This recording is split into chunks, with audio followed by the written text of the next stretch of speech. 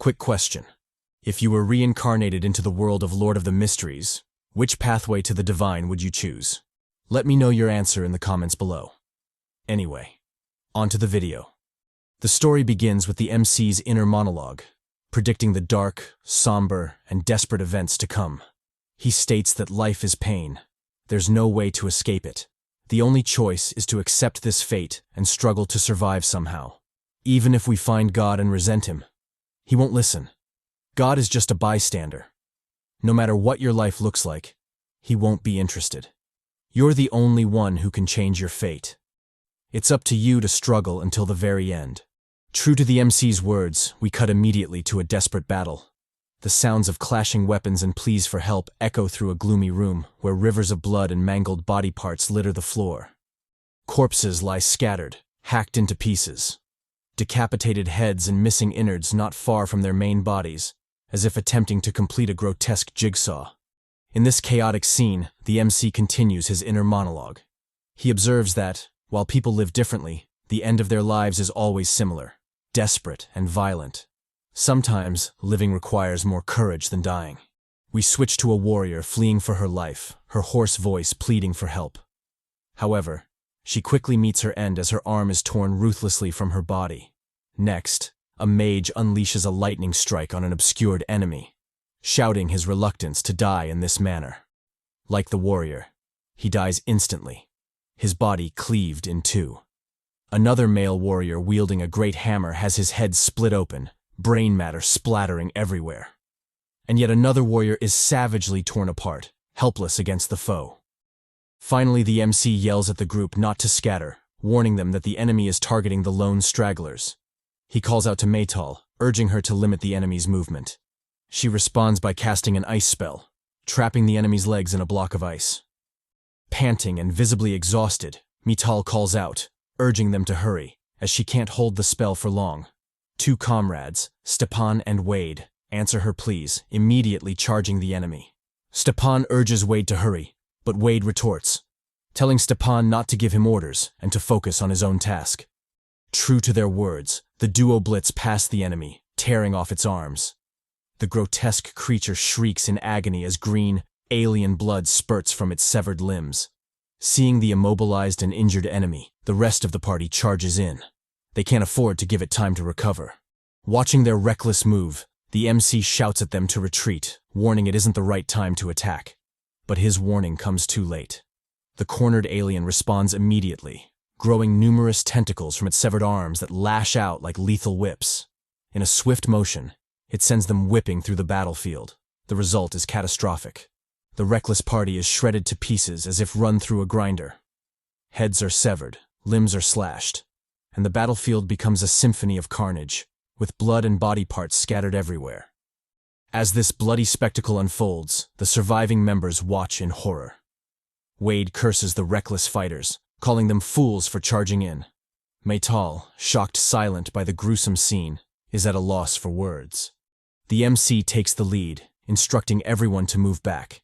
If they rush in carelessly again, more people will die. He resolves to finish the battle himself.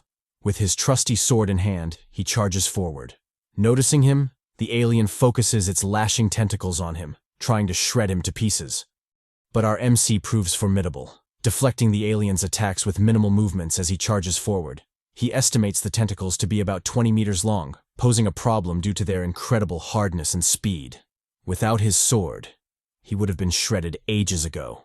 Realizing he can't keep deflecting the tentacles, he decides to gamble. Activating his active skill, Heist, he swiftly lunges forward, dodging and parrying the tentacles. Finally escaping the deadly tentacles, the MC lunges at the alien, his sword poised to strike. Panicked by his relentlessness, the alien unleashes its trump card. Its grotesque brain splits open to reveal a hidden eye.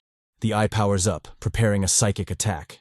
To the MC and the party members' horror, the attack lands, kicking up a windstorm and a cloud of dust. Maytal calls out the MC's name, her voice laced with worry. But her concern is unnecessary.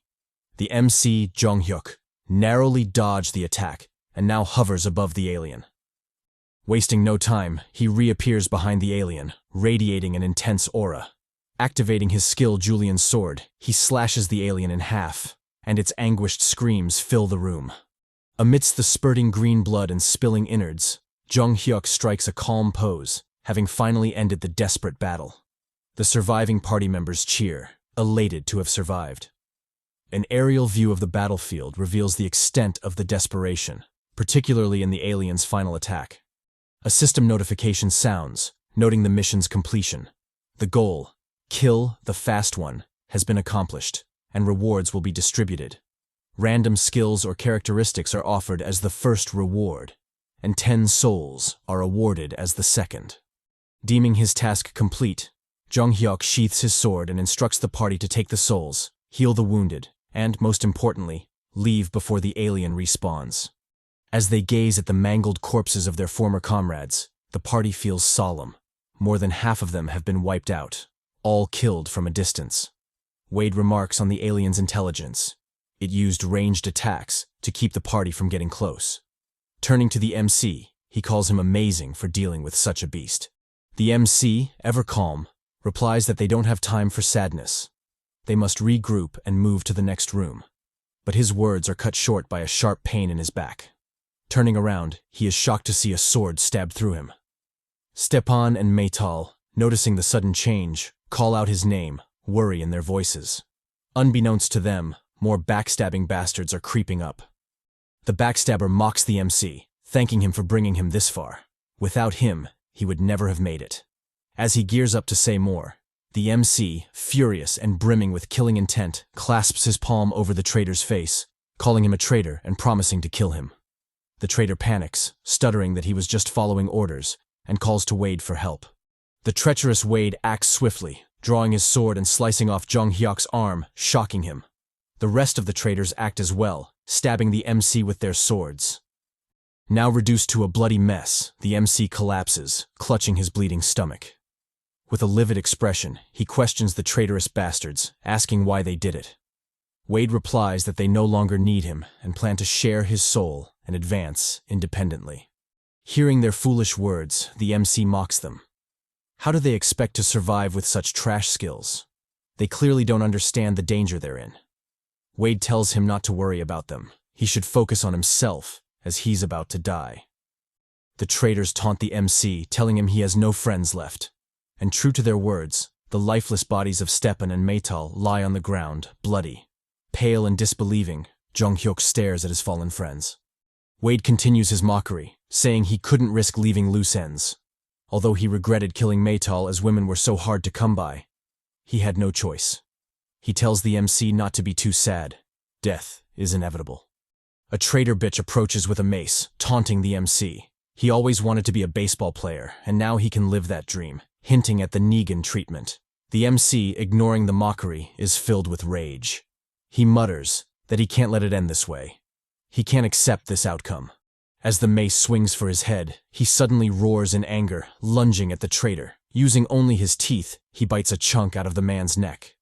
Wade panics, yelling at his men to stop the MC before he can use his skills. But the MC is already fighting back. He draws his sword and decapitates one of the traitors. He turns swiftly, chopping off another's head, blood spraying around him. Before the head lands, another traitor stabs him in the back. Ignoring the wound, the MC decapitates this traitor too. One of Wade's main fighters lunges, slicing off Jeong Hyeok's remaining hand. Seeing the MC's weakened state, Wade steps in, determined to finish him. With a swift swing, Wade beheads Jeong Hyeok, sending his head flying. The MC's severed head rolls on the ground before finally coming to a halt. His eyes remain open, his defiance evident. Panting and exhausted, Wade curses the MC for fighting so relentlessly. But it's over now. There's no coming back from a severed head. Observing their fallen comrades, the traitors lament their dwindling numbers, but decide to push forward. In this brutal world, they can only keep fighting. Wade glances at Jeong Hyeok's body, conceding that he might have been the one to end their shared hell.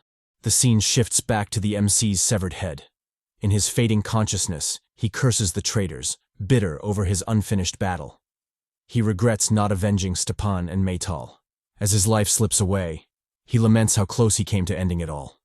But, in a shocking twist, he awakens, his eyes shooting open.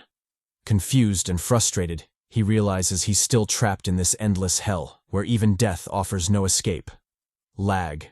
Taking a moment to reflect on his disastrous situation, Jeong Hyeok lies motionless on the floor. All around him, the bleak walls mirror his current state.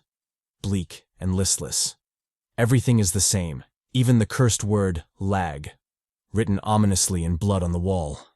Suddenly, as if coming to terms with his bleak predicament, he yells. His anguished voice reverberates throughout the tiny room. He curses and yells, repeatedly striking the floor in rage. Those backstabbing motherfuckers. He promises to kill them all. After what feels like an eternity, his rage finally subsides, leaving only his labored breathing. Nothing would change even if he screamed and made a fuss. His saviors, his enemies, he wouldn't get to meet them again. That was the nature of the hell he was in. Turns out this wasn't the first time he'd died. Death wasn't new to him. After multiple repetitions, you'd think he'd be numb to it by now. But you'd be wrong. Far from getting used to it, living in that hellish place only kept getting worse and worse. Gritting his teeth in frustration, he laments having failed again. It's always failure after failure, again and again, like a curse. Welling up with rage, he punches the wall, hoping to vent his frustration. This choice, however, proves foolish, as the pain from his stunt soon follows. Holding his throbbing hand, he notes that he hasn't awakened yet, hence the pain. Gazing around the gloomy and cursed first floor, a space covered in dark blue light, he laments that he hasn't been here in a while. We learn that the first floor is always the same. The only difference is whether he's alone or with others. Walking toward a nearby wall, he feels around its surface, seemingly searching for something. After a bit of rummaging, he finally notices a hidden compartment in the wall. Pressing it opens a secret door on the opposite wall. A doorway to another hell. Cursing the difficulty from the start, he promises to kill whichever psychopath hid that switch on the wall. During his earlier regressions, he was unaware of the secret switch, so he died repeatedly on the first floor, killed by starvation and dehydration. The situation was even worse when other people were around. Not only did they fight and kill each other, but they were also forced to eat each other. He had died countless times, killed by someone else's hand. Before the awakening, he was nothing more than an ordinary Korean man. As such, his failure to secure an exit led to countless deaths in that room, and upon each death, he would be revived again and again, only to die all over again. Staring somberly at the cursed name Lag, Jeong Hyeok comments on loathing it. He doesn't know what it means or stands for, but just like the word lag, he feels like his life is lagging. However, all that is not important. What actually matters is surviving and hopefully getting the hell out of there. He's grown tired of the repeated deaths and doesn't want to do it anymore. Resolving himself, he walks into the light, ready to face his bleak future head-on. What greets him beyond the white radiance is a wide white room, all but empty except for the red structure in the middle. The red structure turns out to be a bizarre combination of cubes, humming ominously in the quiet room. The MC takes a moment to reaffirm his resolve, breathing deeply to calm his nerves. Without further hesitation, he swiftly places his palm on the metallic interface standing before the cube. As the mysterious structure boots up, a system panel appears, identifying him as player Jeong Hyeok. After confirming his identity, it immediately begins the awakening process. With the awakening, intense pain follows, causing our boy to groan in agony. The pain, however, swiftly passes, disappearing as quickly as it arrived. As the system announces the completion of the awakening, he receives multiple messages informing him of the subsequent random allocation of skills. And true to the notifications, he immediately receives the active skills Light and Flame, as well as the passive skills Pant and Bare-Handed Combat. With the task done, the system informs him of the final goal. He is to reach the lowest basement level. Our boy, however, doesn't move, choosing instead to analyze his character screen. He has received the active skills Light Level 1 and Flame Level 1. As for the passive skills, Pant and Bare-Handed Combat are also Level 1. Scrolling further down, he finds more information.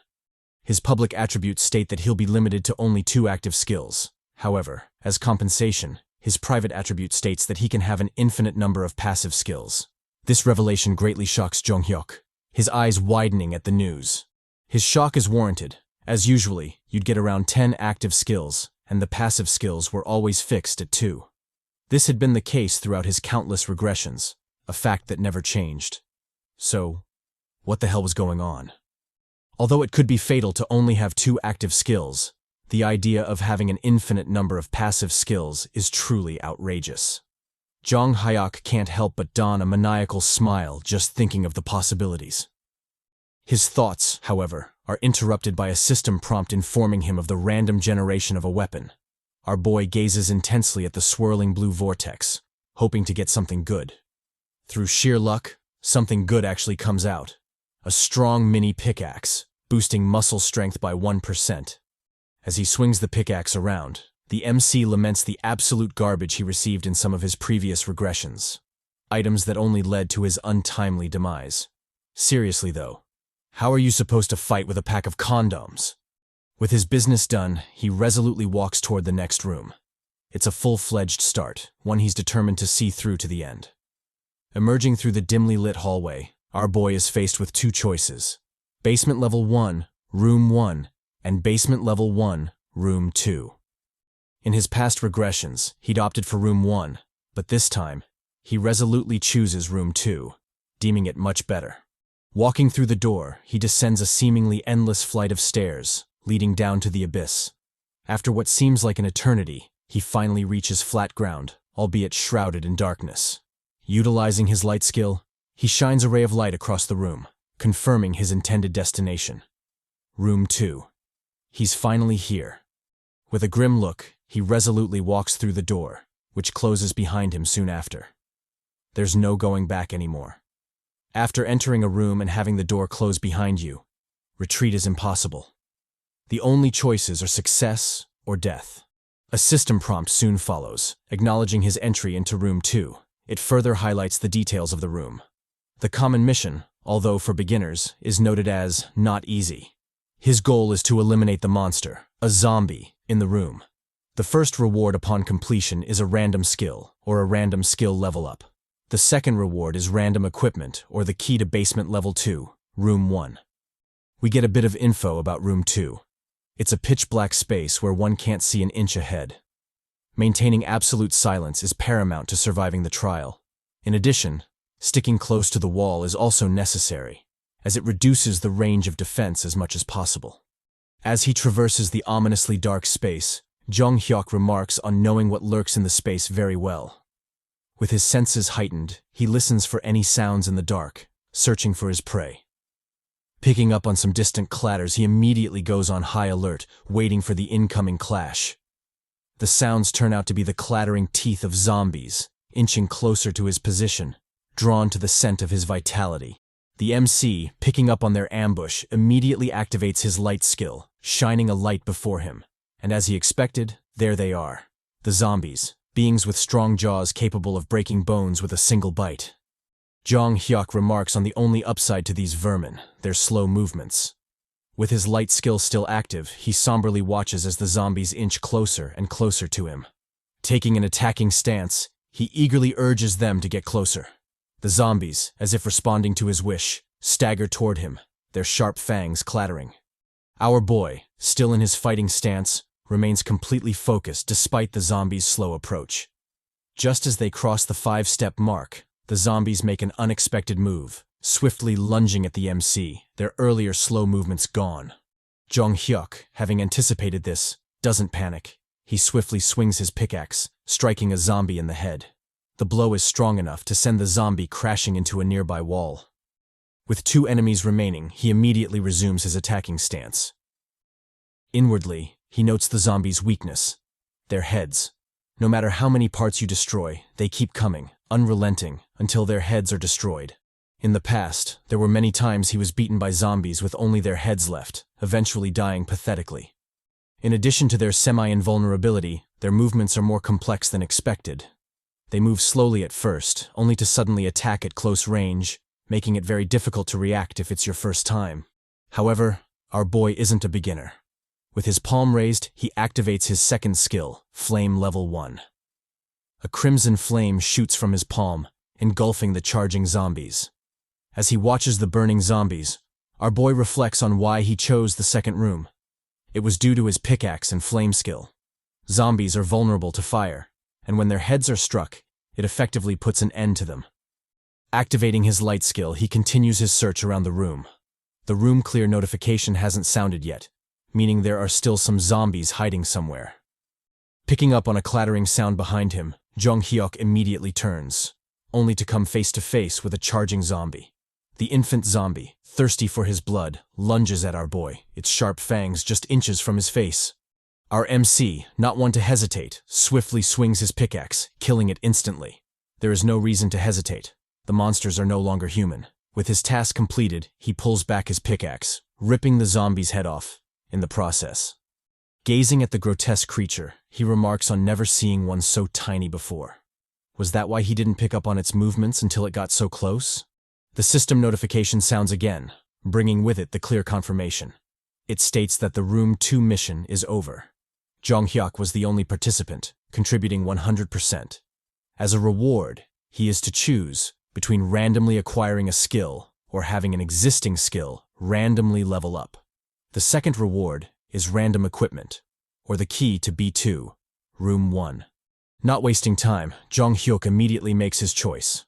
Soon the system sounds again, informing him of the successful acquisition of the passive skill Tough Skin Level 1 and the acquisition of the key to B2, Room 1. As he watches the key materialize, he remarks on his luck. If the skill had turned out to be an active one of his original skills would have been lost. So far, he has 3 passive skills. Pant Level 1, which speeds up his recovery rate.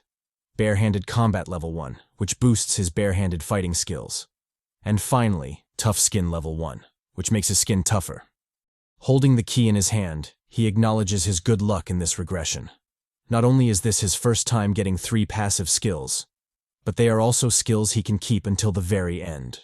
Since physical ability is mostly affected by passive skills, and he can have an infinite number of such passive skills, there is definitely potential in this regression. He will keep forging forward, and with his new abilities, he's resolute to do it. He'll definitely conquer this hellish game, or die trying. Armed with the rewards from Room 2, our boy wastes no time challenging his next hell. Before him stands the door to 2 separate rooms. Basement Level 2, Room 1, and Basement Level 2, Room 2. To enter Room 1, he needs a special key, which can only be obtained by clearing B1, Room 2. As for the doorway to B2, Room 2, that's a freebie for everyone, as it doesn't require a key for entry.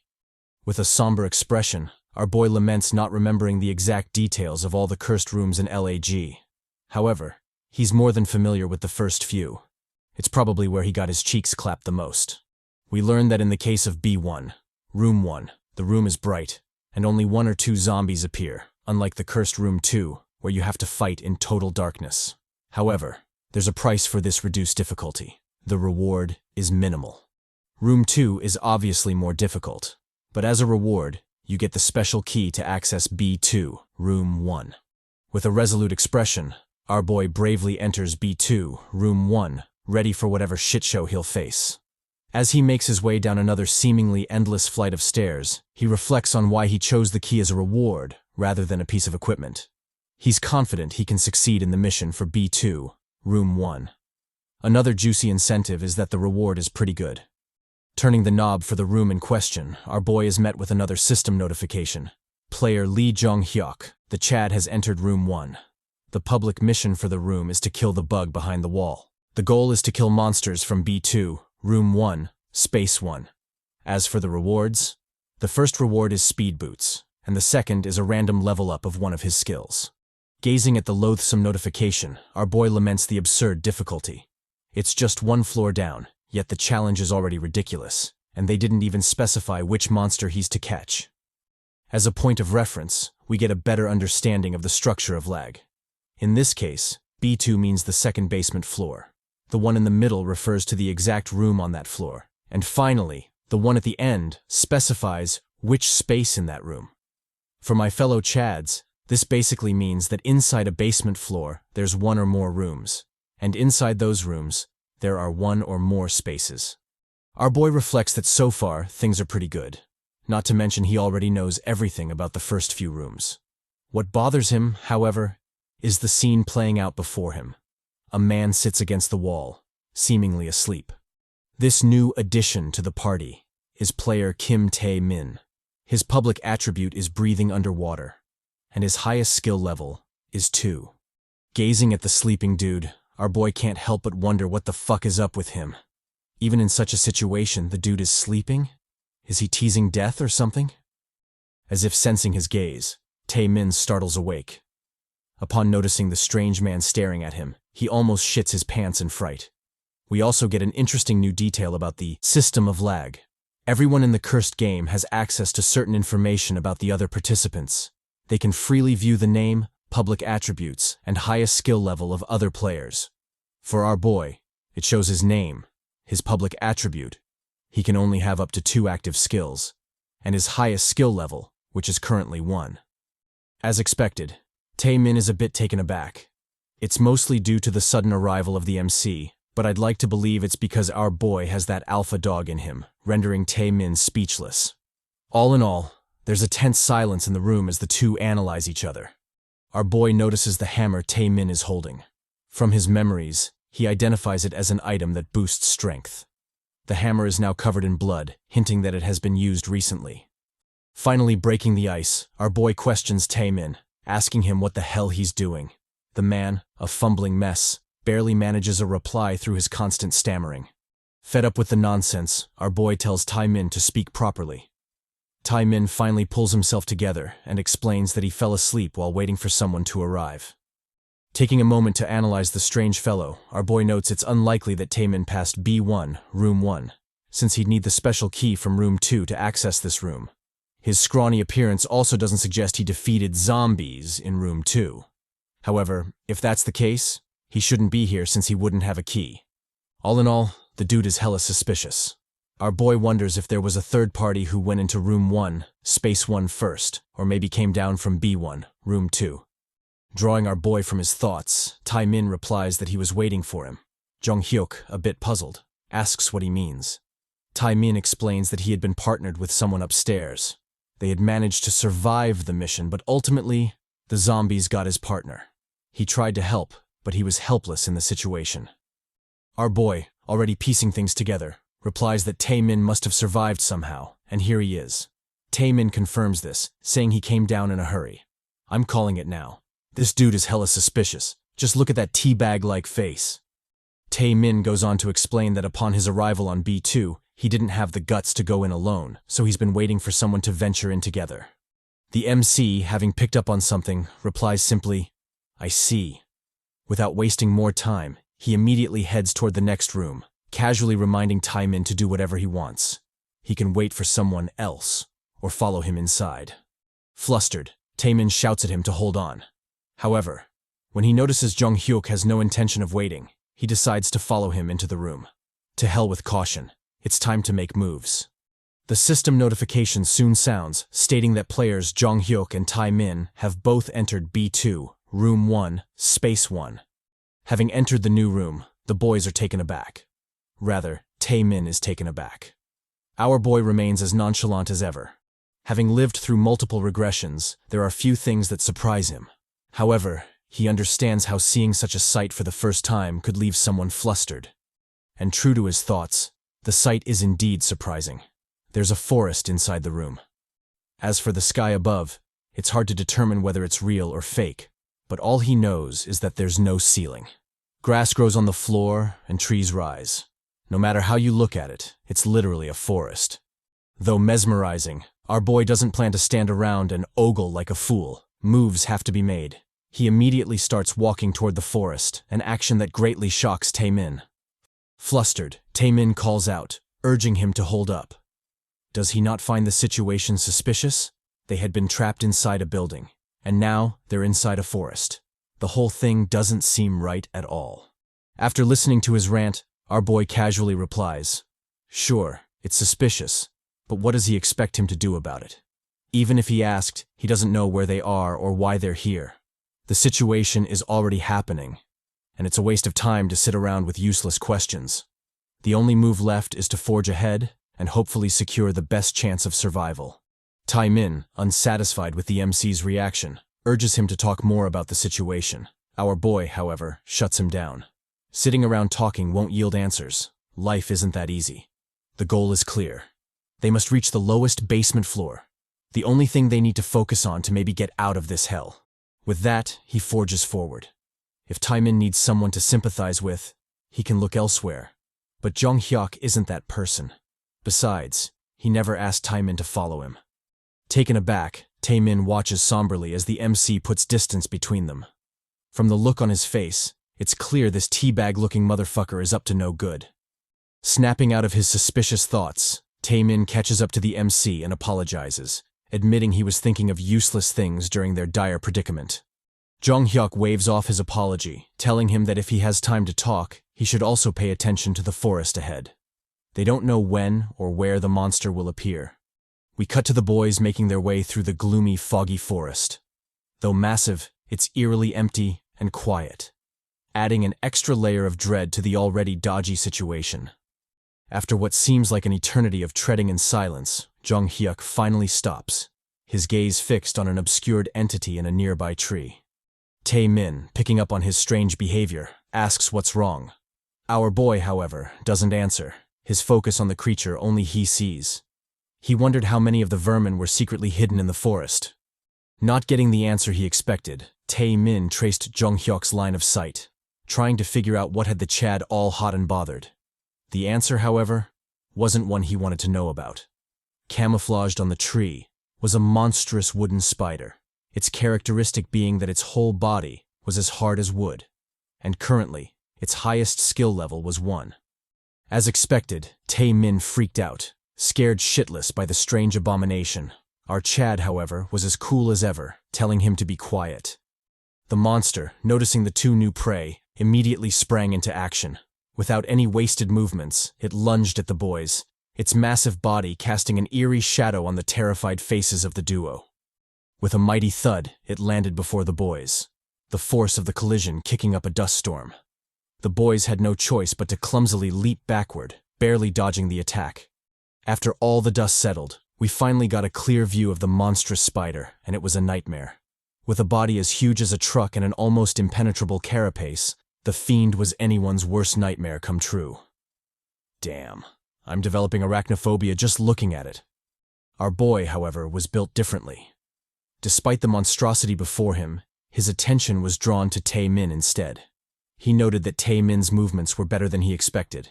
Even if someone awakens an ability, it varies widely, depending on the person who uses it. As such, the strange fellow was a real enigma. He was scrawny, yet appeared capable. Something just didn't add up about him. The spider, however, wasn't going to sit around and wait for him to figure out his suspicions. Identifying him as its target, it immediately charged at our boy. Jeong Hyeok thought back to some of his earlier regressions when he had unfortunately gone up against the spider and, unsurprisingly, lost pathetically. When caught in the spider's leg, the human body easily breaks in two. However, no matter how powerful the attack was, it only mattered if he got hit by it. As such, our boy bravely faced the spider, unfazed by its menacing charge. Crunched into his fighting stance, he waited for the behemoth to make its move. Although it was indeed fast, it wasn't something he couldn't avoid. Besides, he wasn't a normal human anymore. He was awakened, a being that far surpassed the regular limits of mundane humans. The MC demonstrates this by easily weaving and dodging the spider monster's sharp legs. No matter how much it tried, it just couldn't reach the elusive MC. Although the exact nature of the awakening is unknown, it is clear that it is a change meant to make the participants more suitable for survival in the treacherous game. L.A.G. Their physical abilities improve, and most importantly, they gain the ability to use skills. The MC shows off the full extent of his awakening by easily dodging the spider's claw attack. With nimble movements, he runs up a tree before doing a backflip, swiftly lunging at the spider for his counterattack. Taemin, like a wolf waiting to pounce, watches all of his moves with a somber expression. This shady bastard is definitely up to something.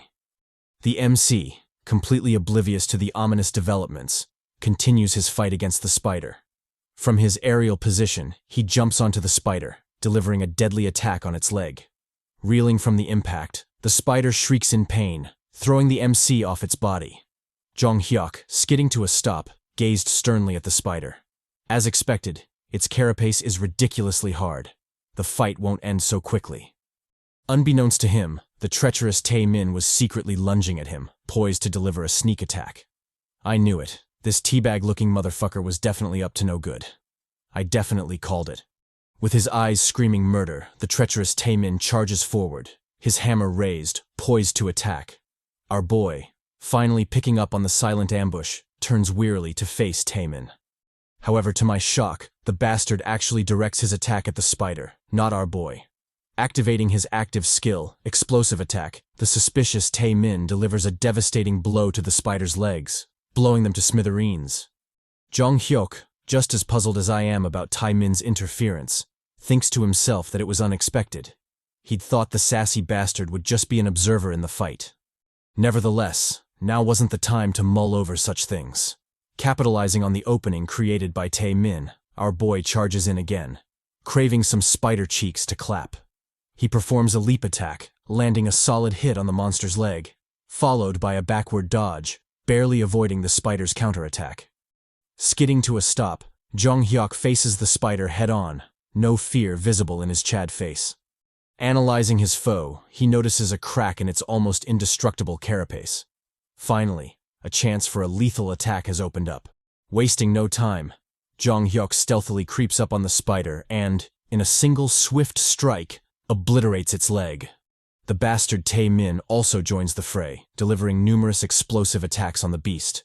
The monster, left reeling from the attacks, shrieks pathetically, its once majestic carapace now reduced to a mangled burning mess. Taking advantage of the beast's immobility, the MC charges back in, planning to finally put an end to the vermin. Leaping onto the spider's carapace, our boy charges up a devastating attack, his muscles tensed in preparation for the ensuing carnage. And he doesn't disappoint. He unleashes a barrage of attacks on the spider, his movements so swift and agile that afterimages are left in his wake. The endless blows continue.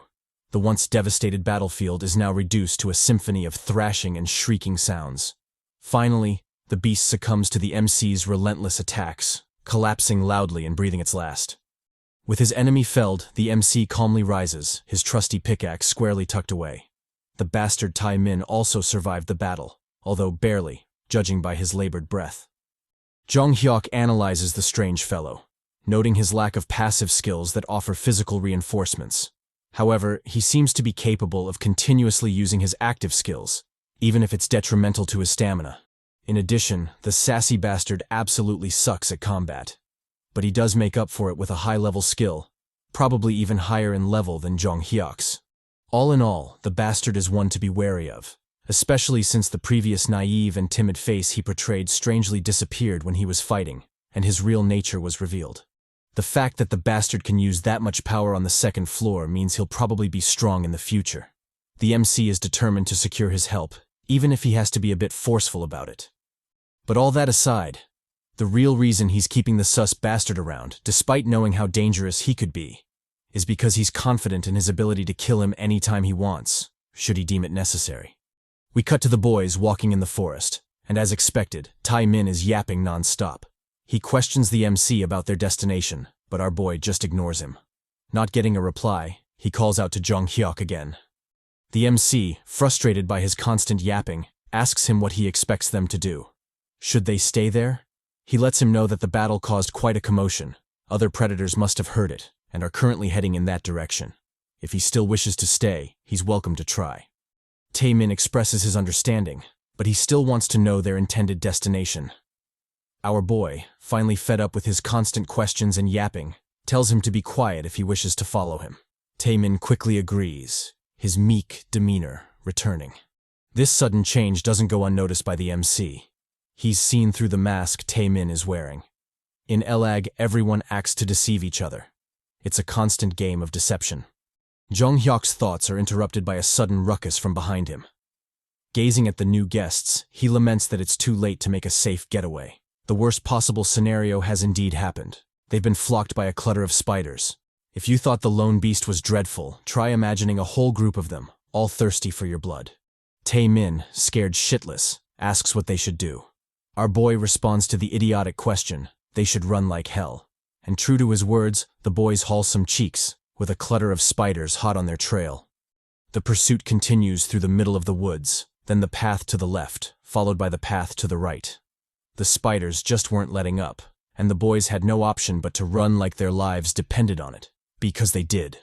Finally, our boy notices that things can't continue like that. They will soon be swarmed, and he needs to do something before that happens. With a plan in mind, he immediately makes his way to a clearing beyond the forest. Tae-min, the noisy bastard, is quick to complain, shouting that the MC has led them to a dead end. Shouldn't they be looking for a door to the next floor, or maybe another way to get to the third basement floor? Jeong Hyeok, enraged, grabs the motherfucker by the face. With a chilling look, he tells him to shut his stinking mouth. Tae-min, dreading his doom, immediately apologizes.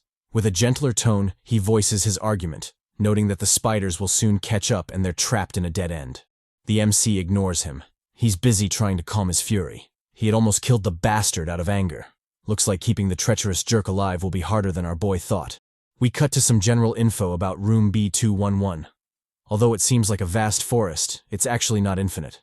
Our boy intends to use that feature, along with the fact that the spiders will come hunting for them, to launch his counterattack. Activating his flame skill, he sets fire to a tree. He also instructs Tae-min to do the same using his explosive attack. The goal is to set fire to the whole forest. Obviously, the noisy bastard complains, but the MC tells him to shut up and do as he's told. Tae-min, still scared of our boy, decides to keep his head down and follow orders. With his trusty hammer, he strikes the trees, setting them ablaze. The embers from his attack spread wide, setting the nearby trees on fire. In just a couple of minutes, the fire blooms into a huge inferno, unstoppable in its spread. Tae-min asks why they did that. If the fire spreads, they'll be in danger too. Jeong Hyeok doesn't answer, seemingly waiting for him to figure things out on his own. Any further attempts by Tae-min to get clarification from him are met with a quick jab to the face, serves him right. Soon, however, the plan becomes obvious. The monstrous spiders, hidden and lurking in the forest, are set ablaze as well. Their dying shrieks echo in the forest as they fall. Under the somber gaze of our boy and the shocked expression on Tae Bastard's face, the spiders die, helpless as they burn alive. A system notification soon sounds. The mission is complete. The goal of killing the wooden spider is achieved, and the rewards will be given to player Lee Jeong Hyeok. He contributed 94%, while Tae Bastard contributed 6%. As such, Jeong Hyeok will be rewarded with speed boots as his first reward, and a random skill level up as his second reward. The MC explains that each mission has a minimum condition for receiving compensation. Even if you contribute toward the mission, if it's too low, you won't be rewarded. He reflects that the mission was only easy because of the nature of the room and spiders. They have a habit of tracking their prey down, so it wasn't difficult to lure them into a trap. Plus, their bodies are made of wood, so they burn pretty easily. We switch to our boy getting his rewards, the speed boots, which increase his speed by 5%, as well as a level up of his barehanded fighting skill to level 2. He comments that everything seems to be going great. The boots are fantastic, and the skill level up is great too. The only problem he can point out is his horrible crime against fashion. Turning his attention to the stalking Tae-min, he asks him why he's staring so much. The latter asks if everything is over now. Jeong Hyeok calmly replies that if the system notification indicates it's over, then it's over. He has to quickly adapt if he wants to survive. Walking away from the bastard, he dives into his future plans. There are certain things he needs to acquire before moving forward. We don't know exactly what they are, but he's a regressor, so I'm sure he has something cooking. Behind him, the suspicious Tae-min is giving him the treacherous look again. I might have been wrong the last time, but my gut is telling me this bastard is up to something. Guess we'll just have to wait and see. We cut to the raging inferno finally dying down, leaving only its embers stubbornly clinging to life in the otherwise eerie, smoky forest. The boys, now free to move around, walk through the burnt battlefield, seemingly searching for something. Jeong Hyeok, taking a moment from his search, gazes suspiciously at Tae-min, his inner thoughts too cryptic to decipher. Maybe, like me, he's already caught a whiff of Tae Bastard's treacherous smell. Anyway, he decides to put that aside for now and continue on with his search.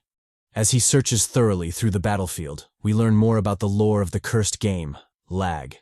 Apparently, clearing missions isn't the only way to get rewarded in the death game. You can also get rewards for killing monsters, one of which is a soul. True to the lore, our boy finally finds what he's been looking for. a strange, luminous orb floating gently above a charred spider corpse. This is the soul. In L.A.G, souls essentially act as skill points. By collecting them, players can raise the level of their skills. Of course, depending on the skill type and level, several souls might be needed to level up. We get a glimpse of this when a system notification pops up, informing the MC that he needs 2 souls to level up his bare-handed fighting skill to level 3. Since souls serve as a kind of skill point, they can be collected and stored in the body, only to be used when the player decides to do so. Players can also take them out of the body and use them for transactions. All in all, souls are very vital for survival in L.A.G, serving as both a means to get stronger and as currency. Done with the lore dump, Jeong Hyeok looks around the battlefield, searching for any souls he might have missed. His attention, however, is drawn to the bastard Tae-min, who is actively trying to steal a soul for himself. The treacherous bastard, arms outstretched, eagerly tries to absorb a soul, his greed palpable. Our boy, with a knowing grin, mocks the bastard, inwardly remarking that it's impossible for Tae-min to absorb the soul. And true to his words, the thieving scumbag is met with a system notification informing him that there are still 3 hours left before the soul is released. We learn that in L.A.G, souls are owned by the player who made the most outstanding contribution in killing the monster. This privilege lasts for 4 hours, and it's impossible for anyone to steal the soul during that time. The only way someone else can take the soul is if the 4-hour time limit runs out, or if the owner actively transfers ownership. Although the system mechanics for L.A.G are interesting, they can't compare to the look on Tae Bastard's face. This motherfucker actually thought he could steal a soul. The look on his face is priceless, especially with the mocking grin on our boy's face. Of course, there's another system mechanic for owning souls, one that, although ominous, is still valid. We get a hint of it by looking at the crazed expression on Tae-min. It seems the bastard has finally decided to show his true colors. Our boy, seemingly oblivious to the enraged bastard fuming behind him, casually dives into his inner thoughts, planning his next moves. He currently has 2 souls, and it's about time he heads to the next room. But before that, there's something he needs to take care of. Coming to a stop, we see an extra pair of legs charging toward him. Ladies and gentlemen, the long-awaited moment has finally arrived. Tae Bastard, just as I predicted, lunges at our boy, his treacherous hands poised for backstabbing. I knew it. I told you guys this teabag-looking motherfucker could not be trusted. Nobody who looks this treacherous can ever be trusted. With his hammer brimming with power, Tae Bastard activates his skill, explosive attack, swinging it decisively at our boy. Blood splatters in the wake of the attack, and the camera zooms out, almost as if scared to show the result of the cowardly betrayal. Eventually, however, it zooms back in, revealing the outcome of the attack, and it is glorious. Our boy, with a move reminiscent of Neo from The Matrix, blitzes the fuck out of Tae-min, his pickaxe stabbed squarely through his neck. In a grotesque manner, the treacherous bastard coughs up a mouthful of blood, his eyes slowly rolling back in death. Our boy mocks him, teasing that he must be curious to know how he predicted the betrayal. He tells Tae-min he should have cleaned the blood off the hammer when they first met. Yanking the pickaxe from Tae-min's neck, he laughs at him. Tae Bastard had thought he could use the MC and kill him afterward, but he'd been playing right into his hands the entire time. Watching the treacherous bastard choke on his blood, our boy tells him that fools like him are common in L.A.G, and that unfortunately he's died many times because of them. So much so that he's tired of it. Without any mercy, he decisively swings his pickaxe, stabbing Tae-min through the skull and ending his pathetic life. We learn that one reason for the low survival rate in L.A.G is that humans, just like monsters, also produce a soul when killed. As such, some players in the death game hunt not only monsters, but humans as well. Tae-min was such a person, the type to hide his true self, use others, and do anything for his own benefit. From the moment they met, the MC had suspected him. Currently, they were on the 2nd floor, and zombies do not bleed, which means the blood on Tae-min's hammer must have come from a person. Additionally, as they were searching through the battlefield, it was clear that Tae Bastard was aware of the existence of souls. Zombies on the 1st floor don't have souls, so he must have killed someone and stolen theirs. Like the coward he was, he probably aimed for his partner's head after killing the zombies. But all in all, the bastard is dead now, even being used after his death.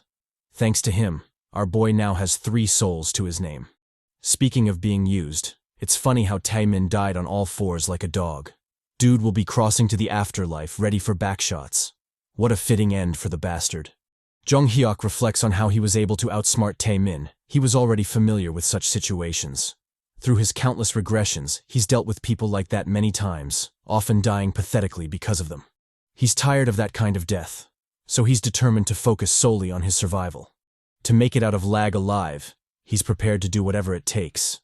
The death game is a place where not only the strong survive, but where the survivors are also strong, and he's determined to be one of them. We cut to him equipping Tae-min's hammer. The hammer turns out to be a relic that boosts strength by 1.2%. Although his fashion sense is terrible, and he looks like an engineer, his current loadout is pretty decent. In some of his previous regressions, he made it to the 6th basement floor with nothing but a crowbar, so he's doing pretty well right now. However, getting more equipment quickly is essential. In addition, he also needs to level up his skills. With his current gear and skills, it'll be a hustle to fight monsters. But he can't rush it. In the cursed game, impatience leads to mistakes, and mistakes only lead to a pathetic death.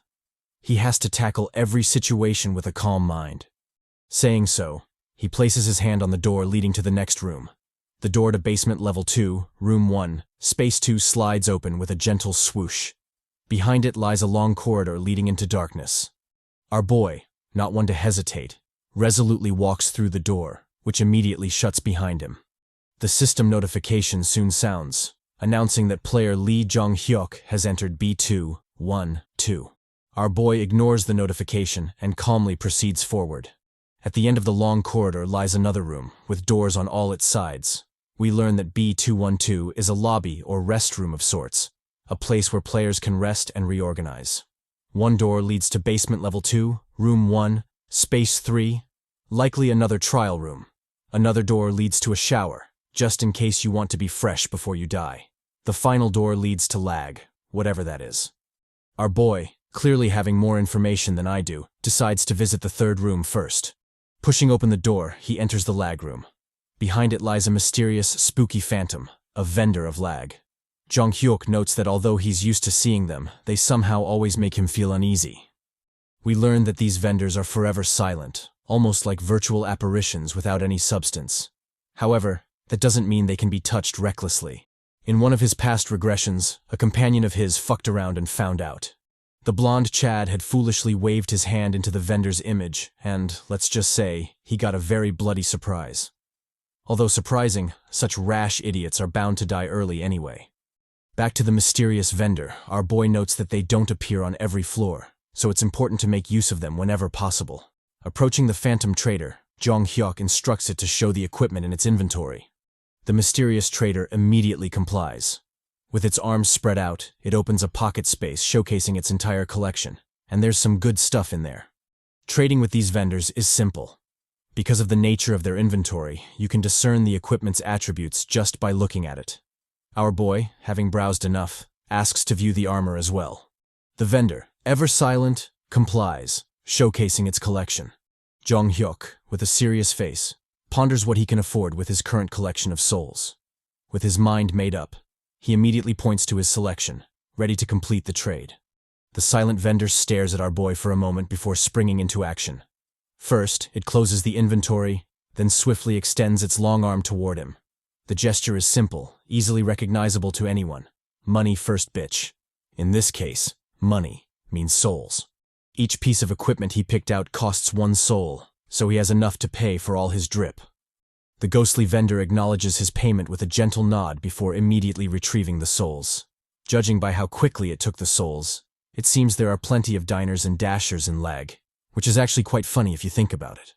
Soon the silent vendor unveils our boy's purchase, a jacket, trousers, and a belt. The elastic jacket, as it's called by the system, increases muscle strength and agility by 2%. The same is true for the elastic pants. The leather hipsack, although a silly name since it's clearly a belt, boosts the speed of physical recovery by 2%, so it's also good equipment. Using telekinesis, the vendor hands over the purchased equipment to our boy, who wastes no time rocking them. First, the belt. Leather hipsack. Then the jacket. All in all, our boy is now officially dripped out, drippy beyond reason. With their official business done, the vendor surprises our boy with some extra provisions. cooked meat and water, a kind of after-sales service. Even if the cursed game is trying to kill him, customer service is still important. Make sure to rate vendor chat on Yelp real quick. Under the gentle bow of the silent vendor, Jeong Hyeok leaves the room. At first, he didn't know what kind of meat the vendor gave him. Pause. That was hella sus. Anyway, he was unfamiliar with the vendor's meat, so he was hesitant to eat it. Now, however, he knows exactly what kind of meat it is. Taurus meat. With his current strength, it's a monster he can never hope to defeat, let alone even meet. For that to happen, he'll have to be at least on the 7th basement floor. With his scrumptious meal done, our boy drinks some water before doing some light post-meal stretching. With the official business out of the way, it's time to head to basement level 2, room 1, space 3. Before that, however, a quick shower is in order. In L.A.G, taking a shower is like going in and out of a washing machine. The whole process is swift and automatic. As he dumps this random lore on us, Jeong Hyeok reaches for the door handle. To his shock, the knob starts moving on its own. He isn't alone here. Acting quickly, he immediately hides behind the door, trying to make himself as inconspicuous as possible. As he watches the door slowly inch open, he curses his luck. He can't even enjoy a shower in peace. With his weapons dual-wielded, he enters a striking pose, ready for action. Out of the door comes a shadowy silhouette, which quickly reveals itself to be a mommy. Elegant in her stride and obviously dangerous by the looks of it. Our boy, however, isn't the least bit concerned about the mommy before him. His thoughts are racing, calculating the odds of their encounter. Every time players enter a new room, a system message appears. But only one message is displayed unless multiple players enter at the same time. The message is also very clear, either through a pop-up window or through a sound in his mind. That being the case, the only explanation for her being there so stealthily is that she arrived in the room before him. I love how the MC is a Sherlock in such things. But is he really going to ignore that view? The mystery mommy turns out to be Emma Garcia, a player with the public attribute to use 2 active skills at the same time. Currently, her highest skill level is 2. Emma, the Latina mommy, unaware of the stalking MC, stretches lightly. She had been worried about the shower mechanics because they didn't produce water, but the bath turned out more refreshing than she thought. Left uncertain about her future path, she ponders what to do. Her thoughts, however, are interrupted by a cold metal placed against her neck, greatly shocking her. With a cold tone, Jeong Hyeok instructs her to stay still. If she moves, she'll die. He issues further instructions, telling her to raise her hands high where he can see them. Any foolish attempts to make noise or resist will be met with a swift and brutal bash to the head or a hole through the neck. Emma, a bit flustered by how fast things are progressing, tells him to hold up. They can always talk it out. Jeong Hyeok, however, doesn't relent. He instructs her to take out her equipment and souls. She is to slowly kneel and put everything she has on the ground. Garcia, scared shitless, immediately complies, placing her dagger and pouch on the floor. Although he's aware she has none left, Jeong Hyeok still asks her to take out her souls as well. Garcia replies that she has no souls. Surely he should know that as well. Her words hold true. In L.A.G, it's impossible to know the exact number of souls a player holds, but it is possible to determine if they have souls on them or not. Gazing warily around the room, our boy inquires if there are others around, probably her companions. Emma immediately replies that she's alone. The MC, however, isn't convinced. He tells her to stop with the lies. If she already knows that he can check if someone has a soul or not, then she should know he already sensed something. There's someone else with her. Garcia, despite the tense atmosphere, shows a smile, probably thinking about the best way to explain herself. Jeong Hyeok, noticing the odd reaction, asks if she thinks this is a laughing matter. Is the situation funny to her? Emma immediately denies this. Thinking quickly, our boy concludes that the only place left to check would be the shower room she just came out of. With Emma as a hostage, he instructs her to open the shower door. When they enter the room, however, it's completely empty. Jeong Hyeok, a bit puzzled, tells Emma to speak the truth. What the hell is really going on here? Emma nervously replies that the person she was with had already left, gone to the next room, room B222. She further clarifies that after they finished their mission in room B221, 2 doors appeared. The stranger went to room B222, while she came to room B212. This news greatly shocks Jeong Hyeok. The system of L.A.G had changed. Normally, if he'd gone through room B211 and she went through room B221, they shouldn't have met. The only way to meet would be if they both went to the next basement floor. But now it's different. She went from room B221 and came directly to room B212. For you Chads who are a little confused, it basically means that although they were on the same floor, they were in two different rooms. In the normal setting of L.A.G, they shouldn't have met unless they both went down to the next floor. But now, she left her room and joined him in his room, which should have been impossible according to his multiple regressions. With his pickaxe held threateningly against her scalp, Jeong Hyeok asks if she's sure. Latina Mommy immediately confirms, saying she's double sure. Although the change is bizarre, our boy remarks that it's a good one for him. Normally, you're forced to choose a single room on each floor, but now that is no longer the case. So long as he remembers which rooms have the juicy rewards, he can freely choose any room on any floor. Diving back to business, he asks Emma why she didn't go with her companion. Scared and visibly shaking, Latina Mommy answers that the dude was a serious pervert. She didn't want to travel with him. As soon as he chose a room, she immediately escaped to the opposite one. Our boy, with a serious face, decides to think hard about his choice. Should he kill her or not? Currently, the only benefit to killing her would be to get a single soul, which is not really worth it. Latina Mommy, apart from being busty, has a pretty decent understanding of the survival game. Meeting such a person is very rare on the second basement floor. Another juicy incentive is that she can use 2 active skills, which is pretty OP. Our boy, lost in his murderous thoughts, is interrupted by Garcia, who's grown uneasy from the sudden silence. She directly asks if he plans to kill her, expressing her reluctance to fight him. She goes further to plead her case, saying that she has no intention to harm anyone, and, if that still isn't enough for him to keep her alive, he should know she's also smart, athletic, cute, and, of course, sexy. She has sexiness galore. I know it might sound like I made that up, but she actually said that. Our boy, tired of her embarrassing ramblings, tells her to shut up. With a calm voice, he tells her to travel together with him. Although he might sound cool on the outside, inwardly, our boy is thinking that if he is to end her, he should do it later, as it will be more profitable. Damn, it's sad. But currently, Emma Mommy is just a sheep being fattened by our boy to be slaughtered later. The Latina Mommy, unaware of her bleak future, asks Jeong Hyeok if she could turn around. Our boy agrees to this, reminding her to pick up the equipment she'd discarded. Emma Mommy, like a true simp, blushes at the sight of Jeong Hyeok. She had thought he was a middle-aged man from the sound of his voice, but it turns out he's a dripped-out, handsome Chad instead. Everything about him screams Poppy, except for his eyes. He has the eyes of a lousy person. Jeong Hyeok, a bit taken aback by the compliment sandwich, asks if she can afford to say that. He had her hostage not too long ago, after all. Emma casually replies that she's a positive person. All that is in the past. Besides, he already decided to travel together with her, so he shouldn't change his mind.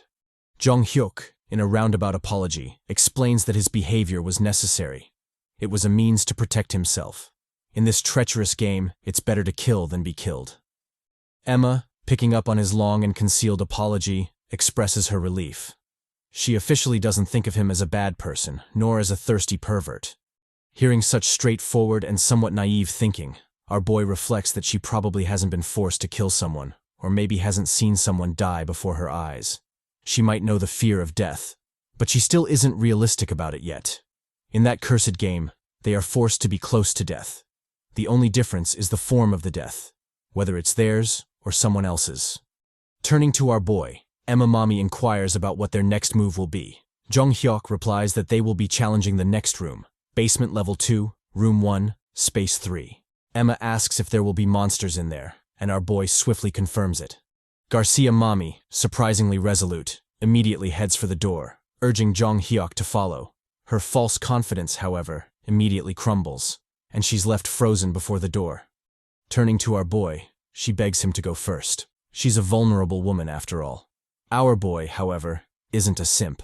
As a proud member of the Virginity is Cool Club, he tells her to go in first. Besides, he's a serious gentleman and believes in ladies first. Manners make a man. Garcia mocks him, telling him that he must have learned it wrong. He should probably go learn it again. Saying so, she opens the door. Behind it is a dark and eerie corridor. Our boy, remembering his manners, immediately pushes her inside. A lady should always go first, even if it's into a dark and ominous room. We cut to our Chad and Mommy traversing the dark and ominous corridor. The eerie atmosphere is further emphasized by the silence in the room, their subtle footsteps being the only sound echoing. The sole saving grace in the otherwise dreadful situation is that Garcia Mommy turns out to be more busty than we initially thought. Just look at that figure. I mean, if you're going to die anyway, you might as well do it in the company of someone busty.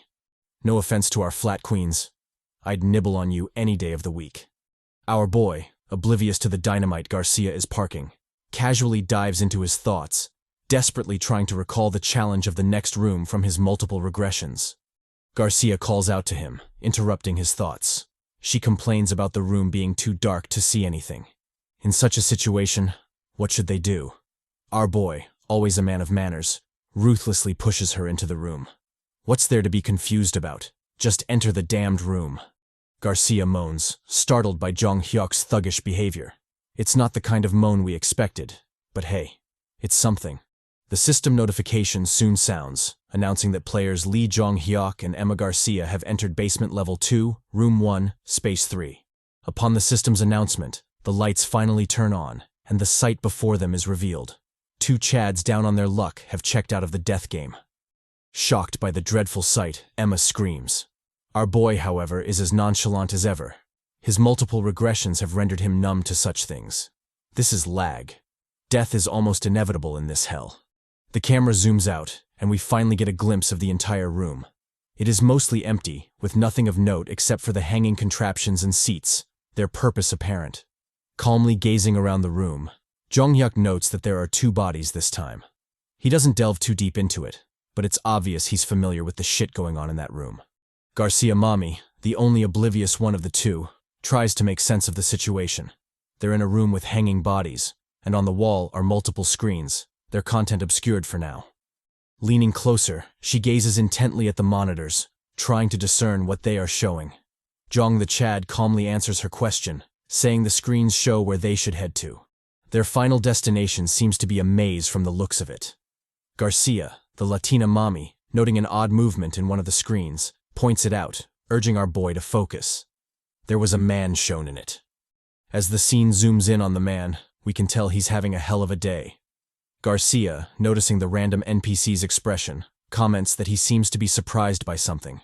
She turns to Jeong Hyeok, asking what might possibly be hidden there. Our boy, however, shushes her. He's too focused on the man to pay attention to her words, or her bust. Don't worry, Mommy. I can do both. The scene zooms in on the random extra fleeing for his life. In typical bot fashion, he trips on himself and falls. Garcia notes that his leg is injured. Should they go help him? Jeong Hyeok, however, turns down her foolish suggestion. Why should they go help him? Rushing in thoughtlessly would only get them killed. Besides, the man is clearly a paid actor. Doesn't she know in a horror film one person has to run and trip on themselves? It's an obvious development. As they continue to stare intently at the screen, the cursed game throws them a curveball. On the screen, a majestic yet deadly predator emerges, calmly stalking its prey. This behemoth is the masked lion, a being capable of eating anything well. Really? Anything? Ahem. Get your dirty minds out of the gutter. Currently, its highest skill level is 5. As the literal cameras for the death game zoom in on the dreadful creature, our busty mommy, Garcia, startles in surprise. What the fuck kind of creature is that? Jeong Hyeok, the experienced regressor, isn't faring too great either. With a panicked expression and butt cheeks clenched, he wonders why a masked lion would be on the second basement floor. Lag had changed, and as it turned out, it hadn't changed only for the better. He cursed himself for being too complacent in his common sense. Of course the death game wouldn't be kind to him. It had changed as a whole, for better or worse. The random NPC, who turns out to be a genuine person and not a paid actor, was currently shitting himself. The lion had him in its sights. Like a spoiled child playing with a toy, it mauled him ruthlessly, his blood painting the ground crimson. Even as he screamed desperately, the giant behemoth was unrelenting, determined to swallow him whole. It even bit his crown jewels for good measure. Damn, just what did he do to make the lion that mad? Despite his pathetic screams and mauled body, the NPC wasn't going down without a fight.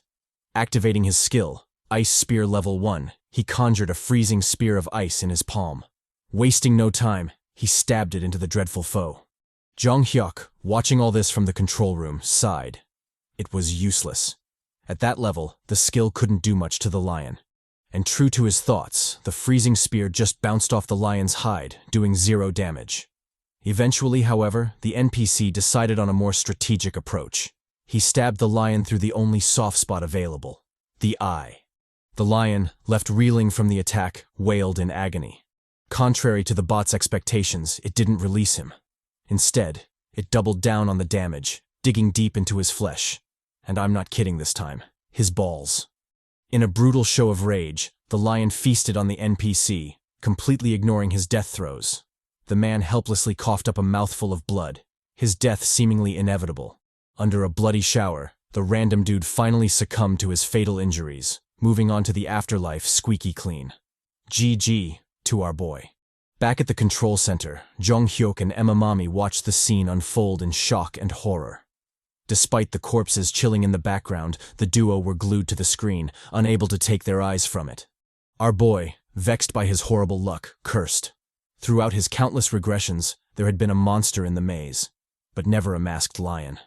The situation was proving impossible. A complicated maze, an unkillable mob, there just wasn't a way through it. Fighting the lion was suicidal with zero chances of winning. The best, and maybe only solution, would be to somehow get to the next floor without meeting it. But that was easier said than done. And with his luck, it would be a miracle if it happened. Calming himself down, he steadied his resolve. He wasn't going to give up, not just yet. This regression was a great opportunity, one he couldn't afford to miss. With a firm will, he resolved to survive. He'd survive no matter what. Latina Mommy, with her own MC power-up moment, thoughtfully analyzed the situation. Our boy noted that although she was scared shitless, she didn't turn her eyes from the screen. She was desperately trying to gather as much information as possible, possibly formulating her own plan. As expected of someone with good survival skills, a lethal combination, bust and brains. Jeong Hyeok, turning to the door, urged Garcia to come along. It was time to go. Emma, visibly worried, asked if they'd encountered the dreadful lion in the maze. The MC casually replied, "Maybe." Still worried, Garcia told him to hold the fuck up. Even knowing that, he'd still go in. Our boy, as nonchalant as ever, asked her in return, "What do you plan on doing instead? Stay in this room forever?" It must be obvious to her by now. As soon as you enter a room, there's no going back. You either move forward or die. If she didn't like it, then she could always choose the third option. Go hang out with the boys. Turns out, that was why this room was created, for the players to, hang around. Damn. Turning to the scared but still busty mommy, Jeong Hyeok informed her that they only had two options. They could either go into the maze, despite all they'd seen, or they could stay and do the same as the Chads. Garcia, obviously conflicted, gazed somberly at the Chads. This was a tough decision to make. Our boy, the anti-simp, ruthlessly urged her to go ahead and do it if she wanted to. He wasn't going to stop her. Garcia rebuffed, sarcastically telling him his words were so beautiful. Obviously, our boy is an honored member of the Virginity is Cool Club. Of course, he'd speak beautifully to a lady in such situations. Cursing her shitty luck, Garcia drew her sword. This whole place was crazy. The game was crazy. She was crazy. And the guy she thought was a chatty poppy was also crazy. Why did she have to be trapped in such a place? Jeong Hyeok, uncaring of her ramblings, told her to make up her mind. That was the nature of the hell they were in. If she hesitated, she'd die. If she didn't reduce unnecessary behavior, she'd die. She had to be as quiet as possible, or, guess what? Yep, she'd die. Saying so, he firmly gripped the doorknob, poised to enter. Before doing so, however, there were certain things he had to confirm first. Turning to the scared mommy, he asked what skills she had and how many there were. Garcia replied that she had 3. We finally get to see Latina Mommy's skills. She currently has Heist Level 1, which increases her movement speed, Magic Missile Level 1, which fires a sphere that deals physical damage, and Mark Level 1, which leaves a mark on a target. Jeong Hyeok, skeptical, asked if she only had 3 skills. Emma, a bit vexed, replied that not trusting people was a bad habit. Jeong Hyeok, not buying her bullshit, thought to himself, maybe her private attributes are related to her active skills.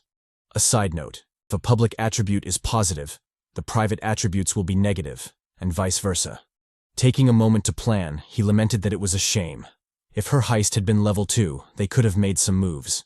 But as it stood, it was too much to deal directly with the masked lion. However, her active skill mark could indeed come in handy if used properly. It's regrettable that the busty mommy only has 3 active skills. But hey, he's not in a position to talk, since he only has 2 active skills. Garcia called out to him, willing to disclose her passive skills. Jeong Hyeok, however, stopped her. They wouldn't come in handy in the current situation. The only useful traits are the active ones. Garcia asked about his skills as well, and our boy immediately answered, stating his 2 active skills, light and flame. Inwardly, he reflected on not needing too much information. It would just make him dizzy. What was important was giving as much information as he could to gain Emma's trust and lower her doubt. Nothing else mattered at the moment. Turning towards the doomed door, he decided to head in. It didn't matter to him if Emma died before he collected her soul. Even though she was just a sheep being fattened, it was still better in his books if the lion got her instead of him. An added bonus was that if that happened, he could use her as a meat shield and escape. This mission was definitely going to be bloody and challenging for him as well. He didn't have enough active skills, and the advantage of having multiple passive skills would only show later in the future. So for now, he's cooked.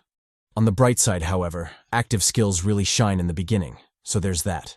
Another thing of note is that he has to be careful not to spam his skills, as it would take a huge toll on his body.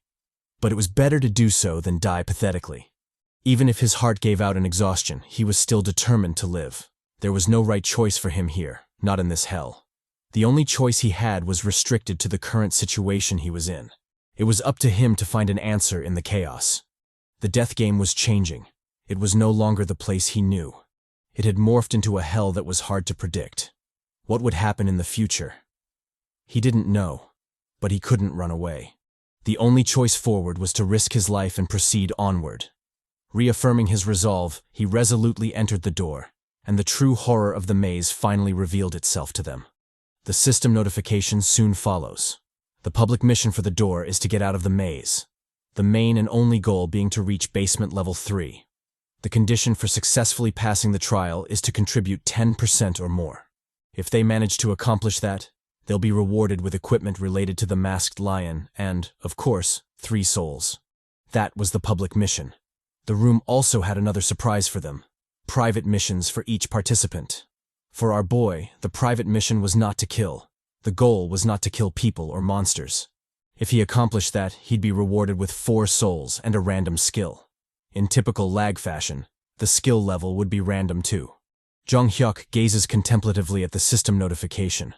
Under the current circumstances, he's actually quite glad to receive that private mission. Fighting the masked lion was never an option for him.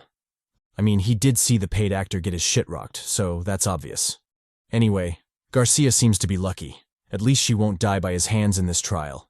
It's truly a shame he can't even do the gentlemanly thing and use her as bait. The system was very ambiguous in its definition of not kill, so leaving her to die when he could have saved her would probably be punished. All in all, it's not a bad start to the nasty trial. The main problem, however, was the private mission she received from the system. If it directly opposed his, then it'll be annoying. Garcia, the Latina mommy, picking up on his stare, turns to him. What was up with the intense gaze? Was she that pretty? Well, mommy, normally I'd answer yes. But the artist really rocked your shit in this panel, so I'll go with possibly cute. Our boy, the anti-simp, casually tells her to knock it off. Turning away, he wonders if she's vigilant for noticing his gaze or just immature based on her actions. All in all, it seems he doesn't have to worry about her. We finally get to see the maze up close. It's not much, but it sure is daunting. Garcia, with some big brain moment, suggests they climb the wall to see what's on the other side. Our boy ignores her foolish suggestion. Emma, not giving up on her big brain moment, points out the electric current-like thing flowing atop the wall. Should they go check it out? Really, bitch? We cut to them standing before the maze door. Like most things in the game, they are given a choice, albeit both equally daunting. The MC laments on the maze changing every time he regresses. As such, his past knowledge is practically useless here. He's feeling a tension he hasn't felt in a long time. There's the obvious instinct and resolve to survive. But mixed in is the anxiety that this might actually be his last regression. The two emotions are blended, constantly plaguing his mind and dulling his senses. Our boy, however, chooses to put all that aside for now. It's not like anything will change if he stresses about it. Besides, there have been many times when he wished his death would be permanent in the cursed game, so dying isn't really a problem. Latina mommy pulls him from his thoughts, asking which path they should choose. Jeong Hyeok, like a true man of culture, uses the best and arguably only method to decide. Hawk 2, spit on that thing. Guided by the sloppy, he confidently points left. Emma, startled by the odd behavior, shouts at him, asking what he's doing. Our boy casually replies that it's a common thing back where he's from. Obviously, Emma doesn't buy this, but we don't blame her. She clearly gets no bitches. Getting serious, the MC reminds her to be silent. They are entering the maze. It'll be dangerous if she continues yelling like that. We cut to them inside the maze. The death trap is exactly as you'd expect. Long, dark corridors flooded with unnerving silence. In a sick twist, there are actually numerous braziers lined up against the walls. However, as expected from the twisted game, all of them are unlit, silently mocking them. Jeong Hyeok reflects that, currently, they lack the means to deal with the masked lion. As such, meeting the fiend in that straight corridor would be their doom. However, even if they had the means, the straight corridor would severely limit their countermeasures. Currently, the only noteworthy equipment in his possession is the speed boots he's wearing. If he gets a heist effect, he might be able to rival the masked lion in speed. Emma, however, would be cooked. There's just no way to stop her from being eaten. Their best bet is to hope they never run into the masked lion. Thinking so, they finally arrive at their first fork in the road. Jeong Hyeok deploys his divine technique, peeping Tom no jutsu. With perfect precision, he cranes his neck, analyzing the road ahead. From his stellar form, it's obvious our boy is an experienced Tom. Turning to Emma, he gives her the go-ahead. The road seems clear. They can proceed. And so they do, walking through the ominous corridor with no end in sight. They soon reach another crossroad, and our boy, experienced in navigating, immediately turns to the mighty Hawk 2 for guidance. Again, the sloppy points them left, and left they go. Emma, visibly shaken, pleads with the MC, asking if he could use another navigation method. Our boy, however, is a Chad. He informs her that the sloppy never lies. If she doesn't like it, then she can decide their next move. And so, in silence, they move, up until their next crossroad. Turning to the doubtful mommy, he asks her which road they should take. Garcia, a bit flustered, finally relents, officially agreeing to consult the mighty sloppy. It points left again. They continue on in this peaceful fashion until, inevitably, L.A.G reminds them why it's a cursed death game. Standing on the blood-soaked ground, Jeong Hyeok dons a somber expression. He feels suffocated, and his blood pressure is high. Why wouldn't it be when such a grotesque scene unfolds before their eyes? Not only did they hit a dead end, but a bloody corpse greets their arrival, almost as if mocking them. The poor fellow must have taken a wrong turn while being chased by the masked lion, ultimately leading to his untimely demise. Emma, visibly shaken, turns to the MC, asking about their next move. She fearfully brings up the possibility of meeting the masked lion but immediately drops the issue. Jeong Hyeok, equally vexed, curses. The death game sure is unforgiving. Emma, playing the role of supportive baddie in the apocalypse, encourages the MC. They should probably try the other forked road. Jeong Hyeok, noting how cool Emma seems to be, finally calms down. He chastises himself for being too nervous about the multiple variables at play. He needs to remain calm. He can't let his emotions be swayed. Just like Emma. She must be terrified, yet she's doing her best to hide it well. He can't lose to her. Turning to the scared mommy, he urges her to go. And so, they turn back, hopeful about the other forked road. As they walk the narrow and gloomy corridor, Jeong Hyeok reflects on how quiet and suffocating it feels. It's even worse because their footsteps are the only sounds echoing in that desolate place. He's been actively trying to avoid the long, straight roads, but the cursed game seems to make passing them a necessity. It's almost as if it's trying to force an encounter with the masked lion. Meeting that fiend, however, is the worst possible outcome for them. The beast doesn't feel pain, so whatever they do, it'll just shrug it off and chew them. Eventually, the inevitable would happen, and at that point, he'd have no choice but to give up on the private mission and use Emma as bait. Damn. I thought Emma had graduated from being a fattened sheep to a certified apocalypse baddie. But it seems I was wrong. We cut to them arriving at a new crossroad. Emma, as nervous as ever, asks for guidance. Maybe the mighty sloppy has some wise choices for them. Our boy, however, tells her to decide. He's not particularly confident in his choice this time, especially the middle road. It gives him a bad feeling. Garcia nervously turns down the offer, opting to let the MC decide. Our boy, a bit puzzled, wonders why she keeps leaving such life-threatening decisions to him. Well, it doesn't take a genius to figure it out. She just wants someone to blame when shit hits the fan. It might be a death game, but mommies will forever remain mommies. He understands her, though. In such a situation, it's human nature to want someone to rely on. And right now, he's that someone. That being the case, he remains resolute. He won't drop his guard. You can never be sure what someone is thinking or what they're hiding inside. He should know better than anyone else, referring to the time he was sent ahead. Done with his inner monologue, the MC continues on his journey. By his side, Garcia is holding her own. It might be a death game, but both are determined to survive somehow. Who knows? Maybe things might actually go well for them. Or so they thought. Their naive hopes are immediately crushed by grim reality. Coming to a stop, a feeling of pure terror grips the duo, their faces slick with sweat and anguish. Who can blame them, though? Before them stands the dreadful behemoth, the creature capable of fucking up their day. The masked lion, as if sensing their presence, turns in their direction, its maw still bloody from its last victim. Surprisingly, there's nothing there. The MC and Garcia have vanished. When we zoom closer, however, we see they're hiding in a corner. A perfect blind spot for the beast. And when we zoom even closer, we see that our boy is secretly copping a feel. Damn. Even in this mess, he's still representing the squad. Truly, not all heroes wear capes. Jeong Hyeok, visibly nervous, tracks the lion, hoping it won't come their way. But his luck is absolute trash. The behemoth's footsteps grow louder, signaling its imminent arrival. Cursing his rotten luck, he desperately scans his surroundings, trying to figure out a way forward. The path back is too far. It's impossible to make the trip unnoticed. Worse, their footsteps would lead the lion straight to them. As it stands, they're cooked. But he can't give up. He can't stop thinking. Even if the odds are slim, he has to try something. Finally, a grim idea dawns on him. The thought is almost laughable, but it's all he has right now. Turning to Garcia, he asks how much she weighs. Garcia stammers that she weighs 55 kilograms. Then, in a moment of clarity, or guilt, she quickly amends it, 60 kilograms. Really, bitch?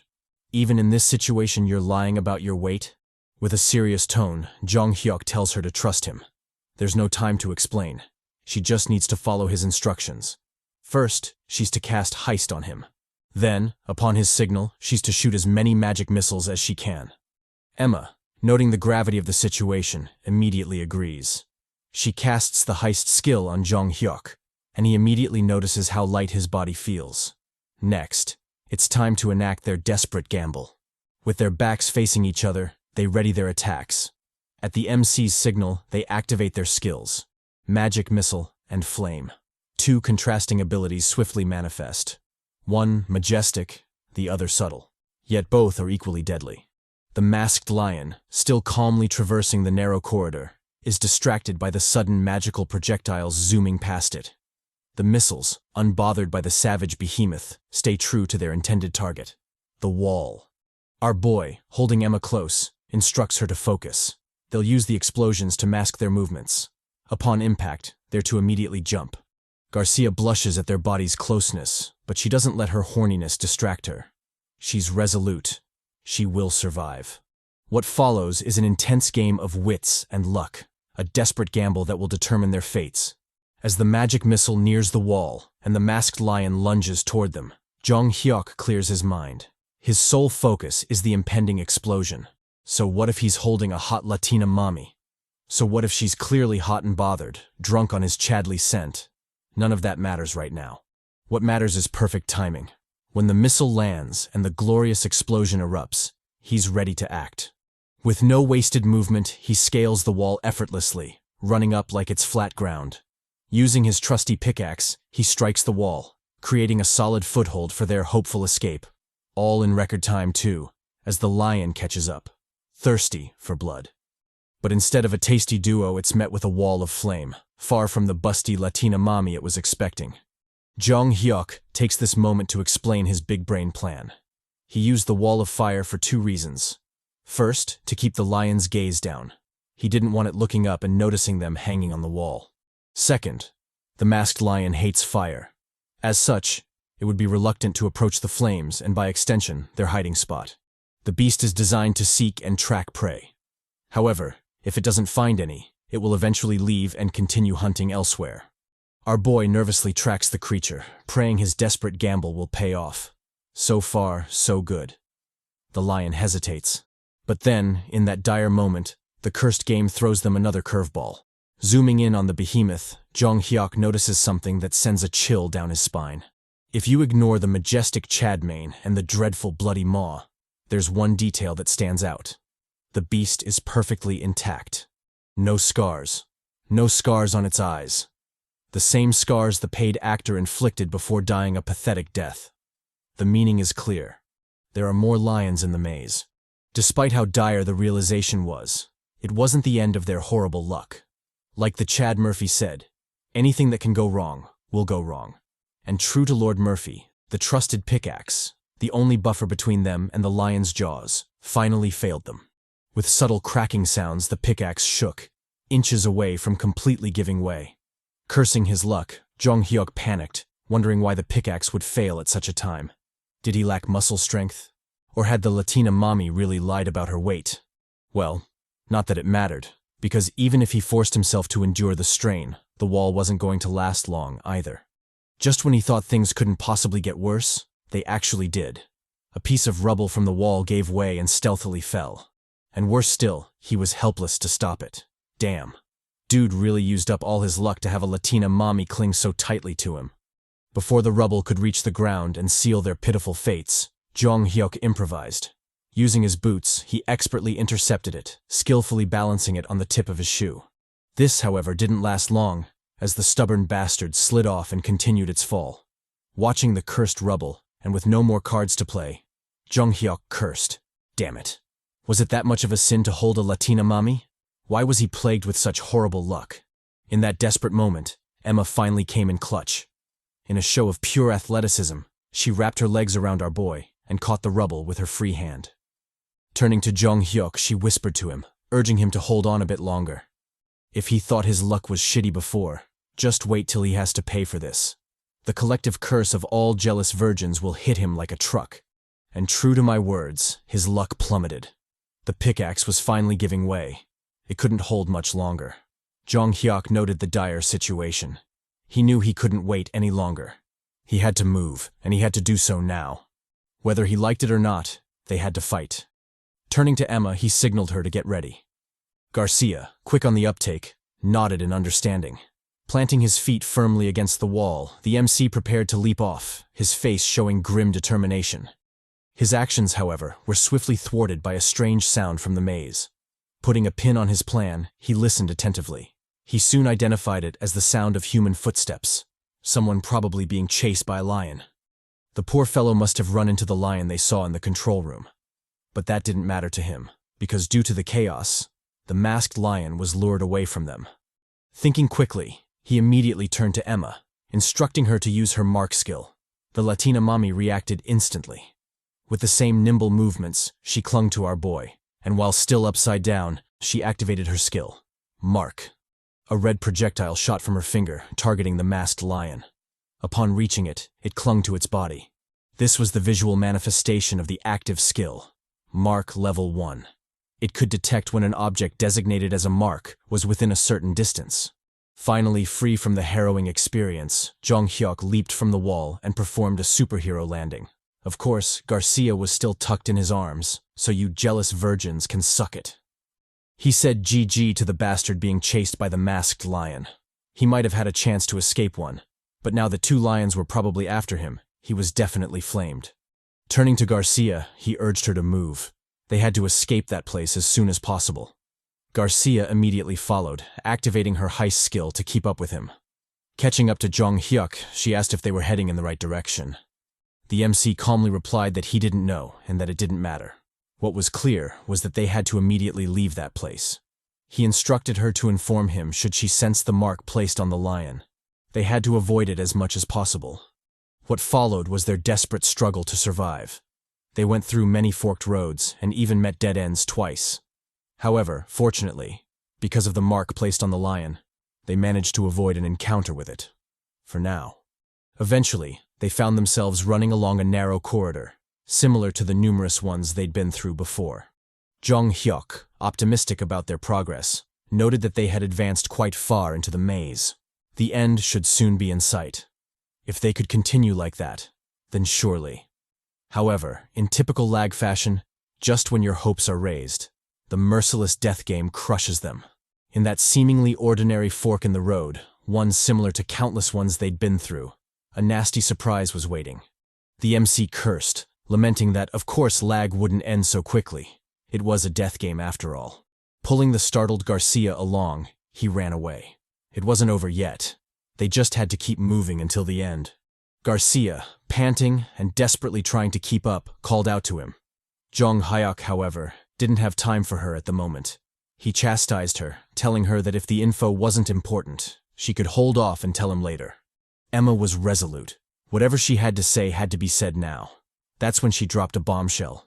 She could sense the marked lion nearby. This info hit our boy like a ton of bricks. Before he could process the info, however, more bad news came. In front of them was another masked lion, chasing its own prey. Jeong Hyeok was taken aback by how fucked the situation suddenly got. 0 to 100, real quick. Despite all the chaos, he still felt something was off. The masked lion chasing the bastards before them didn't have a mark on it, and the one chasing them also didn't have a mark on it.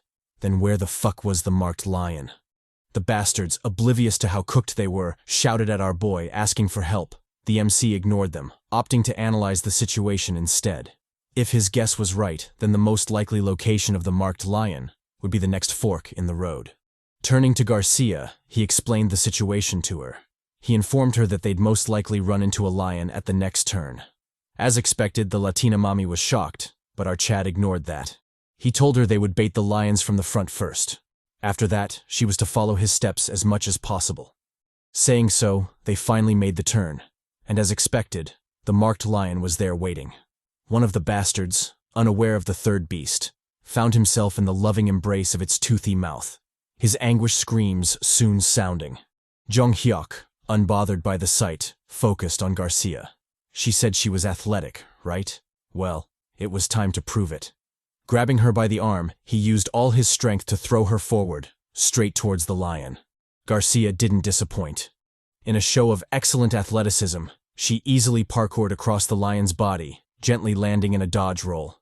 Turning to the MC, Emma worriedly called out to him. Our boy, showing why he's the MC, parkoured the fuck out of those maze walls, sliding past the lions with ease. He shouted back at Emma, telling her not to stop. The door was finally within sight. And true to his words, the door to the third basement level was just a few meters away. The trio, the MC, Latina mommy, and a random surviving bot, ran for the door like their lives depended on it, because they did. As they got closer, he could finally see it, the cursed iron door that looked solid. The door to hope and possibly despair in that fucking place. The door to escape the current hell they were going through. And the door to head to the next hell they had to face. With a resolute twist, the MC finally opened the door, crashing into the room with a thud. Although they had made it through, it wasn't over. The random extra wasn't as lucky as them. The bastard had his shirt gripped tightly by the masked lion. If things continued like that, he'd be toast. With despair on his face, he looked at the duo for help. Jeong Hyeok, acting quickly, immediately seized Emma's dagger. With an ominous look, he approached the random bot. Although it seemed like he was going to cut him down, he instead slashed his shirt, freeing the lucky guy. Finally, the bastard crashed into the room, safe from the bloody maw of the dreadful tiger. As he walked towards the door, Jeong Hyeok explained that the mobs of the game could never enter through the door. As such, they were no threat. With a screw-you face, he told the lion to fuck off, loudly slamming the door shut. The system notification sounded, announcing that players Lee Jeong Hyeok, Emma Garcia, and finally Dylan O'Brien had entered basement level 3. Upon the system's announcement, the room fell into an unnerving silence.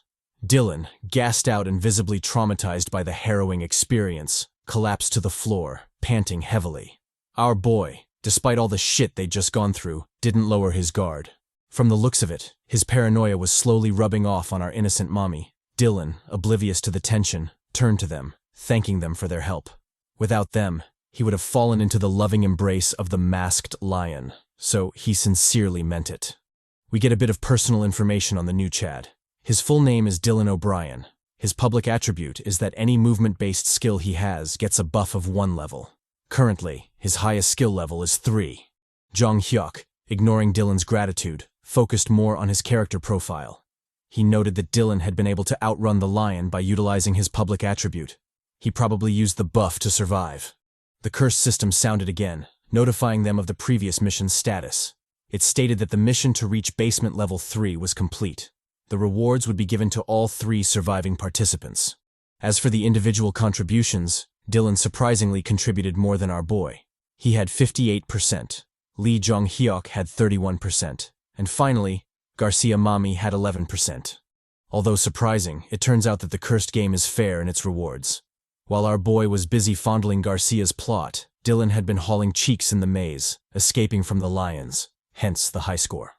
Turning to Garcia, Jeong Hyeok informed her she'd cut it close. In L.A.G, rewards are only given to those who contribute 10% or more, so Garcia barely survived.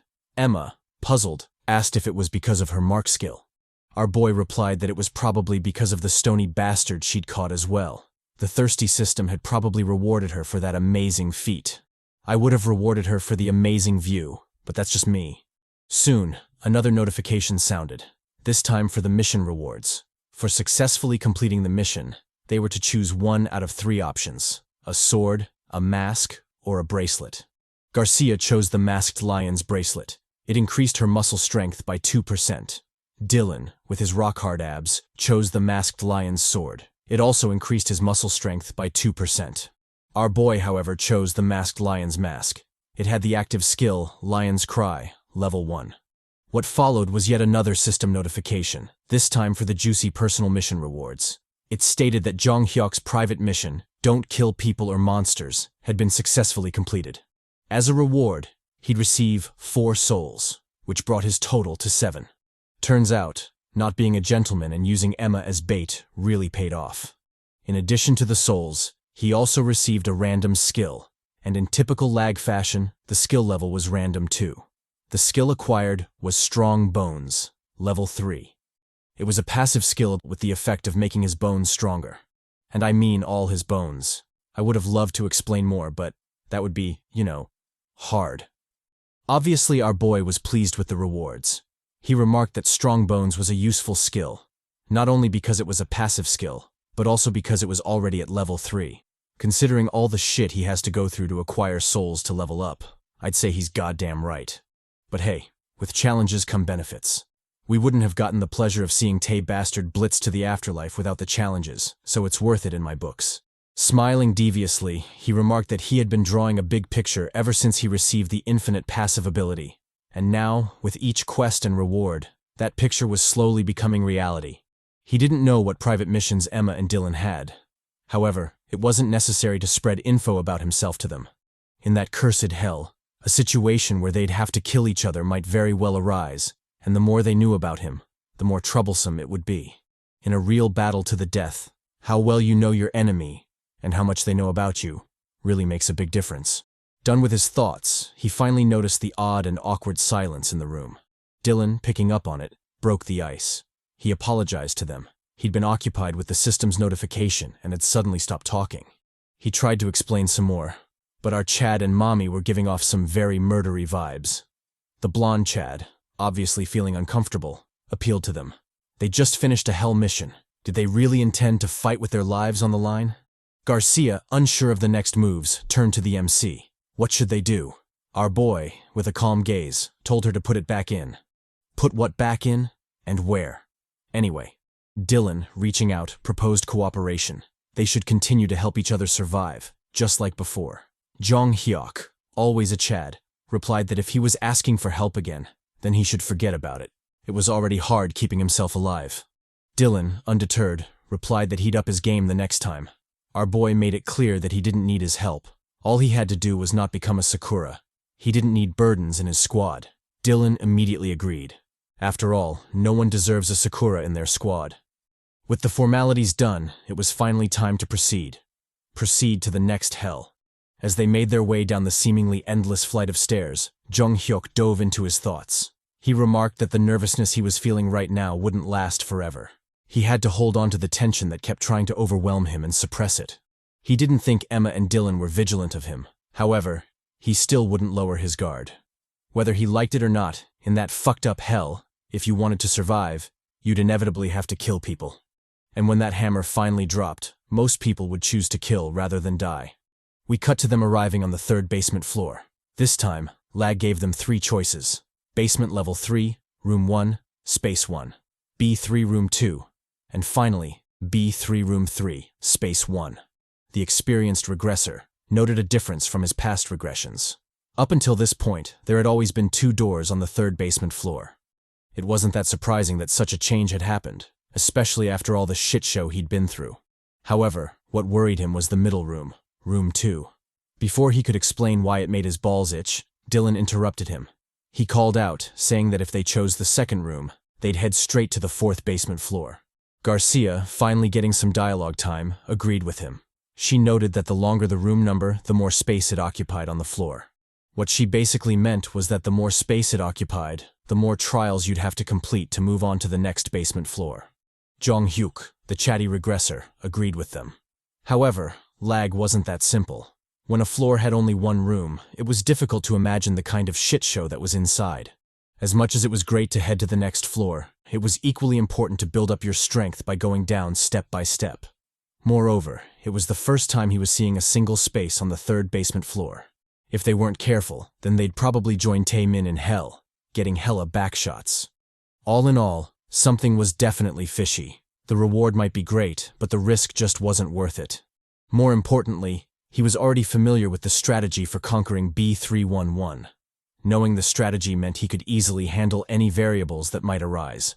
With that, his mind was made up. Dylan, thinking he was the MC of the manhwa, confidently pointed to room 2. Reality, however, humbled him real quick. Jeong Hyeok chose B311, and as expected, the hot and bothered Latina mommy followed him. Dylan, realizing he was alone and without bitches, immediately relented. If everyone was going to B311, then he should probably follow. Jeong Hyeok mockingly replied, telling him it was his choice. Dylan, flashing a charming smile, replied that he wasn't a jerk. On the contrary, he was surprisingly strong-minded. He definitely wouldn't complain about it later. With the formalities done, it was time to make some moves. The MC, with a Sigma Riz, donned his lion's mask, immediately activating the active skill, Fear. Garcia, feeling the effect of the mask, moaned. Again, it wasn't the kind we expected, but hey, beggars can't be choosers. I'm just glad you down bad chads are at least getting some action. Noticing the potent effect of the mask, Jeong Hyeok unequipped it, opting to use it only when he needed its skills. Turning to the duo, he urged them to make any preparations they needed before they headed in. The duo immediately agreed. What followed was a quick level-up montage. Using 2 souls, he leveled up his barehanded fighting skill to level 3. He also upgraded breathing from level 1 to 3, and finally muscle from level 1 to 2, consuming 6 souls in total. He had decided to only invest in his passive skills. With that, his total souls dropped to 1, specifically kept for emergencies in the future. Finally, with all preparations done, the trio resolutely headed into the next room, the door closing ominously behind them. There was no turning back now. The system notification sounded, announcing that players Lee Jeong Hyeok, Latina Mommy Garcia, and Dylan the Abs O'Brien had entered B311. Upon their arrival in the next room, the trio was shocked. Unlike every room until now, basement level 3 was packed. There were friendly and unfriendly faces everywhere, each eyeing them with caution and vigilance. The trio, experienced in the hell that is L.A.G, immediately entered a battle formation, ready to respond to any suspicious moves. Jeong Hyeok, with his usual murdery thoughts, noted that with his current skills and equipment, he'd probably be able to take down 5 people. However, he'd most likely die too. The enemy outnumbered them way too much, and his skills alone were limited. Their only chance of survival hinged on Garcia and Dylan's power. In that tense moment, the enemy finally made a move. However, it was an unexpected one. Instead of attacking, their likely leader approached them alone and unarmed.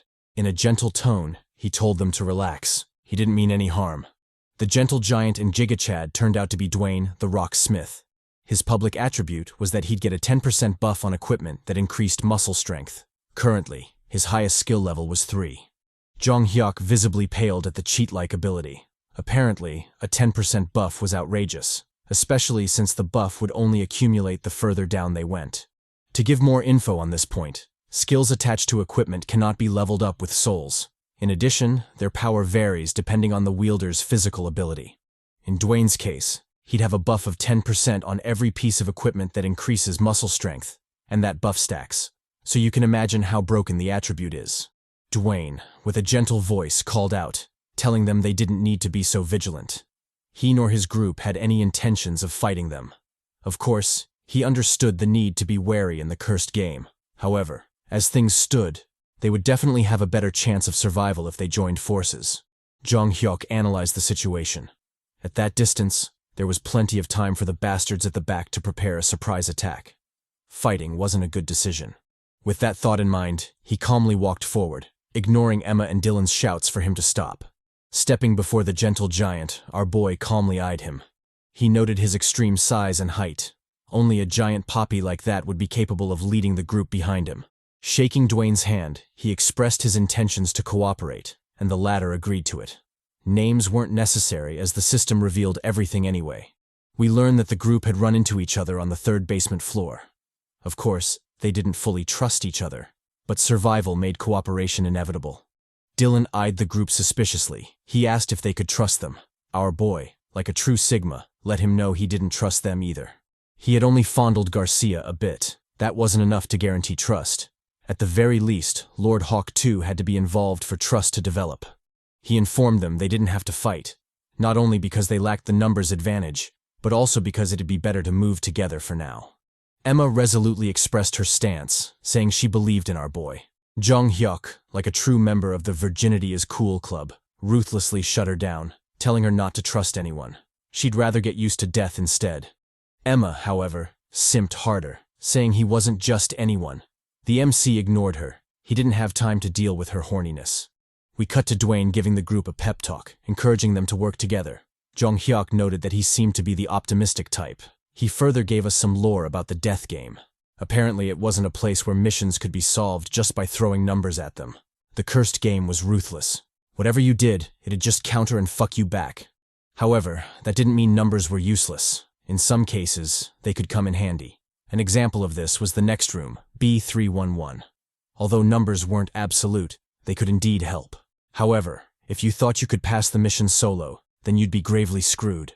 But even with that said, he was still uncertain if the next room was the same as in his memory, or if the cursed game had thrown him another curveball. Guess he'd just have to wait and see. With his final pep talk done, Dwayne called for the virgins to assemble. It was time to head to the next room. Turning around, he confidently walked toward the door. To his surprise, however, no one followed. First of all, there was no way these bastards were virgins. Just look at this emo chick, she clearly gets bitches. And most importantly, they all had the same expression on their face as if to say, fuck that. This was L.A.G, the cursed death game. It wasn't a joke. Did he really think they'd follow just because he wanted them to? Even the bustiest Latina mommy wouldn't be enough for them to move. Jeong Hyeok, gazing from the sidelines, mocked the fool. It seemed he still didn't understand how the dreadful game worked. The reason for their hesitation was quite simple. How could they risk their lives for people they didn't know or trust? Especially in a situation where the worst of humanity came out. Nothing stopped the other participants from prioritizing their own lives, or maybe even stabbing them in the back while doing so. Dwayne the Rocky Chad clearly didn't understand this, so he kept trying to convince the squad. But as expected, nobody moved. Jeong Hyeok, noting the hopeless situation, called out to the only dependable person in the group, Emma Mommy. He informed her of his intentions to leave. Would she come along? Garcia, like the down bad Stacy we know, immediately agreed. How could she let her poppy go alone? Turning to the Abs O'Brien, the MC asked what his intentions were. Dylan replied that Jeong Hyeok seemed more trustworthy than the sketchy folks assembled there. He might as well go with him. Besides, he owed our boy a debt, and like the Lannisters, he always paid his debts. With the mini-meeting done, Jeong Hyeok, always a man of action, decided to act immediately. He knew there was no need to reason with people who were scared shitless from being trapped in that hell game. The best way to reach out to them was through actions. As such, He calmly walked past the arguing bots and headed straight for the door. With his hands firmly on the knob, he prepared to enter. The random bots, noting the odd change, immediately called out, ordering him to stop. Who the hell did he think he was to just casually enter without discussing it with them? First of all, the nerve of these motherfuckers. And second of all, he's the freaking protagonist, and he's got all the bitches. If he can't enter the room, then who the hell can? As expected, our boy ignored their useless shouts. He simply called out to his squad, telling Mommy and Abs O'Brien to hurry up. Addressing the gentle giant, he asked if he would be coming along. Upon Dwayne's hesitation, our boy, always a man of manners, told him to hurry the hell up and decide. He didn't have time to beg giant chads like himself. If he was a mommy, then maybe. But there's no way he's begging a chad. He chastised him, saying that if the squad wasn't united, it'd be better to just go solo. Didn't he know that much? All in all, he didn't need people who weren't ready. They'd just be a bunch of Sakuras. Dwayne grew silent at the harsh truth, seemingly thinking about Jeong Hyeok's words. The MC, noticing his persistent hesitation, immediately turned to leave. He could stay if he didn't want to. The gentle giant, finally coming to a decision, shouted at Jeong Hyeok to wait. He'd join him. As expected, the rest of the bots were shocked. They never expected Dwayne to leave them behind. Especially this emo chick. Her expression was divine. Sure, she got bitches, but what's the use of bitches if you're in a death game? Doing a full 180, they all shouted at our boy, begging to join him. Jeong Hyeok gazed at the bots with scorn. He remarked that their reaction was expected. When other people start to move, they'd obviously be forced to move as well, since nobody wants to be left alone. Flashing his yandere vibe, he informed the people that he wouldn't be moving with all of them. Their huge numbers might cause a complication later on. As expected, the bots visibly shook, desperately scrambling to be taken along. It wasn't surprising though, as in the cursed game, most of the participants were just your average normies dragged into the hell game. Behind the betrayal and backstabbing, they were just your average folks trying to survive. Of course, there were exceptions to this, and one example was the Chad Dwayne. This hunk of a unit was definitely built different, and the MC really wanted him in his squad. All in all, it wasn't up to him to decide. It was all up to Dwayne. He hoped the Chad wouldn't be swayed by the useless words of others, as such people tend to die quickly in lag. Turning around, he resolutely pushed the door open. If Dwayne wanted to stop the bots from following, he could. Hell, he could even let them all in. He could do whatever he wanted, just don't disturb him. With that, he immediately entered the next room, and as expected, all the bots followed. The system notification soon sounded, announcing that player Lee Jeong Hyeok had entered room B311. The same notification sounded for every participant that entered the room. But who has time to acknowledge such bots? So let's skip it. The next room, like all the rooms before, was gloomy and dreadful. Although it was mostly empty except for the red crystal in the middle. For all those familiar with the cursed game, looks can truly be deceiving. Before the participants was a clear line painted on the floor, probably marking the start of the trial. I don't want to jump to conclusions, but if this trial is like the red light, green light game from Squid Game, then these motherfuckers are cooked. The system notification sounded again, explaining the details of the trial. The objective was simple: survive and escape B311. If they did so, they would be rewarded with 2 souls and a random level 2 passive skill. Jeong Hyeok, salivating at the possible reward, noted that if the skill turned out to be useful, he'd be golden. His thoughts, however, were interrupted by the bots' useless chatter. It seemed they didn't have a juicy narrator like myself to inform them of the room's contents, so they were just calling shit out. They noted the line on the ground, the ominous crystal in the middle of the room, and finally the doors at the back of the room. Jeong Hyeok, smiling to himself, remarked that fortunately the room stayed the same as in his memories. He already knew everything about the room, including the dreadful guy that would show up. The system sounded again, announcing the start of the game. It was a snowball fight. Upon the sound of the start signal, they could begin moving. A random bot, in typical bot fashion, ignored the system's announcement and stepped forward. The fool, noticing everyone's shocked faces, shot them a puzzled look as if he didn't know what he did wrong. Really, bitch? You really don't know? The system noted his false start and, as punishment, Rent was released. It then issued a second notification, reminding the poor bastard to wash his neck for death. Jeong Hyeok, calmly observing the situation, remarked that there were always such fools in the game. Dwayne chimed in, shocked by the guy's obvious foolishness. Wasn't it common sense not to cross a line when it was so obviously painted on the ground? The MC noted that because of the bastard, the dreadful guy would come out early. Well, he was always going to come out, so it wasn't a big deal. Turning to the squad, he warned them not to take their eyes off the red crystal. No matter what happened, they had to remember this. The other bots, holding their own meeting, noted how close the doors were. If they just had to leave before something came, then they should have enough time, right? Deciding to act on that foolishness, they immediately made a run for it, desperately aiming for the door. In a shocking twist, Dylan joined them, apologizing for leaving early. What the hell, man? What happened to the Lannisters and always keeping their promises? Garcia, noting the obvious betrayal, cursed Dylan. The MC, however, was chill about it. He calmly reminded the group not to move. The start signal hadn't sounded yet. In typical lag fashion, just when you thought you'd gotten away with something, the hell game comes knocking. The red crystal, as if in response to the numerous violations of game rules, started shaking. With a crimson aura radiating, the red crystal cracked, kicking up a windstorm. This change obviously attracted the participants' attention, but it was already too late. With a final hum, the crystal shattered, sending its pieces flying everywhere.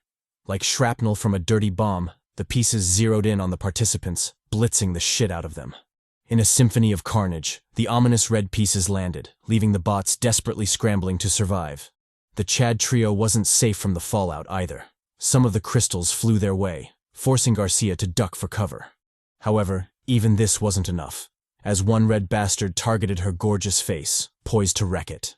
In that desperate moment, Jeong Hyeok came in clutch, shattering the crystal with his bare hands. Not gonna lie, that was hella cool. I'm sure Garcia mommy is moist right now. The MC, oblivious to my down bad thoughts, noted that because of his passive skills, hard skin and strong bones, his hands didn't get hurt. The blow felt more like a tickle to him. Emma, thankful for the save, called out to him. Our boy, however, cut her off. Now wasn't the time for that. She should focus on the situation. No matter what, she shouldn't look away. As the dust finally settled, we got a glimpse of the devastating aftermath of the carnage. Corpses lay mangled and bloody on the ground. Some bastards, ignoring the grotesque scene, hurriedly scrambled to collect the souls of the fallen. Dwayne, enraged by the vile actions, moved forward to act. The MC, however, stopped him. That was the true nature of L.A.G. Whether he liked it or not, the cursed game would always remain the same. Besides, he didn't need to act personally, as the idiot was bound to die anyway. And true to his words, a ghostly silhouette manifested in the settling dust cloud. With yellow eyes straight from a horror film, the ghostly abomination howled, unleashing its harrowing aura upon the participants. I would love to explain exactly what it is, but honestly, what the fuck is this? At some point you just have to say, fuck that, and check out of the game, because this is some bullshit. The system notification sounded, introducing the dreadful foe. The fiend was called Miet. Its attribute was that it had eyes, which honestly makes no sense. Currently, its highest skill level is 6. All in all, the group was fucked. And true to my words, the dreadful fiend stared down at the terrified participants, its long limbs itching to move. Dwayne called out to the MC, asking for answers. Jeong Hyeok, however, ignored him, opting to focus solely on the beast. The other participants were faring much worse, their faces slick with sweat and horror. They didn't know exactly what the fiend was, but it didn't take a genius to tell just how royally screwed they were. Even the treacherous Dylan was freaking out, probably regretting betraying his poppy. One of the bots decided to capitalize on the stillness. Activating his active skill, Haste, he made a run for it, hoping to outpace the fiend. The beast, however, wasn't messing around. It swiftly locked onto him. Crouching down, it immediately launched into the air, kicking up a windstorm. Rising high into the sky, the fiend bore its ghastly claws, lunging straight for the fleeing fool. In a horrifying show of power, it clawed the bastard in two, painting the ground with his entrails and blood. With its prey slain, the beast stomped on his corpse as if challenging the participants to do something about it. In a husky voice, it sealed their fates. One prey down. One bot, as if blind to the obvious situation, lunged at the beast. Kicking off the walls, he swung his pickaxe at the fiend. The abomination easily caught it, finding no challenge in his pitiful resistance. In grotesque retaliation, the fiend grabbed his head, crushing it like a ripe tomato.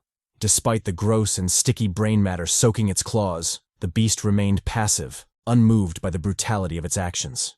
The other participants, noting the brutal change, made a run for it. Their only salvation was to hopefully reach the door. But even that was easier said than done. The fiend, done with its second prey, dove back into the hunt, its thirst for blood unquenched. With ridiculous speed, it lunged at the first bastard in its way. The poor fool, helpless and desperate, swung his sword, hoping to high heaven his attack would land. Reality, however, proved to be brutal as the fiend bitch-slapped the sword out of his hand, tearing through the hard steel like it was paper. In a harrowing move, it tore the man's head from his neck, leaving a fountain of crimson blood in its wake. However, even that wasn't enough to satiate its lust for carnage, and so it dove back into the hunt, pursuing the fleeing participants. As the beast clawed and yanked out a participant's entrails, we learn more about the cursed game. The fiend was the penalty for breaking the game rules. If it caught you, then it would attack, no questions asked. Sure, it might seem a bit unfair, and some fools might want to argue, but this was L.A.G. That's just how fucked up the death game was. In most cases, a single moment of carelessness, or maybe just a random dumb decision, could spell your demise. Dwayne, watching the massacre from the sidelines, proposed to help the poor fools. Jeong Hyeok, however, immediately shut down his foolish thoughts. Was he blind? Didn't he see the fiend clearly clapping cheeks on the death floor? If he was that desperate to die, he could go right ahead. Besides, the mission wasn't one that could be solved by simply fighting your way through, nor was the fiend something they were capable of fighting with normal means. All in all, his meaning was clear. Wash your own neck for death. Don't wash ours. In that desperate situation, the only arguably positive thing was that a lone figure had miraculously survived the massacre, and that CHADY figure was Dylan, the treacherous O'Brien. Relying on his active skill, jump, he put a considerable distance between himself and the fiend, his escape imminent. The MC, calmly watching from the sidelines, noted that it was probably the jump skill that allowed the treacherous bastard to survive his encounter with the masked lions. One thing was for sure, though. Despite how OP it seemed, it had a significant drawback on stamina, so it couldn't be spammed. Back on the death floor, Dylan had made considerable progress in his escape. The doors to freedom were so close that he could already smell them.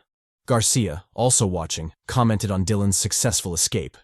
Our boy, however, thought otherwise. He confidently replied that the bastard was dead. Just like Tae Min, all treacherous bastards had the same inevitable end: death by backshots. Dylan, oblivious to his fate, loudly celebrated. He had made it. With his arms stretched, he reached for the door, ready to escape that death floor. The cursed fiend, however, threw him a curveball. In a Luffy-like move, it Gomu Gomu no-meat off the walls, swiftly catching up. With a loud thud, it landed right beside the fleeing Dylan, the latter left cursing his luck. Jeong Hyeok somberly watched all of this from the sidelines. Turning to the squad, he instructed them on the rules. Only when the fiend showed its back to them should they close their eyes. Otherwise, they should always keep them open. No matter what, they shouldn't dare close them. Saying so, we finally see the fate of the fleeing traitor. With sputtered blood and a dropping head, the treacherous bastard meets his end. Death by decapitation. The system, as if celebrating the death of the bastard, announced the official start of the game. From that moment, the staring contest game would commence. Jeong Hyeok, always a man of action, moved immediately. He reminded the squad about the rules. In addition, they shouldn't scream or go for the souls or items dropped by the fallen. They shouldn't do anything unnecessary. They should simply and calmly make their way to the door. Turning to Emma, he specifically emphasized his instructions. The Latina mommy, a bit vexed for being singled out, argued that she'd understood the rules. Jeong Hyeok, like the Chad he is, told her to cut the bullshit. She had a tendency of moaning for the slightest reason. She should definitely cut that out. Hell no. Do your thing, baby girl. Let that voice sing. With the basics out of the way, the squad moved. Dwayne, a bit tense, questioned the MC, asking what would happen if they broke the rules. Jeong Hyeok calmly replied that if they did so, the fiend would attack, and their fates would probably be the same as the earlier fools. They were to move forward bearing that in mind. So long as they followed the rules, they'd be fine. For now. We cut to the fiend absolutely violating Dylan's corpse. I know I hate the treacherous bastard, but goddamn. The abomination stomped on his corpse, ripping and shredding his flesh into pieces. Jeong Hyeok, unmoved by the grotesque situation before him, continued his walk. The fiend wasn't looking their way, so it was the best time to reach the door. The other surviving participants, desperate and without any other options, followed the trio, their faces slick with sweat. And so, in that fashion, the group slowly made their way to the door, the tension in the room evident. The fiend, as if sensing their move, turned to them, its harrowing eyes staring down at them.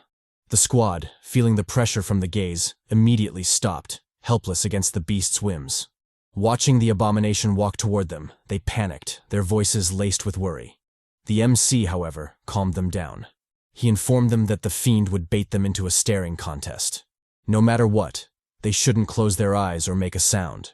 If they abided by those rules, the beast wouldn't attack them. And obviously, they shouldn't do anything to aggravate it. But that was obvious. Actually, scratch that. It isn't that obvious after all. There are some dumb motherfuckers in this manhwa. With that, the fiend pounced on its first victims, challenging them to a staring contest. The duo, stunned by dread, looked helplessly at the fiend, cursing their horrible luck. The MC, unbothered by their outcome, urged his group to move. It was a great opportunity, one they couldn't afford to miss. He urged them to move quickly. However, they were to pay attention, not to run. Back to the unlucky participants. The duo was currently shitting themselves, their bodies drenched in sweat. In typical bot fashion, one participant held onto the other, begging to be saved. The man, equally worried about his fate, told the bitch to let go. Did she plan to get them both killed? The fiend, however, wasn't concerned about all that. In its typical brutal fashion, it grabbed the woman's head, her end obvious. Despite the desperate screams and pleas for help, the squad didn't look back. They calmly made their way to the door. Even as the beast chased down the man and ripped him to pieces, the squad didn't stop. Their steps continued. They moved on through the screams, through the anguished moans, and finally through the eerie silence. No matter what happened behind them, the trio didn't stop, their eyes fixed firmly on the doors. With a solemn look, Jeong Hyeok reminded them not to hurry. If they panicked, they'd die. And so, with tense steps, the squad moved forward, drawing closer to the door. Up until a deafening thud sounded behind them, the beast had finally caught up. Ignoring the looming figure, bathed in its victim's blood, the MC instructed them to continue moving. If the beast wasn't in front of them, then they had no reason to meet its gaze. Despite the beast's husky voice baiting them to play with it, the trio kept moving, completely ignoring it. Even as it stalked them, begging for just one game, the trio ignored it, continuing to move. The tense atmosphere made the MC despair. He knew the beast was waiting for any of them to make a mistake. Its ghostly claws were stretched, ready to shred them to pieces. However, even as the hair on the back of their necks stood, the trio didn't make any mistakes. They continued to move, completely ignoring the fiend. The MC activated his passive skill, Pant. It was because of this skill that he could barely keep his calm. The same couldn't be said for the other two. They were definitely faring much worse than him. Grabbing them by the arms, he led the way to B331. Of course, he had no intention to force them. If they had other plans, then they would naturally drift away. But as it stood, that didn't seem to be the case. With bated breath, they slowly made their way to the chosen door. Just 20 more steps, and they'd be done. Just a little bit more, and they'd finally say goodbye to that cursed room. However, in typical L.A.G fashion, just when everything seemed to be working, the death game sent them a curveball. The fiend, as if laughing at their useless attempts, ricocheted off the ceiling, landing before them. In its grating voice, it begged them to play. As expected, the squad panicked, their faces slick with terror. Garcia, probably feeling the worst of it, shook like a leaf, her usual brave facade crumbling.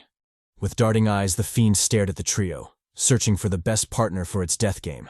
Eventually, it settled on one. Garcia. Damn. With a silent scream, the fiend announced its pick, immediately beginning its game.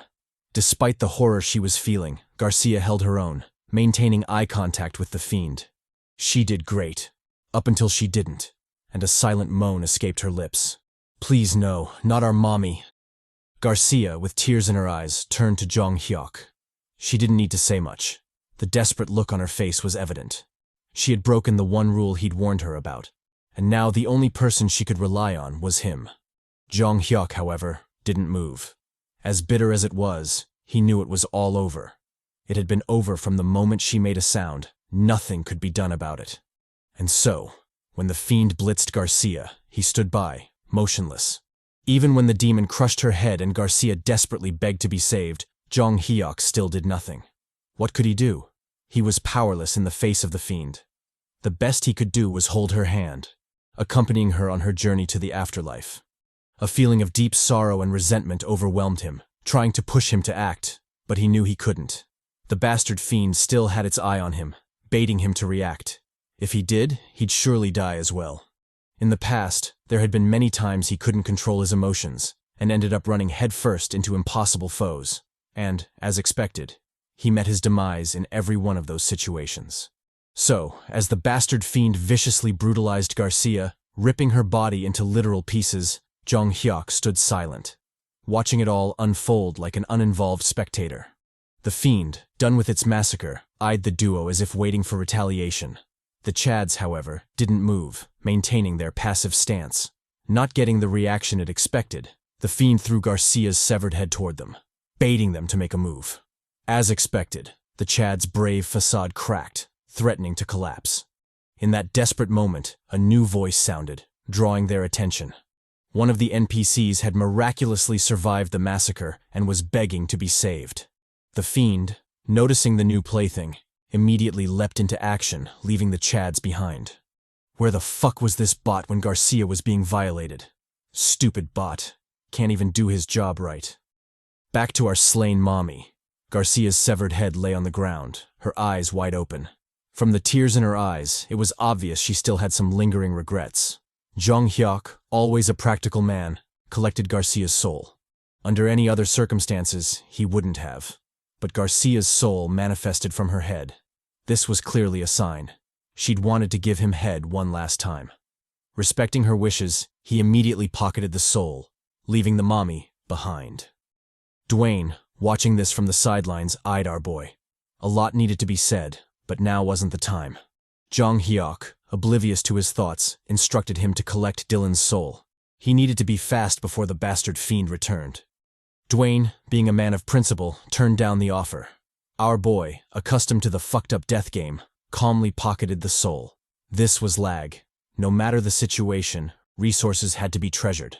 Done with his business, he opened the door to the next room. Before he could go in, however, the dreadful fiend returned, eager to continue its cursed game. The MC, unbothered by the looming foe, told Dwayne to head in. The fiend couldn't do anything to them anymore. And so, under Miete's constant pleas begging them to stay and play, our boy moved, his gaze fixed firmly on the next room.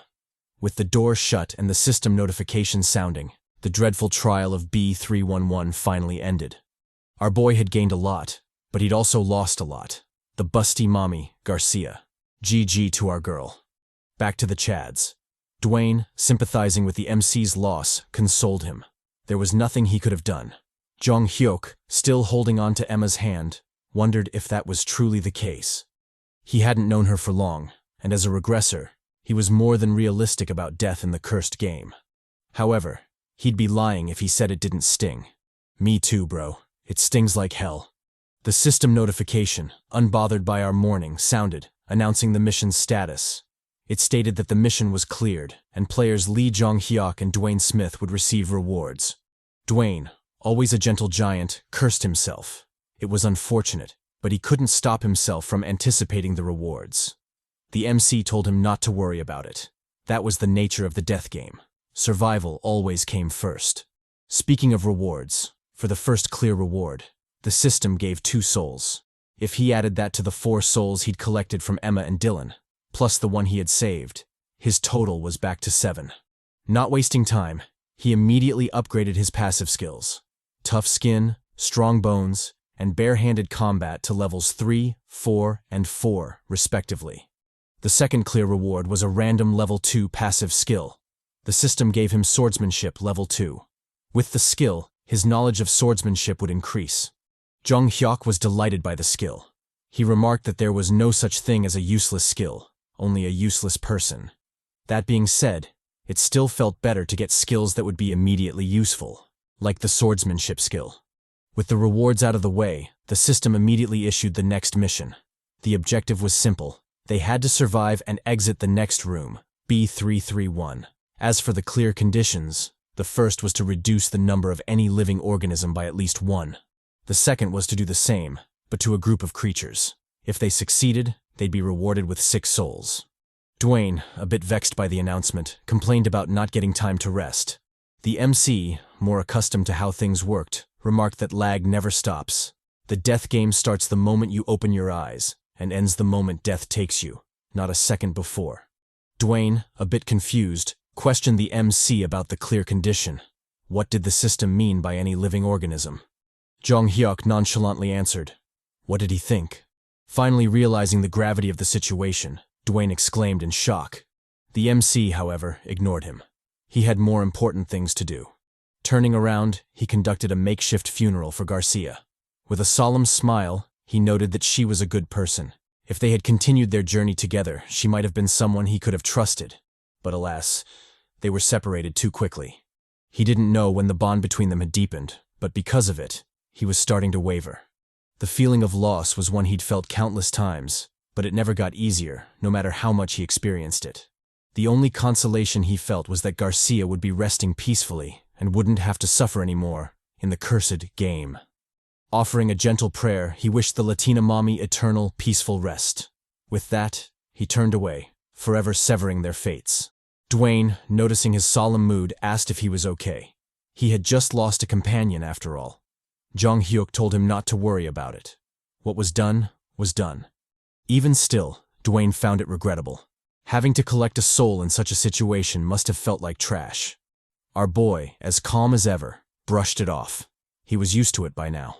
Switching topics, Dwayne brought up what was really on his mind. The MC, however, stopped him. He didn't need to say anything.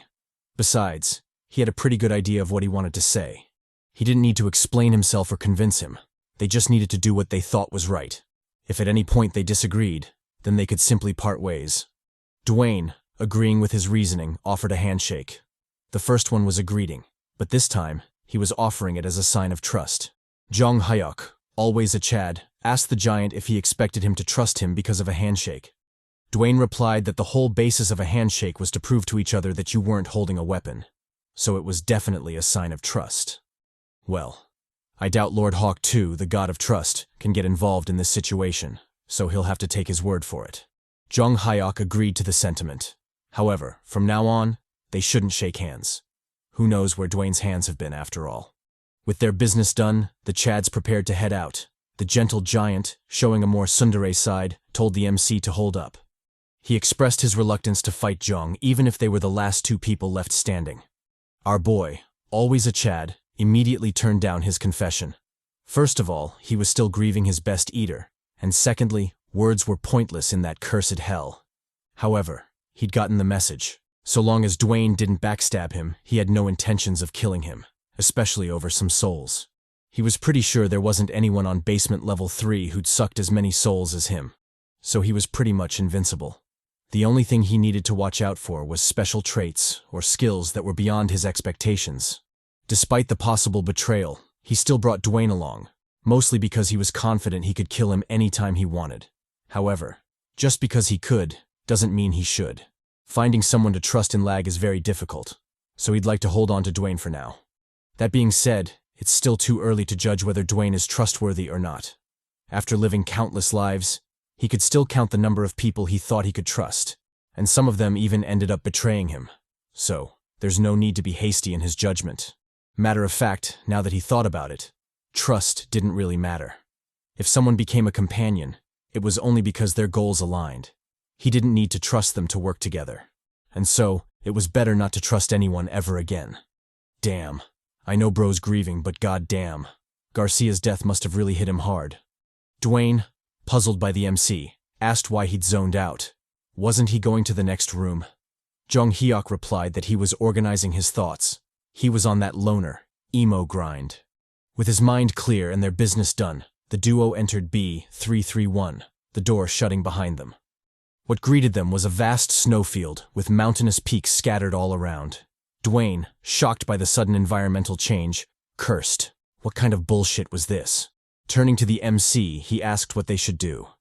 The MC calmly replied that they should obviously take care of the cold first. If Garcia were still around, they could have borrowed some heat. But alas, Latina Mommy was now in heaven, so that wasn't an option. Locking in, Jeong Hyeok noted that if the clear conditions were the same as his past regressions, then either he or Dwayne would be leaving the room. They couldn't both make it out alive. Right now, however, something needed to be done about the cold. With that in mind, he activated his skill, Light. Apparently, the skill could also be worn over the whole body and not just emitted from the hands. I'm calling bullshit on that. I know plot armor when I see it. Dwayne, delighted by the walking heater, thanked Jeong Hyeok. Moving around should definitely be easier now. Our boy, puzzled by his exaggerated behavior, asked if he didn't have a skill that could produce heat. The gentle giant replied that he didn't. As a matter of fact, he hadn't even considered such a situation before the death game thrust them into it. Jeong Hyeok remarked, that's always the case with L.A.G. Surviving in the game required one to always expect the unexpected. Anyway, they should move. Staying in the same place would definitely be dangerous. As the two Chads made their way through the snowy fields, our boy dove into his thoughts. From what he recalled about the room, there wasn't a need to search for a road. So long as you had a skill that could keep you warm, you'd inevitably clear the space. What was surprising, however, was the mission. To his knowledge, the only trial of the room should have been enduring the cold and snow. There shouldn't be any other living creatures in the room apart from them. So, in essence, the trial was asking them to kill each other. Dwayne, as gentle as he was, didn't seem to have realized that. But inevitably, he would, and when that happened, the outcome would be obvious. Of course, there was the option of waiting for someone else to enter. But that decision held many variables. And with variables came danger. He knew what he had to do. However, before he made that move, he needed to make sure there wasn't anyone else to kill. We cut to the duo still on the snowfields. This time, however, Lady Luck seemed to have smiled on them. In an excited tone, Dwayne pointed out a cave in the distance. It seemed they could finally escape the bitter cold. Wasting no time, the duo headed over. As they neared the entrance, Jeong Hyeok, with his usual paranoia, donned his lion's mask, his weapons at the ready. Puzzled, Dwayne asked what he was doing. The MC replied that he was getting ready, just in case they got jumped. Dwayne, too cold to bother with his nonsense, immediately rushed for the cave. The MC, however, stopped him. Did he have a death wish or something? With how stiff his body was, he'd definitely die if he was attacked in that state. Besides, it might be faint, but he could definitely hear some noise from the cave. Caution was necessary. With that in mind, the duo slowly made their way to the cave. Staying outside in the freezing cold wasn't an option, after all. As they walked, Jeong remarked that apart from the mission, the cave was also new. Throughout his countless regressions, he'd never seen it before. As such, he had no idea what could be waiting for them inside. But if there were living beings in the room, they'd definitely be in there. Feeling the walls, he noted that they weren't steady. In fact, with his current strength, he could probably break them apart with just his fist. He's talking big for someone who couldn't even save our mommy. Stupid asshole. Noticing the freezing Chad, he encouraged him to hold on a bit longer. Dwayne, ever the Chad, told him not to worry. Something like that couldn't faze him. Besides, compared to the outside, the cave felt more like a sauna. Okay, what's going on here? Why do I sense a BL tag popping up? Jeong Hyeok, with his normal murdery thoughts, remarked that Dwayne was a good guy. However, that didn't change the circumstances. If he couldn't find something to kill, he'd have no option but to delete Dwayne. It was the only way to advance to the next level. And so, with murder on his mind and an oblivious companion, the duo continued, their struggle for survival unending. We cut to them arriving at the cave's edge. Dwayne, all fired up, told the MC to leave the rest to him. He'd handle whatever came their way. Jeong Hyeok, trusting the brute to do brute things, let the giant lead. The cave turned out to be mostly empty, except for a tree in the middle. Dwayne, focused on the tree, failed to notice the suspicious movements of our boy behind him. Turns out this asshole had only let Dwayne lead, because it'd give him a better chance at ambushing him. If he were to kill the giant, now was the best chance. A well-aimed attack at the back of his head or neck was all it would take. If he did that, he'd immediately satisfy the clear condition for the room. Thinking of the clear condition, Jeong Hyeok's eyes widened in realization. The condition stated to kill any living being, not just people. If that was the case, then maybe the tree could also count. His hopes, however, were immediately crushed by some dire news from Dwayne. The tree was already dead, nothing but charcoal. Jeong Hyeok, cursing his luck, sighed. Of course, it wouldn't be that easy. When has the death game ever been kind to him? Noticing his solemn expression, Dwayne asked what was wrong. Our boy, however, brushed him off. It wasn't like he'd appreciate the thought even if he shared. Activating his skill, he set the tree on fire. Turning to the Chad, he told him to rest up. They'd explore the rest of the cave later. Dwayne immediately agreed. He'd been waiting for those magical words. We cut to the Chads resting by the campfire. Our Chad, always in his emo vibe, lamented his fate. It seemed until the day he left that cursed hell, or maybe died for real, he'd always be burdened by his choices. To kill or to save. Those were the only two moves the death game left him. Speaking of killing, he turned to Dwayne, asking why he didn't say anything about his flame skill. Surely he must have realized that skill could have come in handy in the snowfield. Dwayne, always a gentle soul, came up with a bunch of reasons as to why he didn't use it. Everything from stamina conservation to the flame being too tiny to keep both of them warm. All in all, it didn't matter to him. Whatever his reasons, he wouldn't have faulted him even if he froze to death. Hearing his words, the MC struggled with his choice even more. The more awesome Dwayne was, the harder it became to kill him. But what choice did he have? Dwayne, oblivious to his chaotic thoughts, thanked him.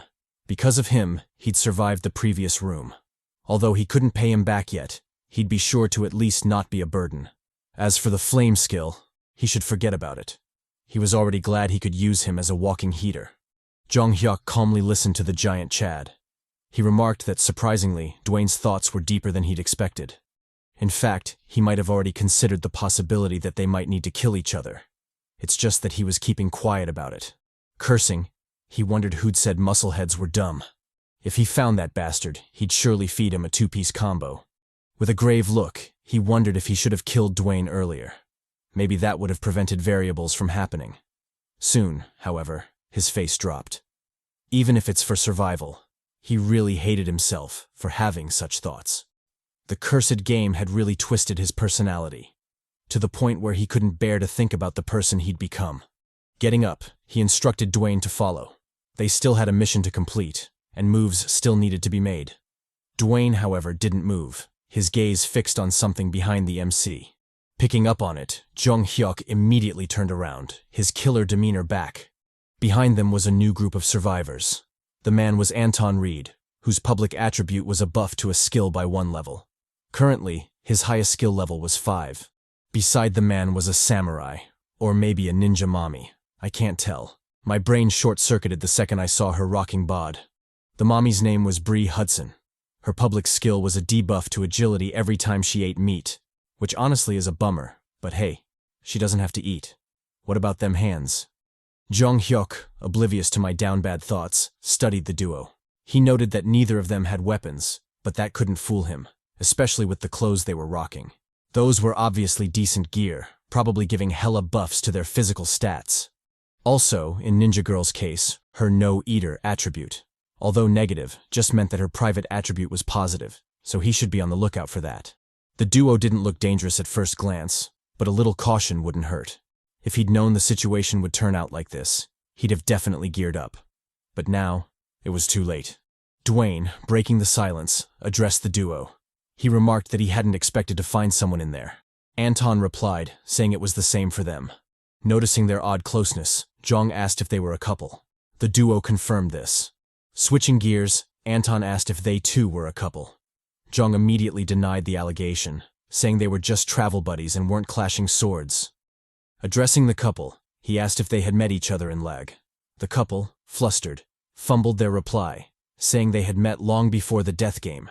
Picking up on their odd behavior, Jeong Hyeok immediately came to a conclusion. Those bastards were fucking lying. The couple, oblivious to their ruse being exposed, continued with their lying nonsense. They claimed they'd gone on an engagement trip, but everything after that was a blur. Their next memories were of waking up in the death game. Our boy, choosing to overlook such blatant deception, asked what they were doing in the cave. The duo replied that they were looking for somewhere quiet to bump uglies, and from the blush on Bree's face, Anton must have done his thing. Dwayne, in a mocking tone, teased the couple. They sure were healthy to think of cheeks in such a situation. Our boy, a bit jealous, and also finding the topic meaningless, decided to end the chatter. In his usual cold tone, he bid the couple goodbye. They were free to go about their humping. With Dwayne in tow, the duo turned to leave. Anton, a bit flustered, called out to the MC. He informed them that the cave was empty. There wasn't a need to check the deeper parts. Bree chimed in, claiming they'd already searched everywhere and found nothing. The MC, always a Chad, told them not to worry about it. Whether they found something or not was none of their business. They should just go about their day. Besides, the cheeks were getting cold. The sussy duo, with no reason to counter, watched the pair leave. From the anxious look on their faces, it was obvious these bastards were hiding something. Dwayne, surprisingly perceptive for a brute, told Jeong that the duo was lying. The MC agreed with him. However, there was no need to speculate. They could just confirm it themselves. And so, with quiet steps, the duo made it to the back of the cave where a shadowy silhouette was veiled in the darkness. Signaling to Dwayne to get ready, Jeong used his skill, light, illuminating the area in front of them. To their shock, a couple lay dead on the ground, their corpses riddled with bullet holes. Noticing the bloody mess, the MC noted that the murder must have taken place recently. In addition, the souls were already extracted.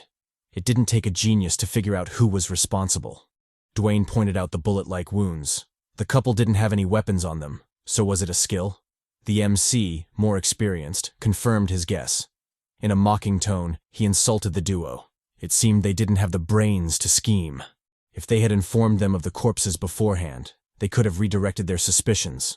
But alas, their brains must have been flushed with all the clapping. Locking in, he noted that the bullet-like skill was one he was familiar with. From the looks of it, it wasn't that high level just yet. Although challenging, the confrontation wasn't one they couldn't handle. Turning to the giant, he informed him that their clear condition target had basically fallen into their laps. This was a chance they couldn't waste. Noticing Dwayne's sullen expression, he asked if he was hesitant. The Chad replied that he couldn't hesitate for people like that. Besides, the fact that they were clapping while he was without bitches already signed them up for death. Their conversation, however, was interrupted by footsteps echoing in the cave. Someone was coming. That someone turned out to be Anton. The sketchy bastard, clearly up to no good, activated his skill formless sword. With the manifestation of the sword, the brute peeped around the corner, searching for his prey.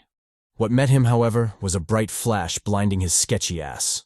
Jeong Hyeok, not one to waste time, immediately lunged at Anton, his pickaxe at the ready. With a brutal blow, he spiked the shit out of Anton, leaving a gaping hole in his skull.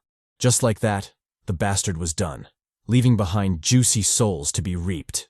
Jeong Hyeok, completely unfazed by the murder, noted that the clear conditions had been met. They could leave that room anytime they wanted. However, there was still a bug that needed to be squashed. Turning to Dwayne, he warned him not to stick his head out unless he wanted a bloody surprise from Bree. He informed him that, if his guess was correct, Bree must be the mastermind behind everything. The couple had been killed by a bullet skill, yet Anton had a sword skill, so it was clearly her doing. In fact, the little wench must be out there somewhere, aiming her treacherous fingers at them. And true to his words, the ninja mommy Bree was dual-wielding them hands, ready to poke our boys. I don't know about them, but getting clapped with that outfit on isn't the worst death. All in all, Bree was the real threat to look out for, especially since she didn't seem to care about her companion's death. Turning to Dwayne, he asked what skill he had. Noticing the Chad's hesitation, the MC told him not to share if he wasn't willing. Dwayne clarified the misunderstanding. It wasn't that he didn't want to share. It's just that his skills were complete trash in the situation. Jeong Hyeok, always a believer in there being no useless skills, decided to plan with what they had available. Bree's skill, although deadly, wasn't at a level where it could penetrate the body. The key to surviving this ordeal was to avoid getting hit in critical areas. Addressing the giant, he informed him that he had a plan and his help was crucial. We cut to a while after the plan had been shared. Dwayne, mulling it over, noted that it might just be possible. If it's a matter of physical strength, he should definitely be able to do it. He was staking his life, so Jeong better not miss. Our boy, brimming with confidence, told him not to worry. Who would miss such a mommy? We switched to Bree, the scheming mommy. The nasty wench, a bit frustrated, cursed Anton. She had brought him along thinking he'd be useful, but the bastard turned out to be trash. It was just shitty luck that she had to deal with the new duo. The plan had always been to kill the couple and move on, but that was already up in smoke. Well, not that it mattered. If they dared stick their heads out, she'd definitely give them a nasty surprise. As she was still in her villain yappery, a surprising development occurred before her. Anton's corpse was suddenly dragged, disappearing behind the walls. Before she could piece together what the hell was going on, The Chads charged at her, using Anton's corpse as a literal meat shield. Bree, shocked by the odd development, froze. Soon, however, she locked in, unleashing a barrage of air bullets at the charging foes. Dwayne, undeterred by the relentless attack, continued his charge, his war cry booming. Bree, not backing down, doubled the barrage, calling for the fools to die. With well-aimed shots, she blew off Anton's hand, leaving a nasty graze on Dwayne's arm as well. Dwayne didn't stop. He continued his charge toward the deadly wench. Finally, Bree ran out of bullets, forcing her to reload. Dwayne, noticing the change, called out to the MC. Jeong Hyeok, not one to disappoint, spawned behind Dwayne, his bloodlust brimming. Bree, noticing the MC, realized he must have known about her skill. But it didn't matter. In 2 seconds, the reload would be done, and she'd light him the fuck up. She commended their desperate attempt, but this was where their journey ended. Jeong Hyeok, however, threw her a curveball. Forget closing the distance, he simply yeeted the pickaxe, aiming straight for the cocky wench. Bree, still brimming with confidence, laughed at his foolish attempt. She could just dodge the throw.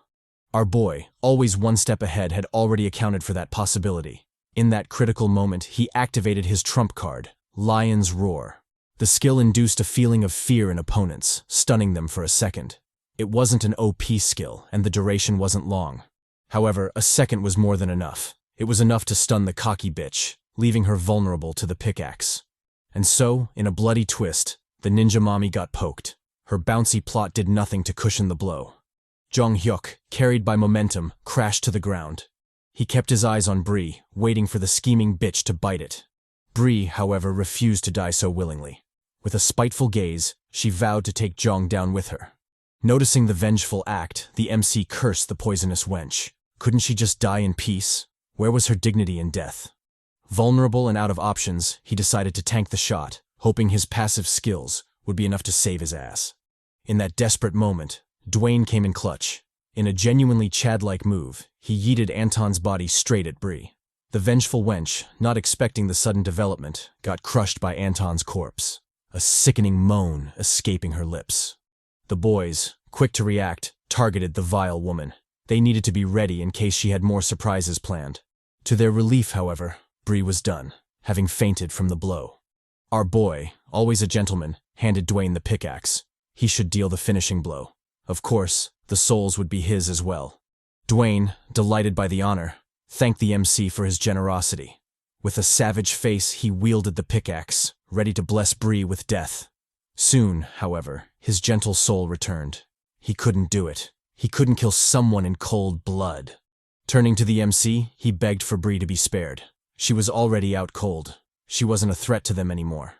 Jeong Hyeok eyed the Chad, his thoughts cryptic. Soon, however, he snatched the pickaxe from Dwayne. If that was Dwayne's choice, he wouldn't argue with him. However, for himself, there was no way he'd let the poisonous bitch live. This was L.A.G. No good deed went unpunished in that vile hell. Saying so, he brought the pickaxe down on Bree's skull, bathing the ground in her blood. Done with the brutal yet necessary action, Jeong addressed Dwayne. It wasn't that he liked killing or that he was a bloodthirsty fiend eager to clap cheeks. His rule was very simple. Kill whoever tries to kill you. This would always be the case, no matter who it was. With the subtle threat out of the way, the MC pocketed Bree's soul. Thanks to her generous donation, he was back to 5 souls. Turning his back to the gentle giant, he advised him to rest up and, more importantly, decide what he would do moving forward. Dwayne, burdened by the grim reality, watched him go in silence. Deep down, he knew what was expected of him, but because of his morals, it was easier said than done. Jeong Hyeok, understanding the tough choice Dwayne had to make, gave him space. If possible, he didn't want to fight, which is why he let him decide instead of forcing him. The clear conditions for the room had already been met, so Jeong didn't care what Dwayne did. He could leave, or he could fight. Either way, Jeong was down for whatever. Throwing hands was his specialty after all. Perhaps the giant was right, and they should have spared Bree. Perhaps she would have been so grateful that she thanked them with some cheeks. But what about the other possibility? What if they'd created a new foe, one who'd bide their time and stab them in the back? That wasn't an ideal situation, especially in that cursed world where death always came knocking. Besides, like Lord Newton said, for every action, there's a reaction. If you aim for someone's life, you should be ready to lose your own. Done with his inner turmoil, Jeong Hyeok gazed at the corpses before him. He noted that the man had died protecting the woman. From the looks of it, they were a real couple, unlike Bree and Anton, who were clearly just clapping cheeks.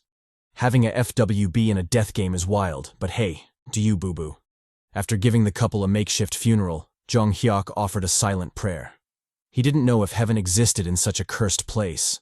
However, if it did, he sincerely hoped the two of them would reunite there. Done with his good deed, our boy noticed a strange mark on the wall. Before he could explore, his attention was drawn to heavy footsteps behind him. Dwayne, throwing shade at our boy, remarked that Jeong had more humanity than he thought. Our boy, not one to back down, teased that Dwayne should have already known that, given Jeong had already saved his life, preventing him from dying like a wet dog. Dwayne, with nothing to counter, admitted his loss. Switching gears, Jeong asked if he'd made up his mind. Dwayne replied that he liked Jeong. Our boy, always a Chad, immediately turned down the confession. He wasn't a swordsman, so why should he clash swords? Dwayne, undeterred, expressed his desire to travel together, though he didn't want to kill humans. Gazing at the naive companion, Jeong subtly warned him. There's no guarantee the enemies would feel the same way. However, he was free to do as he wished, so long as he didn't get in Jeong's way. Dwayne's non-killing disposition was one Jeong was familiar with. Heck, even he had it back in the beginning. But that mindset didn't belong in L.A.G. Jeong had learned painfully that such naive thinking could only spell your doom. Guess Dwayne would just have to learn on his own. Speaking of the gentle giant, he questioned Jeong about what he was up to. The MC replied, informing him of his findings. Dwayne, analyzing the mysterious pattern, noted that it resembled a flaming sword. However, there was no need to speculate. They could simply smash the wall and find out. Cocking his guns, Dwayne channeled his brute strength and, in a thunderous bang, struck the sturdy wall. The once imposing structure immediately crumbled under the Chad's might, helpless against such brute force. Jeong, watching from the sidelines, noted that Dwayne's strength was way higher than his. In fact, most people wouldn't even stand a chance against the brute Chad. Dwayne, oblivious to the MC's sussy glazing and wandering eye, pointed out an obscured object in the hole. A sword. Our boy, delighted by the unexpected windfall, calmly retrieved the blade. It was the blazing blade, its unique ability being to hold heat. If equipped, it would buff agility by 2%. Swinging the sword around, Jeong remarked that, as expected, it was a great blade, not only sharp, but, if used with a skill, capable of becoming hotter. Dwayne, watching from the sidelines, expressed his confusion. How could a sword produce fire? It didn't make sense. Really, brah? I know you're a brute, but goddamn. Jeong, sharing my sentiment, looked at Dwayne like he was the biggest idiot. They'd just fought a wench who could literally shoot bullets from her fingers. So how was he surprised by that? Or was he too distracted by Bree's rocking bod to notice such obvious things? All in all, it didn't matter. Addressing the giant, Jeong asked if he could keep the sword. Dwayne readily agreed. It was Jeong who had found it, after all.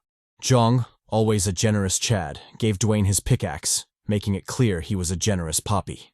Dwayne, satisfied with his new weapon, swung it around.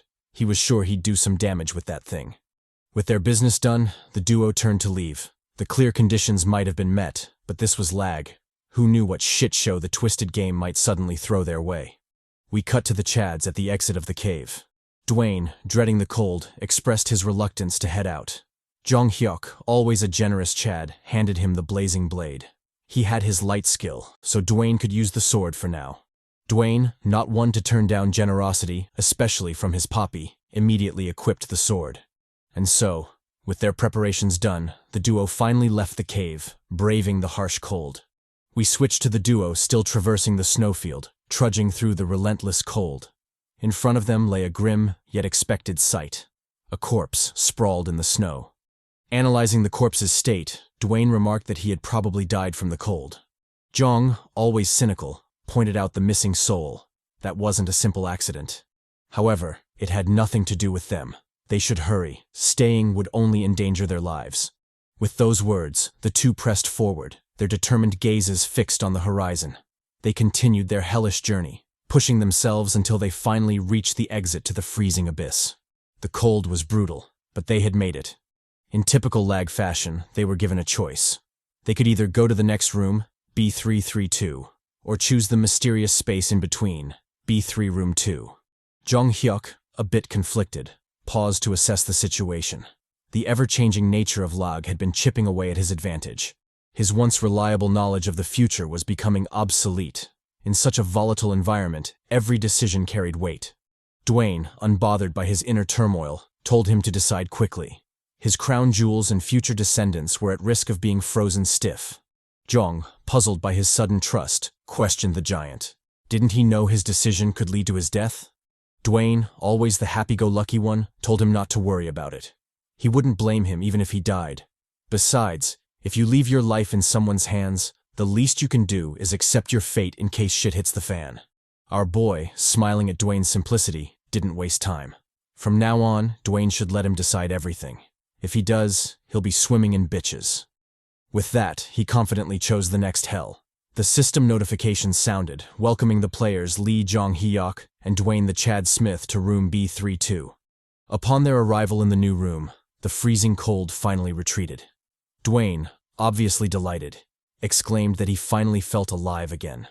The room was completely different from the last. The system notification, always punctual, announced the mission status. It stated that the main goal to escape B331 was a success. In addition, they had completed the side quest of decreasing the number of any living beings by 1. As such, both players would be rewarded with 6 souls each. Our boy, calmly pocketing the rewards, advised Dwayne to rest up. They'd head to the next room once fully refreshed. Dwayne readily agreed. There was no rush. The next room would probably be another hell anyway. Jeong Hyeok, taking a look at his current skills, noted that his highest skill level was 4. With his 11 souls, he could definitely raise it higher. But there was no need. He'd rather observe the situation first and respond accordingly. His biggest problem, however, was the active skills. He needed something stronger than light or flame if he were to continue on. The only consolation was that his drip and equipment were excellent. Everything from the elastic jacket to Tae-min's black hammer. He was pretty secure in that department, not to mention the pièce de résistance, the blazing sword. Something that OP had no business being on the 3rd basement level. But now that he had it, he was sure it would be useful even beyond the 5th basement floor. With their loadout done, the duo assembled. It was time to head to the next hell. Upon entering, the duo found themselves in another strange room. Before they could analyze the room further, the system notification sounded, announcing the mission details. The public mission was the weight of life, which honestly sounded ominous as fuck. The first goal was to make a deal by any means necessary. The second goal was to get rid of something big and heavy, aka your mama. If they did that, they'd be rewarded with 10 souls, random equipment, and, lastly, a random skill exchange coin. Jeong Hyeok, the experienced regressor, noted the odd change. They were only on the 3rd basement level, yet L.A.G was already issuing 2 goals and 2 rewards. The implications were obvious. The difficulty of the room was crazy high. As troubling as that was, there was something more urgent they needed to address. Turns out they weren't alone in that room. In fact, the room was packed with dozens of shady folks just hanging around. Not to mention, at the far end of the room, a bloody drape divided the space, probably concealing horrors beyond. Dwayne, puzzled by the development, asked Jeong for clarification. The MC, however, ignored him. He was focused on something more dire. The place was completely different from his earlier regressions. Thus, his advantage was officially useless. Before he could mull it over, a figure called out to him. This rat-looking bastard was Song Wiriong. His public attribute was a buff to speed when wearing equipment that raised movement. Currently, his highest skill level was 5. Jeong Hyeok, obviously suspicious of the rat bastard, told him to speak. Whatever he had to say could be said from way over there. The sketchy Song told him not to be so mean. He understood his caution, but honestly, he was hurting his feelings. There was no need to be so wary. He just needed to drop some exposition on him real quick. According to Song, the place was a makeshift zone for people to trade, among other things. Of course, that wasn't the official purpose of the room, but it was the only way they could grow their strength and hopefully defeat the monstrosity behind the drapes. The items on sale were basically trash, but Jeong noticed some decent and maybe useful items mixed within. Song, an experienced peddler, asked Jeong if anything had caught his eye. Our boy, an equally experienced haggler, immediately played it cool, not giving away his edge. Addressing the sketchy peddler, he asked how much for the health potion. Song, startled by Jeong's knowledge, questioned how he'd known souls were the official currency. Most people didn't know about that, let alone how to take them out. Jeong Hyeok, not bothering with his nonsense, asked how much. Song replied, asking for 2 souls. Our boy immediately countered, offering 1. The two argued about the price for a while until Jeong unleashed his trump card, active skill, Asian mother haggling. Overwhelmed by the generations of haggling experience, Song finally lost it, telling Jeong to get lost. He didn't need to sell to him. The MC, always calm, told him not to be so hasty. His final offer was the skill shard alongside the health potion for 2 souls. Song could take it or leave it. In fact, if his current skill wasn't so trash, he wouldn't even be buying that shit. Song, finally caving, accepted the trade. We learned some crucial lore of the death game. When making a trade, you extend the offer with the left hand and collect the items with the right hand. Of course, this isn't foolproof, as some bastards like Song could easily con you out of your souls if you aren't careful. The rat bastard, proud of his deception, mocked the MC. He'd be sure to use the souls well, and true to his words, the ugly bastard immediately used the souls, raising his highest skill level to 7. Jeong Hyeok, obviously livid, gazed threateningly at Song. However, he didn't immediately react. As unfortunate as it was, he was used to such occurrences. Some might even outright aim for his life, so this much was nothing. The fact that Song could so openly con them must mean he had a gang he could trust. And true to his deductions, the sketchy bastards surrounded the MC, their bloodlust obvious. Jeong Hyeok, unfazed by the looming foes, addressed Song. If he wanted to keep his trash life, he should immediately give back the souls. Song, feeling cocky, mocked the MC. It seemed he didn't quite understand his situation. Besides, he'd already used the souls, so there was nothing to give back. Before he could continue with his villain yappery, Jeong delivered a brutal kick, sending the ugly rat bastard flying. Approaching the sketchy thief, he promised him death. Death delivered by his own hands. Song, enraged, challenged the MC. He'd planned to go easy on him after taking the souls, but now that was out, he'd be sure to kill the bastard. Saying so, he activated his skill, conjuring an ominous purple shine on his palm. Jeong, however, wasn't idle. He immediately kicked Song's hand, crushing the treacherous palm with a sickening crunch. The bastard, enraged and in pain, cursed at the MC. Who gave him the right to do this to him? Our boy didn't relent. With a decisive blow, he drove the hammer into Song's mouth, opening an extra hole for the rat bastard. Song, finally realizing the gravity of the situation, called out to the gang. What were they waiting for? They should kill Jeong immediately. He wanted him dead. He wouldn't rest until he drank soup from his decaying skull. Jeong Hyeok sighed. It seemed, even until the end, Song had no thoughts of giving up. Well, if that was the case, he'd left him no other choice. Saying so, he swiftly plunged the hammer into Song's skull, putting an end to the thieving bastard. One of the gang members charged forward, his thirst for revenge evident. Before he could get far, however, a giant palm grabbed him, slamming his face against the wall. The gentle giant had finally joined the fight. Dwayne, still holding the yeeted foe, addressed Jeong. He understood the crimes of the rat song, but did he have to kill him? Jeong Hyeok, as calm as ever, addressed the gentle giant. He let him know this was how he'd always be. A soul in L.A.G was akin to your life force, and he'd kill anyone who threatened his, no matter who it was. Drawing his sword, he emphasized his stance. Whoever got in his way would receive the same treatment, so Dwayne should think carefully. This was L.A.G. In here, good guys were always the first to die. If Dwayne was the kind to pity such scumbags, then his end wasn't far off anyway. It was unfortunate, but it seemed the time to choose had finally arrived. As the two Chads stared each other down, the tension in the air palpable, the rest of Song's gang watched in shock. How had the rat bastard died so easily? Not that it mattered to them. They could simply pillage his remains and make some quick change. Their plan seemed set in stone, but something about the odd situation in front of them caught their attention. Why were the two lovers fighting? Trouble in paradise, maybe? Well, that only worked in their favor, so who were they to question it? Signaling for their assassin mate to move, the gang prepared their counterattack.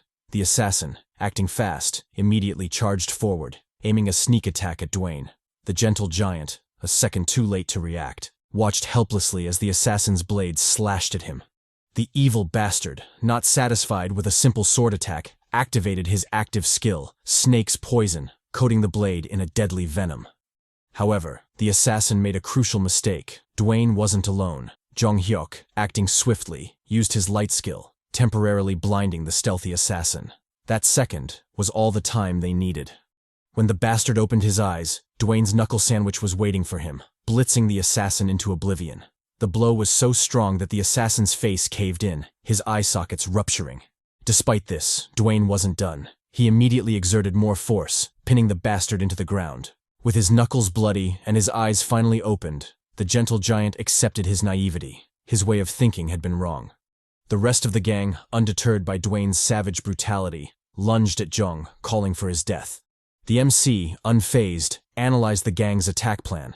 They had opted for a pincer attack.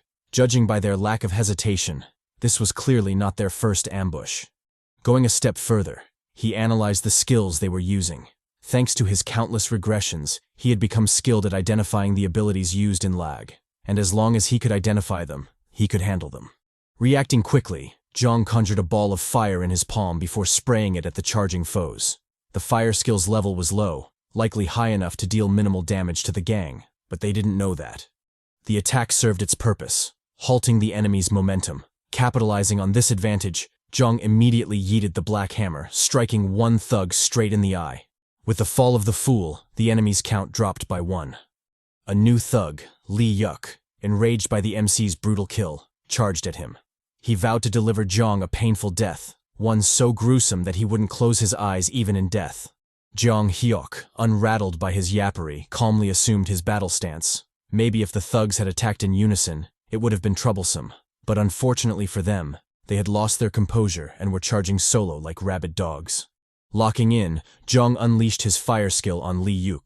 The cunning foe, more agile than Jeong had anticipated, immediately dodged the attack and resumed his charge. With a brutal slash, he aimed for Jeong's neck. The MC easily blocked the attack. Thanks to his strongbones passive skill, the slash was nothing more than a tickle. L.A.G, not expecting such monstrous defense, froze for a moment. Before he could gather his wits, Jeong blessed him with a hot kiss to the skull, stabbing straight through his peanut brain. With another enemy down, Jeong turned to face the remaining fools. The bastards, unrelenting, charged at the MC. Jeong, not one to waste time, launched his own attack, slashing his blazing sword at the enemies. He comboed the attack with a fire strike, savagely burning the foes' heads. Watching the screaming thugs, Jeong showed no mercy, unleashing another fire strike to burn the bastards to cinders. Done with the brutal battle, the MC casually collected the souls. Addressing Dwayne, he asked if he still harbored naive thoughts about peaceful coexistence. Like he'd said before, L.A.G was a death hell where only doom awaited the foolishly kind. Gazing sternly at him, Jeong asked Dwayne to make up his mind. His hour of hesitation was over. Dwayne took a moment to mull it over before turning his attention to the beaten thug. With a sickening stomp, he crushed the bastard's skull, putting an end to his rotten existence. The giant, finally manning the hell up, told Jeong he was right. In L.A.G, death was repaid with death, and he had no intention of avoiding it any longer. Jeong, proud of his boo, encouraged Dwayne's growth. In that hell, the death of another fueled their own strength. And true to his words, Jeong immediately utilized the loot dropped by Song, acquiring the passive skill Calm Mind from the skill shard. The skill guaranteed composure regardless of the situation. With their massacre complete, Dwayne eyed the other people in the room. Despite the huge fight, no one had intervened. Jeong explained that it was expected. Most people in L.A.G were strangers to one another. It didn't make sense to stick your nose into someone else's business. The only ones who might have intervened were Song's gang, but they were already decimated. Besides, the crowd had just witnessed them annihilate Song and his group. Most wouldn't want to fuck with them after that. As Jeong was still glazing, a clanging sound came from behind the drapes, startling everyone. Whatever it was, it clearly had everyone on edge. Dwayne noted the sound of breathing behind the drapes. Jeong Hyeok, equally puzzled, replied that he didn't know what it was either. But whatever it was, it had everyone scared shitless, so it probably wasn't anything good. A loud voice interrupted their discussion. The voice belonged to Byung-ho, a Chad with flashy hair and killer drip. His public attribute allowed him to use 2 active skills simultaneously. Currently, his highest skill level was 6. The MC, always suspicious of new arrivals, invested 11 souls to level up his calm breathing. With the level raised to 6, his recovery would improve significantly. The new Chad introduced himself, telling the duo his name. Jeong, however, cut him off. He told him to get to the point. What did he want? Byung, with a dazzling smile, expressed his desire to join the Chads. Oh? Is this a love triangle I sense? Watch out, Dwayne. Someone's coming for your boo. Dwayne, like a jealous boyfriend, asked Byung if he was trustworthy. Byung replied that trust wasn't necessary. What mattered was his ability. If they wanted to survive, cooperation was inevitable. Jeong Hyeok, always in his murdery vibes, warned Byung not to think of betraying them. If he did, then no matter the situation, Jeong would drop everything and kill his ass. Byung, unfazed by the obvious yet slightly gay threat, told him not to worry. Despite how he looked, he was a pretty chill guy. Besides, he had no intention of dying just yet, so betrayal wasn't in the cards. Locking in, Byung pointed at the drapes. As much as they wanted to leave, they had a big problem. Something big and vile was waiting for them behind the bloody curtain. Dwayne, the jealous boyfriend, immediately raised his complaints. He didn't like or trust Byung, so traveling with him was out of the question. Besides, the flashy bastard was clearly after his poppy, so why would he give him the chance? Byung countered his objection, pointing out that while the duo was strong, even with his help, the task would still be nearly impossible. Jeong Hyeok, picking up on the ominous tone, asked Byung what he meant. The flashy Chad, finding it easier to show rather than explain, led the duo to the drapes. Drawing them back, he revealed the other half of the room. And it was hellish. Not only was it bloody, hinting at a bleak fate for whoever stepped inside, but it was also discouraging since the exit door was far across the room, meaning they'd have no choice but to face the monstrosity guarding it. Speaking of monstrosities, a heavy, bloody foot slammed into the ground, crushing the concrete floor beneath it. This foot belonged to the megalithic man, a dreadful stone behemoth towering over the petrified players. I'd like to describe what it looks like, but again, lag is on some bullshit, so I'm struggling to find the words. Honestly, what the fuck is this? As expected, our Chads were terrified, especially since the quagmire-looking bastard was glaring daggers at them. Byung, continuing his presentation, introduced the dreadful foe to the party. He explained that the megalithic man was the true obstacle to clearing the room. Luckily, the fiend never left its half of the room, so they were still relatively safe. The gentle giant, visibly shaken by the behemoth, noted that it towered well over 3 meters, a genuine giant, unlike his bootleg title. The mission stated they needed to get rid of something big and heavy, so this was clearly it. Jeong Hyeok, equally spooked, stared at the foe. To think he'd meet the behemoth on the 3rd basement floor. Just what the hell was going on with Lag? Turning to Dwayne, Jeong asked if they could solo the Guardian. Dwayne immediately rejected the idea. No matter how he looked at it, that was completely beyond their means. But what about Jeong? Did he have some big-brain strategy to overcome this obstacle? Jeong, always practical, told him to forget about it. The enemy wasn't one to go down easily, even with the best strategy. Shifting his attention to Byung, Jeong asked why he was so insistent on tagging along. What was he scheming? Byung replied that his reasons were simple. The two of them were strong, giving him the best chance of survival. Based on his analysis, 3 people should be enough to handle the Guardian, but most refused to try, fearing for their lives. Of course, there were those who accepted, but the MC and Dwayne annihilated them, leaving him back at square one. The MC pressed further, asking why he didn't try teaming up with anyone else. Byung explained that his involvement with the sketchy gang basically ruled out any cooperation with the other players. Because of those bastards, he'd been forced to move around a lot of corpses, which inevitably put a wedge between him and everyone else. But even that wasn't enough to secure his safety, as the treacherous thugs still ganged up and ambushed him, nearly killing him. Noticing the scars on Byung's stomach, the MC's eyes widened in shock. In a panicked voice, he asked Byung how he'd managed to heal the wounds so quickly. Flustered by the exaggerated reaction, Byung replied that it was thanks to his skills. He explained that he could deal with external wounds based on his skill level, though the action exhausted him, sometimes to the point of being unable to move. Jeong Hyeok, unnerved by the revelation, noted that this was a skill he'd never seen before, not even across his countless regressions. Did this mean Lag had new passive skills as well? He'd felt something was off before, but now it was obvious. The missions, enemies, and skills in this regression were constantly changing, and the death game had been wilding ever since he woke up. This might just be a guess, or maybe a strong feeling, but this life felt like his last in Lag. Byung, oblivious to the MC's ominous realization, called out. He asked what their next move was. Would they tackle the Guardian together? Jeong Hyeok, never one to waste time, immediately agreed. Delaying wouldn't do them any good. Dwayne, the tsundere, chimed in.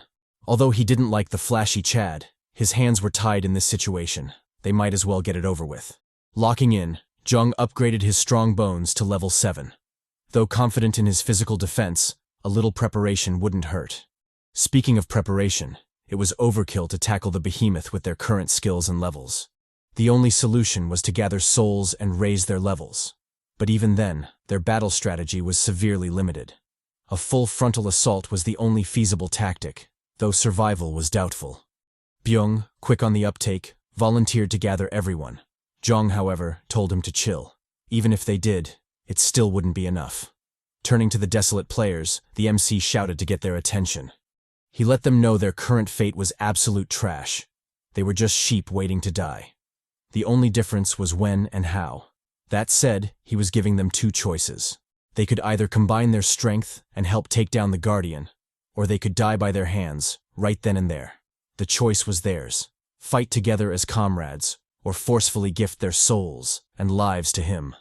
Byung, visibly shocked, told him to hold the fuck up. What did he mean, their hands? Was he including him in the smoke as well? Turning to Dwayne, he pleaded for him to talk some sense into Jeong. Dwayne, unfazed, told him to chill out. Although Jeong's methods were unconventional, they were the reason he was still alive today. Byung should sit back and trust their poppy. One of the players responded to Jeong's provocation. He warned Jeong not to throw words around so carelessly, especially when they carried such obvious threats. Sure, the trio might be strong, but even for them, handling such a large group was impossible. Besides, what was stopping them from just killing the cocky MC? This faded-looking bastard was Mark Rowan. His public attribute was a strong strong voice. Currently, his highest skill level was 6. Analyzing this Chad, who seemed to be high on mushrooms, Jeong Hyeok noted that his aura was different. From the looks of it, Mark was the true boss of the group. The reason the dearly departed Song and his gang couldn't fully control the room was probably because of him. Our boy, refusing to back down, doubled down on his threat. He let Mark know he was dead serious. The only question was whether Mark really wanted to test him. The fated Chad immediately backed off. He had no desire to fight Jeong. Besides, the MC was right. The people in that room were at their limit. A change was necessary before things spiraled into total chaos. Addressing Jeong, Mark asked what the plan was. How did he intend to kill the Guardian while keeping everyone safe? Hearing such naive words, Jeong chuckled. Mark, puzzled by the reaction, asked what was so funny. Jeong replied, telling him to cut the bullshit. What did he mean, keep everyone safe? Some were obviously going to die. It was inevitable. The only thing he was certain of was that their chances of survival were much higher if they pooled their strength and fought the Guardian as a group. In fact, Mark must have already known this. That's why they could have that conversation in the first place. With those words, the MC ended the debate. The time for talking was over. It was time to act. Before they could move, however, a loud bang erupted behind them, startling the group. The dreadful noise came from the Guardian punching the steel gate, seemingly testing its limits. Dwayne, sweating bullets, asked Byung if the Guardian usually behaved like that. Byung denied it, explaining that although it occasionally hit the bars, it was never to that degree. The rest of the bots murmured in agreement. Something was definitely off. Even a bootleg Garcia chimed in, asking nervously if they'd be okay. Don't worry, mommy. Our boy will protect you this time. But of course, this was L.A.G. Nothing ever went according to plan in this cursed world. With one mighty punch, the Guardian shattered the steel gates, obliterating the last safety net for the players. With a menacing glare, the behemoth locked eyes with the group, who could only watch in shock and horror as their safe zone was annihilated. Dwayne, cursing their shitty luck, remarked that they were all in the same boat now. Whether they wanted it or not, the other players would have to fight. Byung, also cursing, lamented that they hadn't even formulated a plan. How were they going to tackle the behemoth in such a manner? Jeong, unfazed by the unfair development, told the Chads to lock in. Any prior plans were effectively out the window. The only thing they could do was focus and respond accordingly. The Guardian, unbothered by their rattled state, made the first move. Crouching low, it launched itself toward the group with terrifying speed that defied its enormous size and weight. The MC, recognizing the lethal intent, immediately shouted for everyone to dodge. The squad complied, narrowly avoiding the charging doom.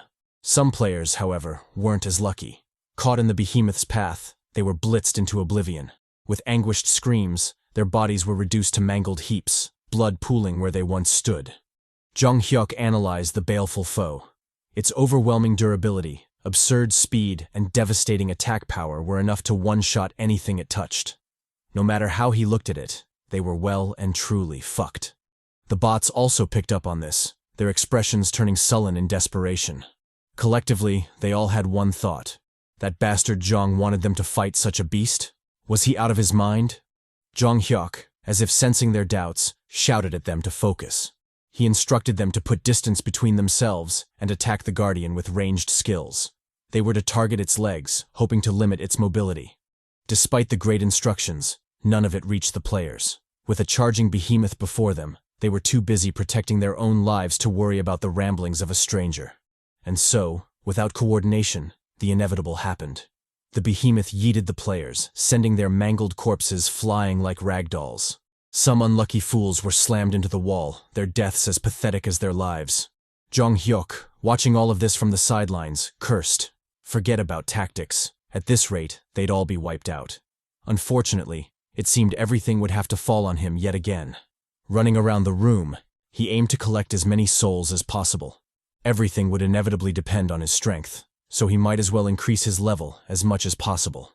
Mark, also noting the unfavorable development, decided to act. Activating his strong voice skill, he repeated Jeong's instructions to everyone in the room. Because of his strong throat, his words cut through the panic, finally reaching the players. With seamless coordination, the players surrounded the foe, eager for a counterattack. One mommy even had time to rock a thong, because what better way to fight a boss than with a killer wedgie? Jeong Hyeok, still on his scavenger hunt, commended Mark. Thanks to his quick thinking, the situation was barely salvaged. Not to mention his ingenious use of the strong voice skill. Jeong hadn't even known it could be used like that. Well, not that it mattered at the moment. He had more important things to do. Moving from corpse to corpse, Jeong ignored the shame of plundering the dead.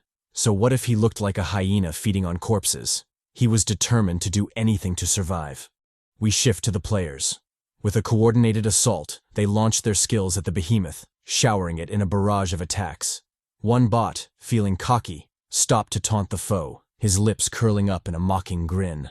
This, however, proved to be a foolish mistake, as the fiend easily brushed off the flame attack, pouncing brutally on the cocky dude.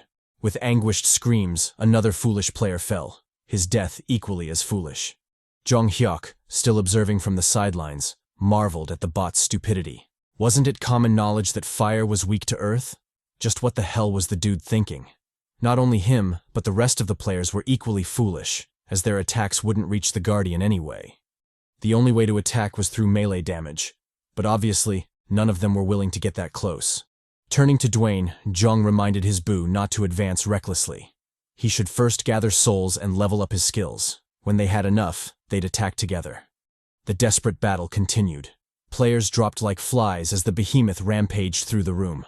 In a final act of desperation, one player hurled a lightning attack at the creature, hoping to break through its defenses. But just like fire, lightning was weak to earth. The Guardian brushed it off with ease, yeeting the poor fool into oblivion. The rest of the players, capitalizing on the Guardian's distraction, froze its feet, effectively pausing its momentum. Mark, thrilled by their teamwork, signaled for everyone to attack. The players, blindly trusting their leader, charged at the behemoth with their weapons at the ready. The fiend, however, proved more cunning than they'd thought. After baiting the players to close the distance, the Guardian swiftly initiated its counterattack. With a mighty slam, the Guardian blitzed the players, sending their pathetic corpses flying. Even this wasn't enough for the fiend. It comboed the slam with a punch attack, easily reducing the players to bloody pulps. In an overwhelming show of power, the Guardian punched the shit out of the players. Wherever its fists went, lives were reaped, powerless to stop it. Jeong Hyeok, still on his scavenger hunt, stealthily made his way around the room, collecting as many souls as he could. Sure, it was grim to capitalize on the dead like that, but what choice did he have? He had to get stronger, no matter the method. As he was reaping the souls, Jeong stumbled upon a wounded Chad barely clinging to life. In a broken voice, the man begged for mercy, the pain too much to endure. Jeong Hyeok, always a merciful Chad, immediately complied. Drawing his sword, he promised to avenge the man. The unfortunate man, although weak, thanked the MC. With that, he could at least rest in peace. Jeong Hyeok, acting on his promise, immediately stabbed the fellow, ending his life. In a silent prayer, he wished the poor soul peace in the afterlife. Upon collecting the man's soul, Jeong noted that his collection was up to 19. Although not a lot, it was enough to at least put up a fight. Turning his attention to the battle, he noticed Mark charging at the Guardian. The brave leader, stealthily approaching the boss, immediately utilized his trump card, Time Bomb. This was an active skill that planted a bomb on a target. Upon activation, the bomb would detonate within 10 seconds. With the task done, Mark swiftly called for everyone to scatter before setting off the bomb. The explosion hit with a deafening boom, dealing significant damage. Excited by its success, the players urged Mark to use the skill again. The boss, although willing, wasn't able to fulfill their demands. The attack wasn't something he could spam indefinitely. This was lag. Cheat abilities weren't allowed. As the players were still hopefully staring at the fallen foe, wishing it wouldn't get back up, the MC's loud voice called out, reminding them to be careful. However, his warning came too late. The boss was already targeting Mark, its giant palm closing in on him. Before he could react, the boss grabbed him by the head, lifting him off the ground. The rest of the players, worried about their leader, shouted his name in desperation. This, however, proved futile, as the foe crushed Mark's head, bathing the ground in his blood. Jeong Hyeok, noting the bleak development, instructed Dwayne to join him in attacking. Since Mark was dead, the rest of the players were bound to collapse. Something needed to be done before that happened. True to his prediction, the behemoth charged at the players, making quick work of them. Without their leader, they were nothing but fodder, falling pathetically with every stomp or punch from the boss. In a show of grotesque savagery, the boss crushed the players into bloody pulps, tearing their bodies apart. Jeong Hyeok cursed at the expected massacre. He'd known this would happen, but he hadn't thought it would happen so quickly. Dwayne, infuriated by the slaughter, decided to make his move. Utilizing his active skill, Strength Increase, he buffed his strength by 50% before charging at the boss. With a booming war cry, he shouted at the cocky rock to eat his black axe. The axe wasn't huge, but she'd said his was the perfect size, so it was all right. Saying so, he struck the boss, chipping away at the beast's stone hide. Not relenting, the gentle giant immediately doubled his assault, showering the boss with a flurry of attacks. Swords might have been ineffective, but his pickaxe was the perfect tool to deal with a stony bastard like that. While he was still glazing himself, the boss threw him a curveball. With frightening speed, the behemoth intercepted his attack, grabbing his arm in a tight grip. Dwayne, shocked by the counterattack, cursed. It seemed he had fucked up. Under the boss's iron grip, Dwayne was forced to let go of his trusty pickaxe. The clanging sound of the pickaxe hitting the ground served as a signal for the boss to initiate its counterattack. Reeling back, the behemoth prepared a killer jab, which it unleashed on Dwayne, with frightening speed. The Chad, now defenseless, watched in horror as the lethal blow neared him. Reacting quickly, he immediately deployed his active skill, Stamp Kick, delivering a nasty kick to the behemoth's leg. The sheer power of the attack sent shockwaves through the room, driving the boss's leg into the concrete floor. Having lost its balance, the behemoth's once lethal jab landed pointlessly into the ground, narrowly missing the trapped Chad. The boss, however, wasn't going to leave empty-handed. Exerting more force, it crushed Dwayne's arm, sending stinging pain through the Chad's body. Dwayne, now with a panicked look on his face, endured the blinding pain. Inwardly, he thanked his strength skill because, without it, the behemoth would have already crushed his arm into a bloody pulp. However, even his skill had a limit, so something needed to be done, and fast. Clenching his fist, Dwayne reeled back before driving a killer hook into the boss's face. The blow left the behemoth reeling, its once majestic defense subtly crumbling. Dwayne, however, wasn't left unscathed. The behemoth wasn't called Megalithic Man for no reason. Its defense was as absurd as you'd expect. As such, even though he was the one who dealt the blow, he still suffered considerable damage to his fist. Noticing he wouldn't last long under those circumstances, Dwayne begged for help from the one person he could rely on, his Poppy and Boo, Lee Jeong Hyeok. Our boy, as if sensing the distress signal from Dwayne, crept up on the boss, his black hammer poised to strike. In a brutal slam, he struck the behemoth straight in the back, sending chips of its defense flying. The force from the blow left the behemoth dazed, forcing it onto its knees. Jeong Hyeok, not relenting, immediately activated his passive skills, strong bones, and tough skin. With the protection of the upgraded skills, he lunged at the boss, his left hook ready. Not wasting time, he swiftly sent the punch flying, driving it deep into the behemoth's body. The boss, left reeling from the punch, finally loosened its grip on Dwayne's arm, giving the Chad a chance to slip away. Jeong, noticing his boo was safe, doubled down on his attack, unleashing a flurry of strikes on the boss's back. With grim determination, he comboed hammer strikes with punch attacks, desperate to bring the boss down. Sure, his fists were burning, and his knuckles were bleeding, but he didn't care. The only thing on his mind was to deliver one more punch to finally bring the bastard down for good. As he was still in his bloody trance, an urgent voice called out, warning him to dodge. Jeong, a little hazy from the bloodthirst, failed to understand what Byung meant. Before he could mull it over, a lethal blow aimed at his head swiftly materialized before him.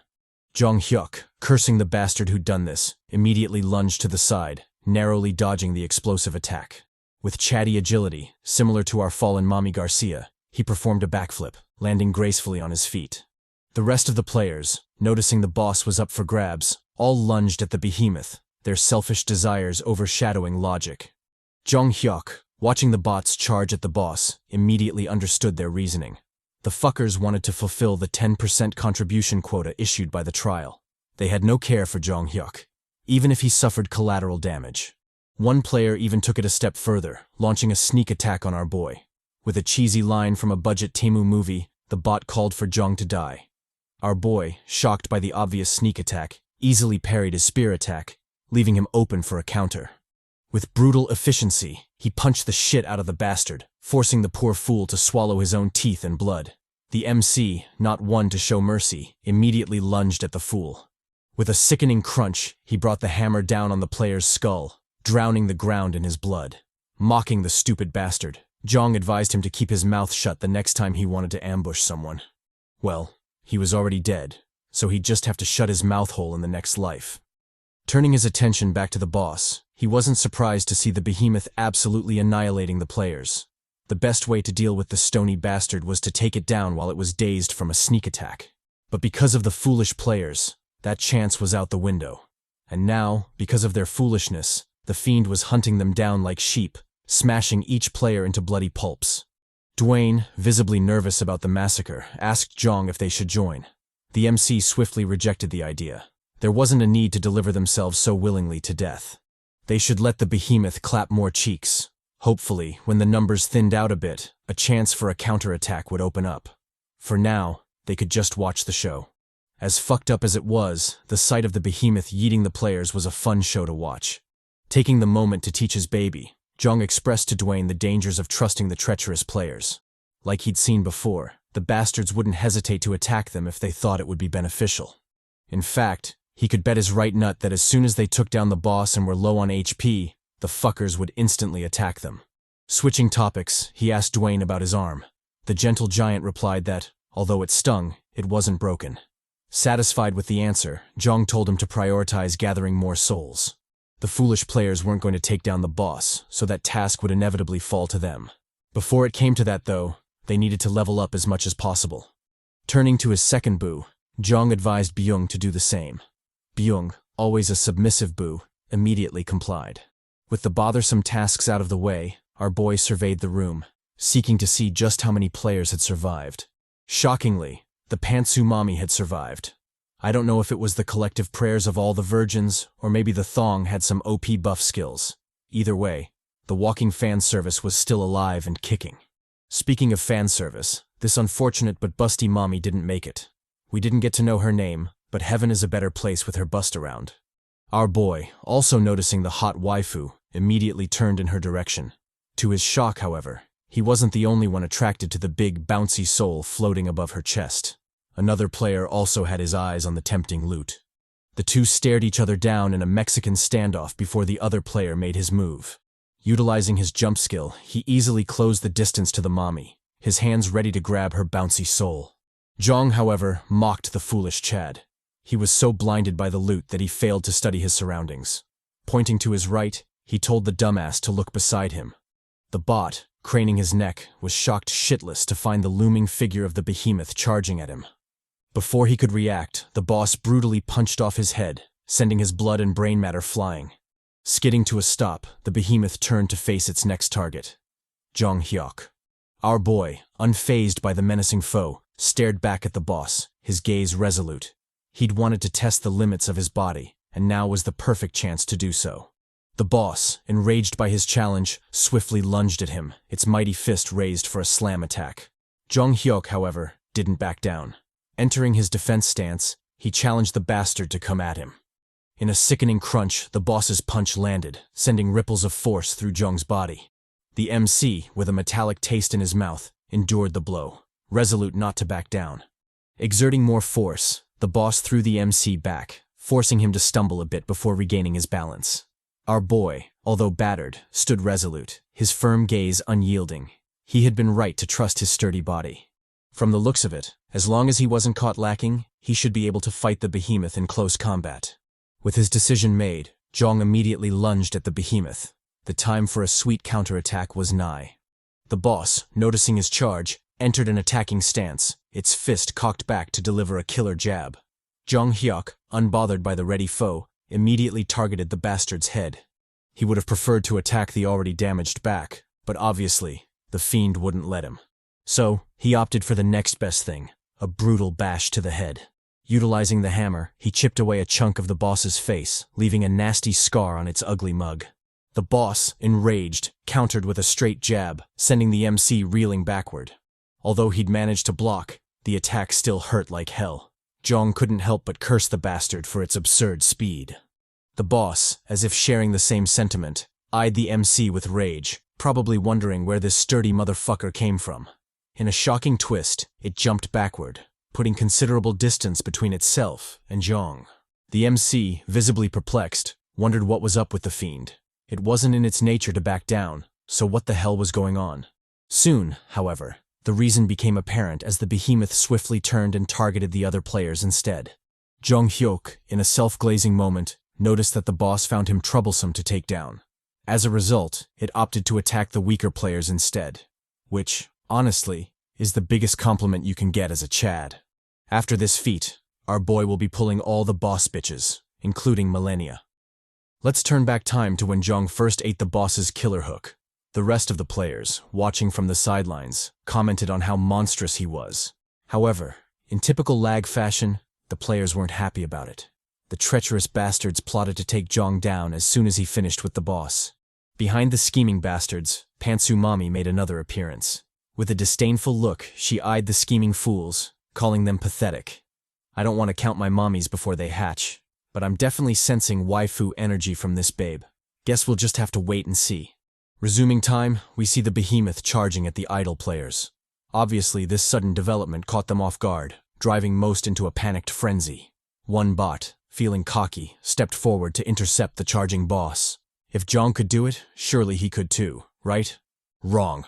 The behemoth yeeted the fuck out of him, bashing the bastard's face like he owed him money. Done with the brainless fool, the boss turned, seeking its next prey. Its eyes landed on a helpless mommy, and it didn't hesitate to lunge at her. With killer precision, its fist tore through the air, aiming for the poor babe. At that desperate moment, a Chad in shining armor came to her rescue, bashing the shit out of the behemoth and forcing it to backpedal. This brilliant knightly Chad was none other than Dwayne, who'd sensed the damsel's distress and come running. With this, he should be able to collect some thank you cheeks after the fight.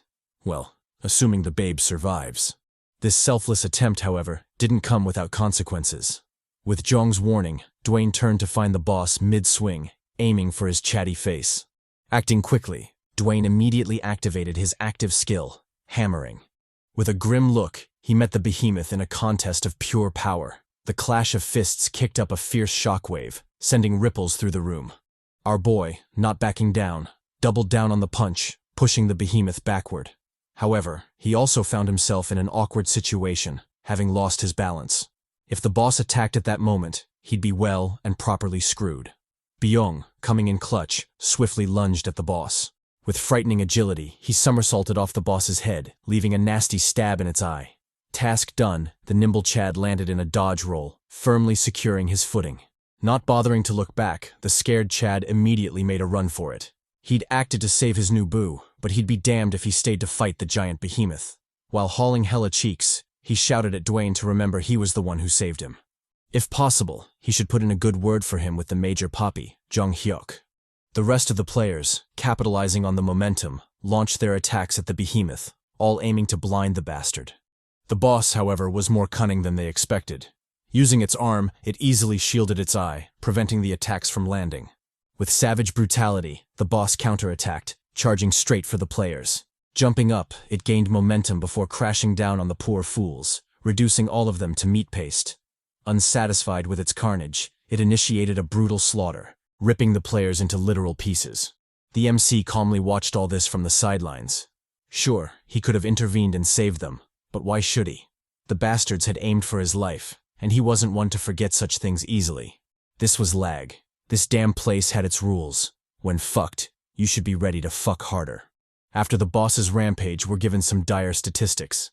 The total number of survivors in the room had been 40. Right now, however, that number had drastically dropped to just 7. And, of course, Pantsu Mommy made it. I'm telling you guys, my waifu senses are tingling. Garcia can finally rest in peace, because a new mommy is coming. Pantsu Mommy. With the annoying hindrances gone, the boys decided to lock in. It was time to seriously face the behemoth. Before that, however, Jeong had some cleanup to do. He asked the Chads to point out the bastards who'd attacked him before. Upon being singled out, Jeong vowed to kill them himself. There was no way he'd let such treacherous bastards live. With that out of the way, the Chads charged at the boss, their bloodlust brimming. The behemoth, sensing the ominous development, immediately lunged at its first target, soon to be Pantsu Mommy. It knew its end was near, so it opted to do as much damage as possible before falling. Jeong Hyeok, however, wasn't going to let it do as it pleased. He'd barely gotten a Garcia replacement. The hell if he'd let her die. The new mommy, not completely helpless, fought back against the behemoth, telling the rock pervert to stay away. Her name turned out to be Anji Ah, a spicy babe from the Asian continent. Her public attribute was a buff to agility when wearing metal equipment. Currently, her highest skill level was 5. With a mommy in distress, the boys swiftly lunged into action. Sure, she could somewhat hold her own by parkouring off the walls, but how long would that last? This was L.A.G. Things went from 0 to 100 real quick in this hell. Addressing the boys, Jeong immediately issued the tasks. Byung was to take the left flank and wait for the behemoth to make a big move. Of course, the MC was aware his personal damage was minimal, or rather, straight trash. But that's not what he needed him for. He was simply to shake the boss's balance. As for Dwayne, the little giant was to utilize his stamp kick to hopefully bring the fiend to its knees. Everything else would be handled by him. They're Poppy, so they need not worry. Back with On, the spicy mommy, finding herself in a pickle, utilized her trump card, Ice Pick. The skill effectively froze anything it hit, and when utilized correctly, as with the behemoth, it could serve as a binding skill of sorts. Anji, finally getting some breathing room, immediately jumped back, putting distance between herself and the boss. I initially didn't want to say something about this view, but god damn. To the artist of this manhwa, I wish you and your descendants eternal joy. Byung, capitalizing on the boss's binding, swiftly closed the distance, running across the steep walls like they were flat ground. With deadly precision, he landed a nasty kick on the behemoth's head, leaving the fiend reeling. In typical Byung fashion, the flashy Chad immediately skedaddled. No way in hell he'd stay to fight that thing. The gentle giant, having expected Byung's Chadly cowardice, immediately lunged at the boss, his stamp kick ready. Utilizing the active skill, Dwayne landed a brutal kick on the behemoth's leg, tripping the giant bastard. With a busted leg and no support, the fiend wobbled on its feet. Our boy, knowing the best time to spawn the fuck up, appeared behind the boss, his attack ready. Without mercy, he unleashed a nasty axe kick on the boss's head, finally bringing the bastard to its knees. Capitalizing on the fiend's stunned state, Jeong unleashed a flurry of attacks on the boss's back, chipping away at its formidable defense. He used whatever he could to bring the bastard down. His hammer, feet, fists, anything to silence the fiend for good.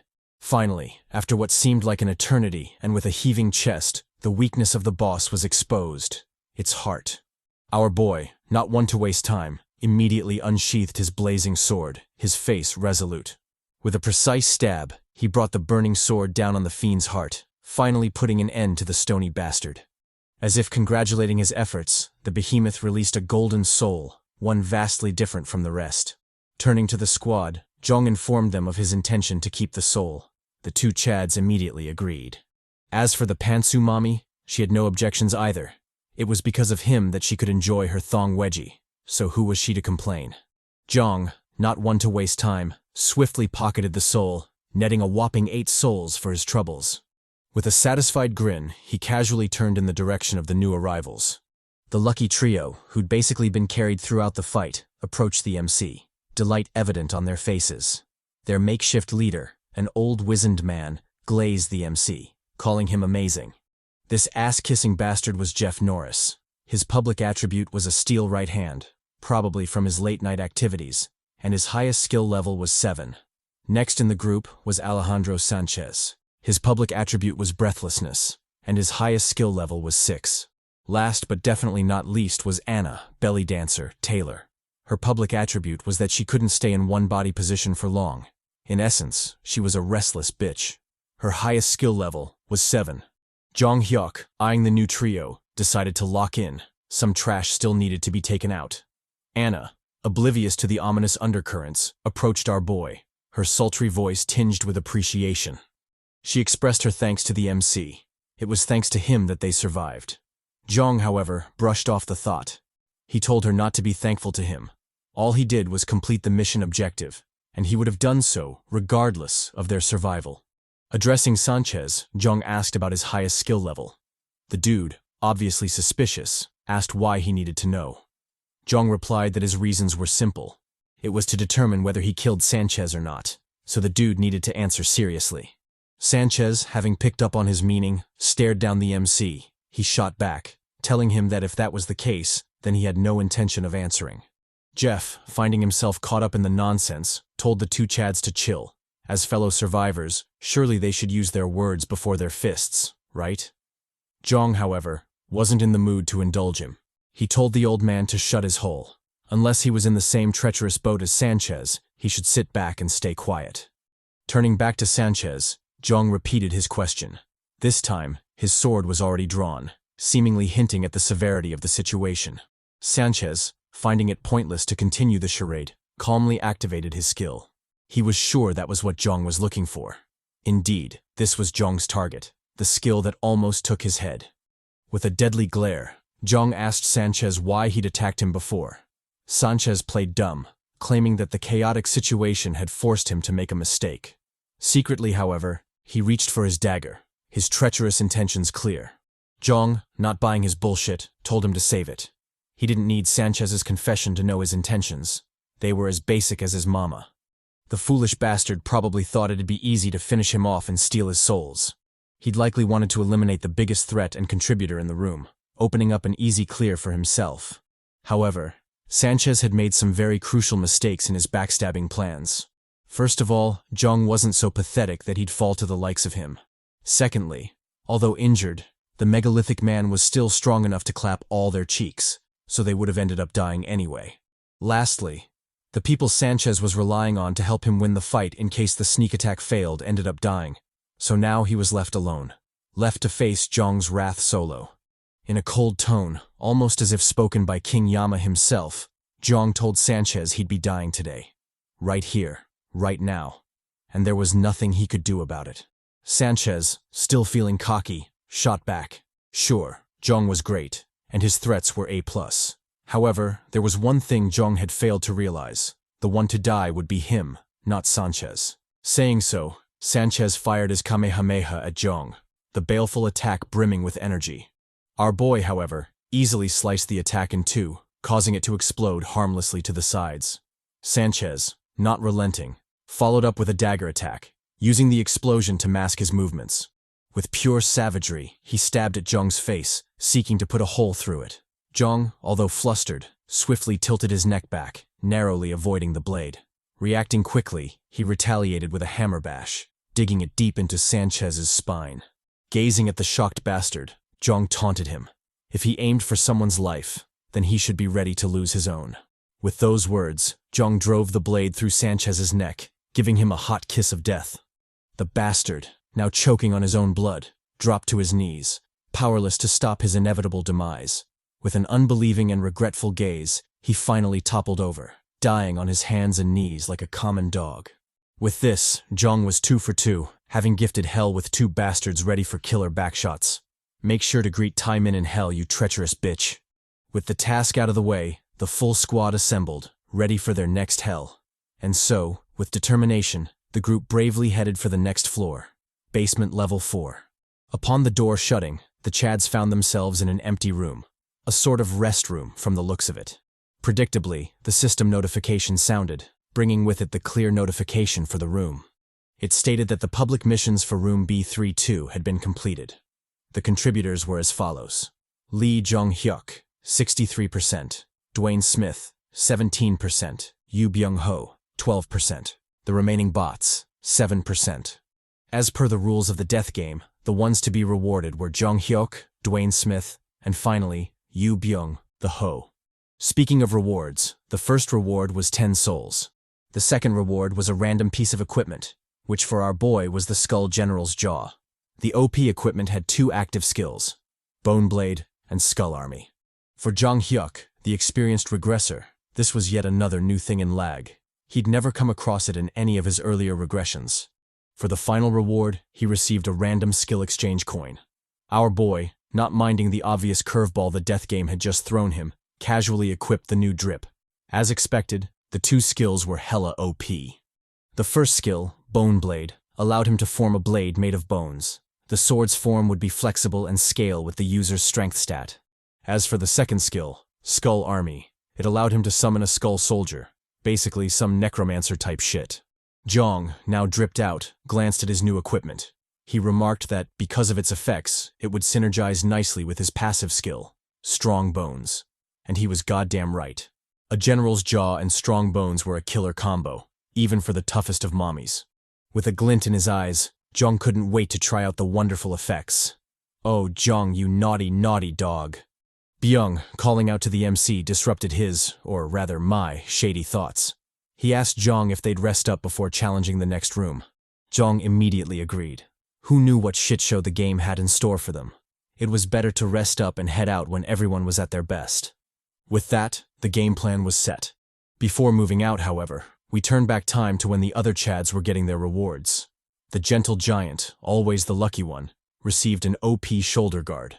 Like Thor in that iconic Avengers scene, he said the magic words, "I like this one. Oh, the chills. I'm fanboying so hard right now." Byung, a bit jealous, threw shade at Dwayne, calling him Muscle Hyung. Although he didn't want to admit it, he also believed Dwayne's drip was hella drippy. Before he could drown in jealousy, however, the system issued his own reward, a zesty-looking belt. We don't get to know the name of the equipment, but since Jeong's own belt was called Leather Hipsack, it's probably something hella stupid.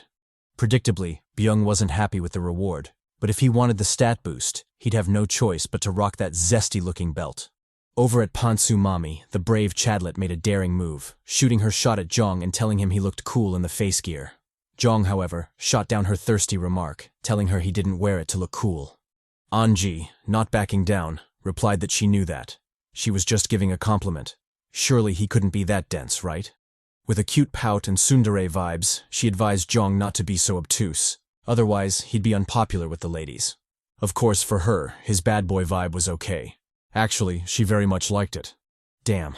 Talk about being direct. It's finally official, guys. A new mommy is upon us. Make sure to cash in on your pantsu mommy stonks. Jeong, taken aback by her straightforwardness, gazed at the retreating babe.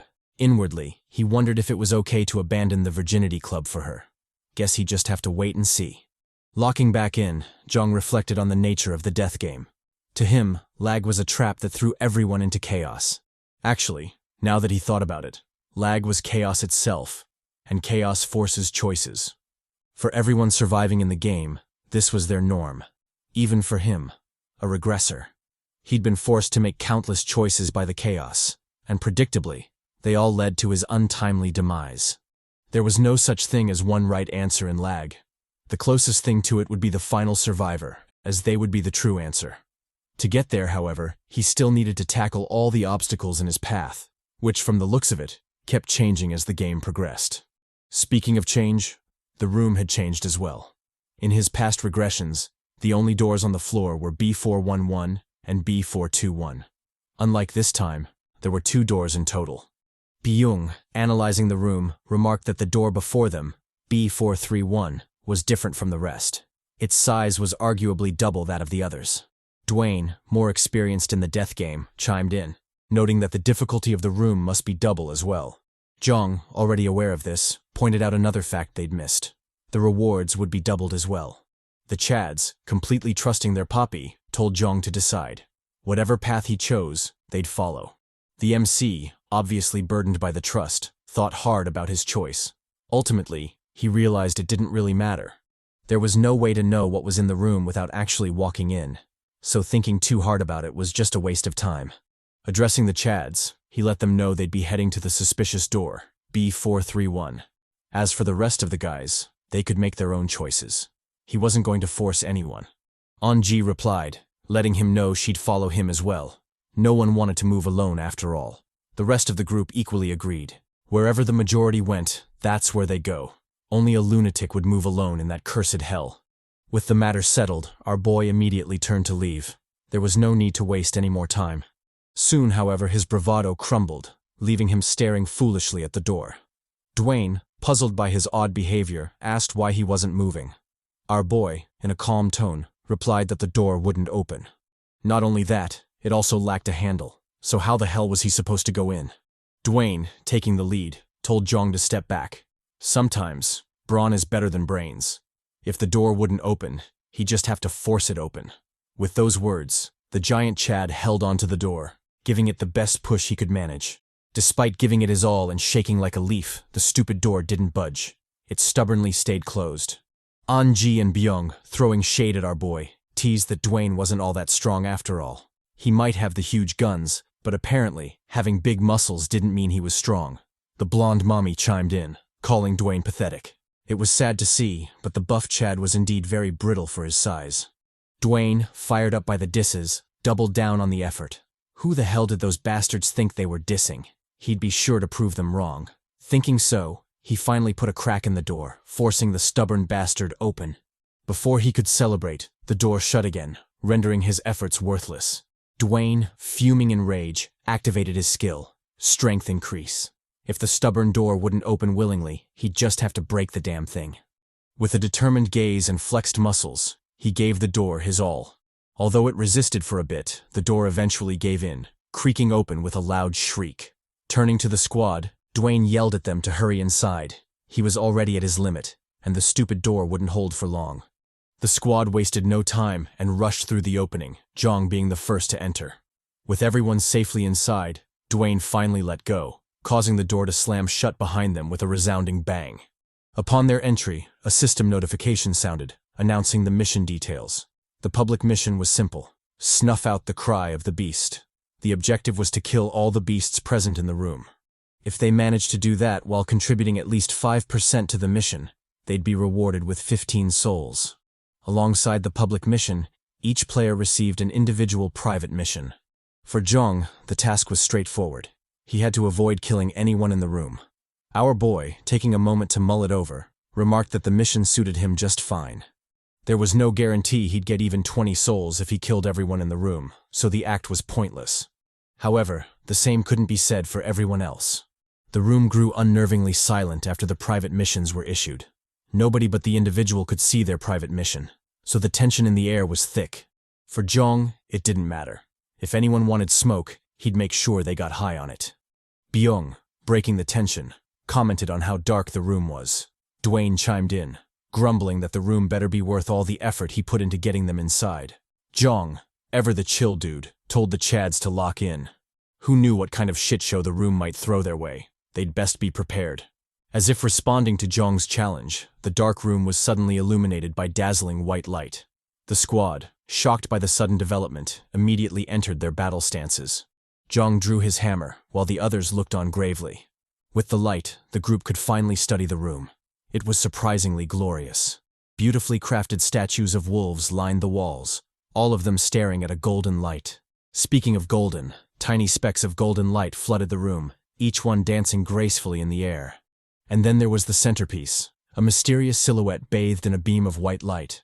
As the light revealed more details, the silhouette turned out to be a drop-dead gorgeous babe with a figure for days. The mysterious mommy, undoubtedly the best mommy in the story so far, was begging to be saved, her arms outstretched in despair. Jeong, shocked by the obvious thirst trap and likely death trap, wondered what the hell was going on. This was the first time he'd seen such a sight. It seemed L.A.G had thrown him another curveball. This time, however, the ball was hella curvy, because goddamn. The rest of the squad, equally stunned, studied the room further. They noted that apart from their group, there was no one else in the room. Nor were there any signs of a fight. That being the case, just who, or what, was this dazzling mommy asking help from? The thirst trap continued her pleas, begging for the squad to save her. Byung, ever the cultured man, blushed at the sight and commented on how hella sexy she was. An-ji, a bit jealous, told the pervert to focus. It didn't take a genius to figure out the woman was clearly suspicious. Jeff, losing himself to the thirst, calmly walked forward, his gaze resolute. Upon Anna's questioning, the old pervert expressed his reluctance to ignore a damsel in distress, especially when the damsel was smoking hot. As a true gentleman, there was no way he'd sit by and let such a gorgeous babe suffer. Dwayne, watching from the sidelines, asked Jeong if this was okay. No matter how you looked at it, this was clearly a trap. Jeong told him not to worry about it. The old pervert would find out soon enough, so all they had to do was watch. Inwardly, Jeong remarked that while not quite like this, he'd found himself in similar situations throughout his countless regressions. Such setups typically played out in two ways, either a trap or a reward. As for which one the horny dog would encounter, well, they just have to wait and see. Switching scenes, we find Jeff closing in on the mysterious lady. Noticing his arrival, she reached out, urging him to grab her hand. Jeff, like an idiot, obliged, firmly clasping the delicate hand.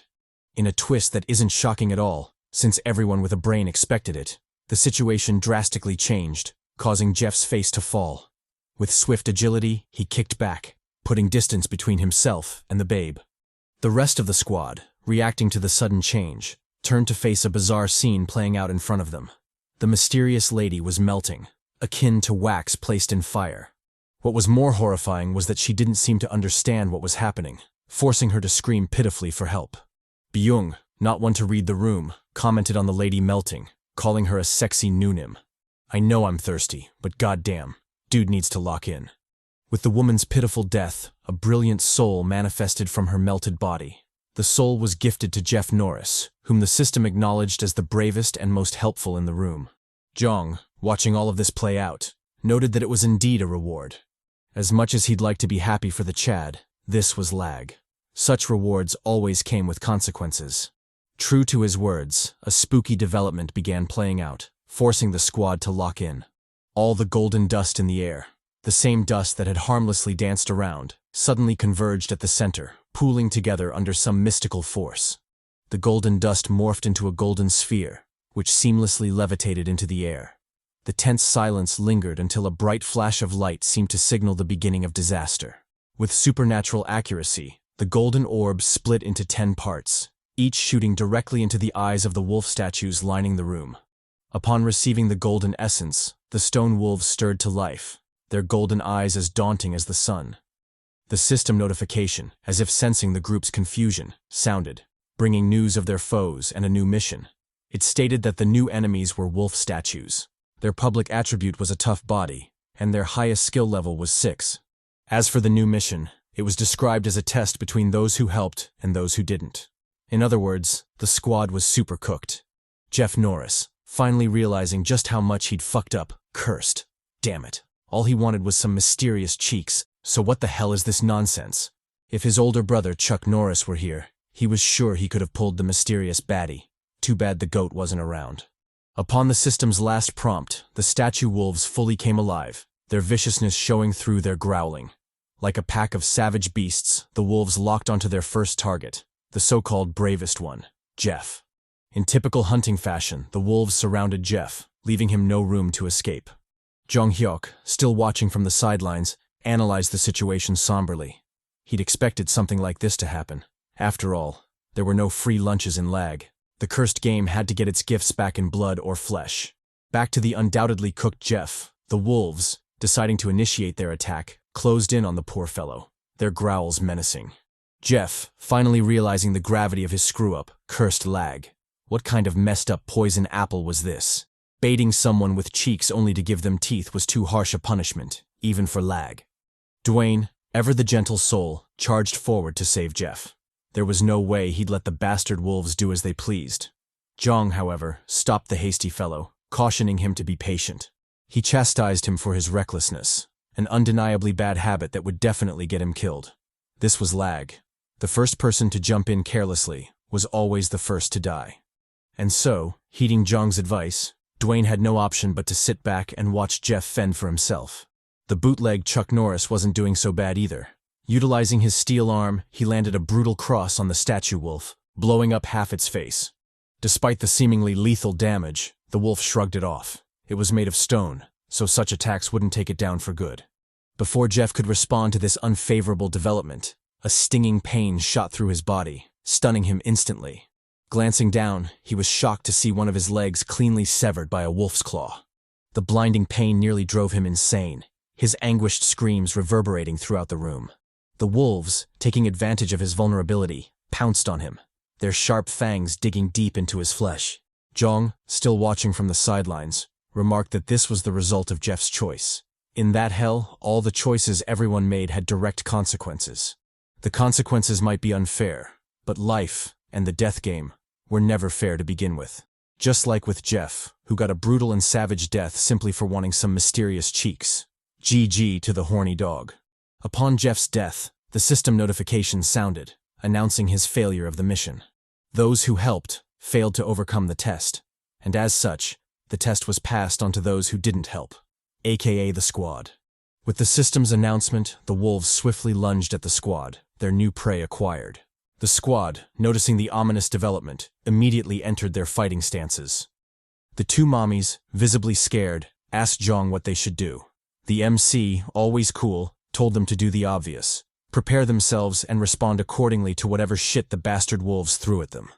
Contrary to his outer confidence, inwardly our boy was sweating bullets. He was teamed up with noobs who hadn't faced the statue wolves before, although they might seem similar to the megalithic man. Only he knew about the subtle differences in their abilities. The whole thing was driving him crazy, especially since he'd have to carry them through the fight. The best course of action would be to utilize his saved souls, but he was hesitant to do so. It was still too early in the game to spend them. The wolves, unbothered by his distress, closed the distance before stopping shy of the squad. Jeong, puzzled by their odd behavior, immediately went on high alert, wondering what the hell the wolves were scheming. His confusion was immediately answered as the stony fiends began charging up a laser attack. Jeong, not liking the development, immediately jumped into the fray, closing the distance to the wolves with frightening speed. There was no way he was going to let them do as they pleased. The bastard wolves were obviously trying to keep their distance while bombarding them with ranged attacks. Like hell he would let them. With a wall behind the squad, they were essentially trapped. If the wolves dominated the front as well, they'd just be picked off like fish in a barrel. It was important to break their formation before their attack overwhelmed them. Thinking so, Jeong continued his charge straight into the laser attacks of the wolves. With nimble movements and some luck, he barely managed to weave through the laser attacks, the searing heat from the beams charring his skin. Jeong, his face visibly pale, cursed. He didn't know what kind of attack it was, but he was sure one hit from that would send him directly to Yama. Brushing off the distracting thoughts, Jeong swiftly lunged at the wolves, his black hammer ready. With a brutal bash, he drove the hammer straight through the wolf's head, chipping away at its face. Despite the damage, it still wasn't enough to take it down. Jeong had severely underestimated the resilience of the stony bastards. Before he could react, another wolf blitzed him from the side, sending our boy reeling. With an anguished moan, Jeong was thrown to the side, skidding pathetically across the room floor. Getting back up, Jeong thanked his lucky stars. Although the attack hurt like hell, he was generally okay thanks to his strong bones' passive skills. However, he couldn't rely on such crude methods to survive the challenge. Something needed to be done. All his current attacks were basically trash, so the only choice he had was to burst out his latest skill, Bone Blade. It's a pity though, because he wanted Pantsu Mommy to be the first to get his bone. But some things can't be helped. With his mind made up, Jeong immediately activated his Bone Blade skill, causing a blade to sprout out of his palm. I don't know what I was expecting, but it definitely wasn't this Wolverine-type shit. Actually, it's not even Wolverine. It's more like the original and horrible version of Deadpool. Man, fuck Marvel for that shit show. Jeong, watching the skill's slow manifestation, cursed. Turns out the skill was a duration skill, and it took hella stamina to maintain. In the current situation, burning through his stamina wasn't the best option. As he was still racking his brain thinking of a different solution, a chatty figure lunged forward, shooting straight for the wolves. The figure was Dwayne, who, from the looks of it, was tanking all the laser attacks from the wolves with ease. Jeong, watching the absurd show, commended the giant Chad. Forget being all brawn and no brains. Dwayne was officially the king of bronze. Tanking an attack that could pierce through concrete wasn't easy at all. Before Jeong could get lost in his Dwayne glazing, a wolf pounced at him, snapping him out of his thirsty thoughts. Reacting quickly, Jeong ducked below the pouncing wolf, delivering a backhand bash in retaliation. The attack landed true, digging deep into the wolf's jaw. Because of the sudden interruption, the laser attack was trapped in the wolf's mouth, causing the fiend to explode from the backlash. Jeong, marveling at his great deed, mentally counted one less foe to deal with. The rest of the wolves, however, weren't going to let him gloat for long. With savage fury, they shot their beams at Jeong, trapping him in a pincer attack. Jeong, finding himself cornered, tanked the hit, relying on his passive skills to hopefully make it out alive. Just when it seemed over for our boy, the chatty Poppy burst out of the explosion, his limbs still intact. The wolves, enraged by the slippery bastard, doubled down on their attack, chasing him with their deadly lasers. Our boy, barely clinging to life, cursed at the fiendish bastards. They coordinated their attacks so well that closing the distance was impossible for him. If things continued like this, then forget saving the squad. Even he would be in danger. Back at the two mommies' side, An-ji, channeling Chadlet vibes, used her ice skills to block the baleful beams. Addressing Anna, who was cowering behind her, An-ji told the basic bitch to get her shit together. This wasn't a Taylor Swift concert, so why the hell was she screaming? If she had a skill that could be useful in the fight, she'd better use it. Otherwise, she would come back there and tear her ass up. No homo, of course. We switch back to Dwayne the Chad, still tanking the hits. Although this feat was incredible, superhuman even, it wasn't one he could sustain for long. All equipment and skills in L.A.G had their limits, and slowly but surely, his shield was reaching its limit. Deciding to be more proactive, Dwayne ducked below a laser attack before cocking his hand back. With his strength buff active, he delivered a brutal bash on the statue wolf, completely obliterating the stony fiend. He had assumed his attack would land despite Jeong's earlier failure, and he was goddamn right. Sometimes, brawn is better than brain. Speaking of Jeong, the MC was still howling cheeks, desperately trying to escape the pursuing laser beams of death. In that frantic moment, Byung called out, announcing the arrival of reinforcements. The flashy Chad, in a genuine big-brain moment, lured the pursuing wolves into attacking their own pack members, obliterating them with friendly fire. In a show of pure athleticism, Byung leapt over the carnage, seemingly unfazed by the explosions and flying debris. Landing gracefully, Byung addressed the MC, advising him to regroup with the squad. Before he could complete his statement, however, Jeong called out, warning him to be careful. Unfortunately, the warning came too late, as a statue wolf blitzed Byung from the side, sending the Chad reeling. The blow was so devastating that Byung was launched high into the air before crashing brutally to the ground. Capitalizing on Byung's vulnerability, the wolf began charging a laser attack, seeking to snuff out the flashy Chad. Jeong, vexed by the dire development, swiftly lunged at the wolf, his rage evident. However, despite his impressive speed, he was still too far away from Byung. There was no way he'd make it in time. Cursing the death game, he watched helplessly as the wolf finished charging up its laser attack. In that desperate moment, Dwayne came in clutch, grabbing the wolf and shifting its aim. Because of this, the deadly attack barely missed the vulnerable Byung, allowing him a new lease on life. Dwayne, consumed by rage, tightened his grip on the wolf's neck, squeezing the bastard as hard as he could. With a bellowing war cry and taut muscles, he viciously ripped off the wolf's head, finally putting an end to the menacing fiend. With the immediate threats neutralized, the two Chads turned their attention to Byung, their faces laced with worry. Byung, though clearly in pain, told the Chads to forget about him. They still had enemies to vanquish. Jeong, in a rare display of selfless concern, told the Chad to hold on. Once they were done with the foes, they'd come back for him. We switched to the two mommies still trapped by the fiends.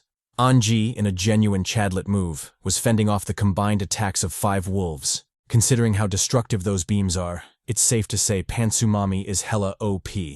However, even with her cheat-like abilities, she wouldn't be able to keep it up for long. Reinforcements were definitely necessary. The boys, as if sensing this, lunged at the foes, their weapons at the ready. The wolves, noticing the new arrivals, swiftly split their forces, sending 2 wolves at the charging Chads. In their typical move, the bastards charged up their beam attacks, aiming straight for the boys. Jeong, however, wasn't going to let them do as they pleased. Taking a throwing stance, he immediately yeeted the black hammer at a wolf, landing a direct hit in its mouth. Because of the unexpected blockage, the wolf exploded, suffering recoil from its own attack. Not to be outdone, Dwayne increased his speed, ramming straight into the remaining wolf. The bash was so powerful that the fiend was sent airborne, helpless against the gentle giant. Our boy, trusting Dwayne to handle the business, didn't slow down. He increased his pace, charging forward with blinding speed. Even when the wolves unleashed a laser attack on him, Jeong didn't slow. He swiftly dodged to the side, causing the attack to miss him by inches. Crouching low, he prepared a killer cross and unleashed it on the wolf's head, knocking the fiend backward. Despite the devastating blow, the concrete hide of the wolf tanked most of the damage, leaving the beast with minimal injuries. Quick to counterattack, the beast charged a beam attack, aiming straight at Jeong. At such close range, the MC was effectively trapped, with no room to dodge. Desperate and cornered, Jeong opted for a suicidal move, shoving his arm straight into the wolf's jaw. Using his bare hands, he trapped the beam in the fiend's mouth, causing the stony bastard to explode from the recoil. Predictably, Jeong didn't escape unscathed from the explosion. His hand was reduced to a mangled mess. Most of his fingernails were broken, and his palm was charred. But considering the alternative outcomes, he was lucky. He was well aware of the risks. Heck, he'd even expected to lose his hand from the irrational act. But luckily the worst-case scenario hadn't happened. Before Jeong could celebrate his brief dance with death, another wolf lunged at him, its jaw uncomfortably close to his delicate skull. The sneak attack was so effective that our boy had no room to counter. He was essentially powerless to prevent his pathetic demise. However, Jeong wasn't alone. Dwayne, coming in clutch again, kicked the shit out of the wolf, shattering the bastard into tiny pieces. Anna, finally deciding to be useful, activated her active skill, Big Hand, smashing the last wolf to smithereens. As expected, the Chads were taken aback by the weird attack. It wasn't every day you'd come across such huge jerk machines. Anna, oblivious to the great potential she held in her hands, calmly deactivated her skill, returning her hands to their original size. Jeong Hyeok, watching from the sidelines, marveled at the strange and unfamiliar skill. From the looks of it, the blonde babe hadn't made it to the 4th basement floor from luck alone. Done with the foes, the squad focused on the next urgent task, their fallen comrade Byung. Walking up to him, the squad noticed he was in worse shape than they'd expected. Byung, as if confirming their deduction, replied that he couldn't feel his legs. Everything from his waist down was essentially numb. Cursing his luck in the death game, he lamented not having the chance to date a girl properly. From the looks of it, he was going to die a tragic virgin. Dwayne, visibly somber, noted that his spine had been broken during the wolf's earlier ambush. Addressing Byung, Dwayne asked if he could heal himself using his healing skill. The flashy Chad replied that it was impossible. At his current level, he could only manage small wounds. Healing a broken spine was out of the question. Seeing no other options left, Byung asked them to kill him. Even with a healthy body, he'd been barely surviving before. But now, with a broken spine, his life was basically over. He'd rather have them do him in than fall by the hands of the treacherous game. Hearing his words, Jeong agreed, reaching for something behind his back. Noticing his movements, Byung smiled darkly. As expected of Jeong, he'd always known he was an objective person. To his surprise, however, what Jeong brought out wasn't a weapon, but a health potion. Although the potion wouldn't have much of an effect, it was still better than nothing. For now, Jeong urged Byung to hold on a bit longer. Nobody knew what they'd face in the next room.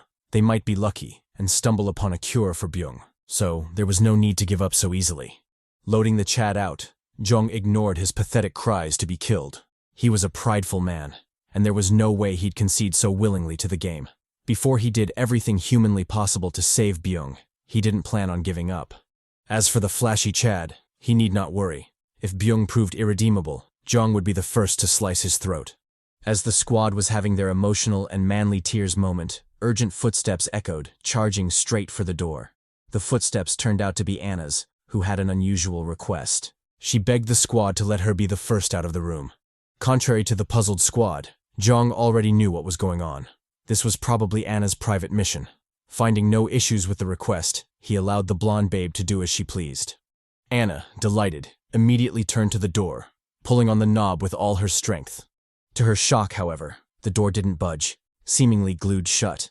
Before she could process the sudden development, the entire room plunged into darkness, leaving the squad completely blind. The ominous change didn't end there. The room started shaking, and a baleful aura rapidly filled the space.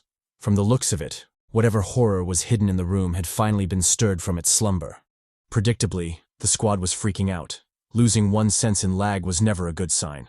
The death game was already hellish enough, so facing a new abomination with nothing but Jeff's soul for lighting was definitely going to be a daunting task. In another bizarre twist, the corpses of the statue wolves started disintegrating. Slowly but surely, the stony bastards were morphing into black and white embers that gently drifted into the air. Jeong Hyeok, noticing the odd development, immediately drew his sword. Cautioning the squad, he told them to get ready. A new foe was coming. Seeing the usually cold MC so flustered, the squad couldn't help but panic, especially Anna. It was obvious that she was the odd one out in the group. The bond between the others was way deeper than her own, so if shit hit the fan, she'd most likely be on her own. Unbeknownst to the panicked babe, the embers slowly gathered above her, coalescing into a black ball of darkness.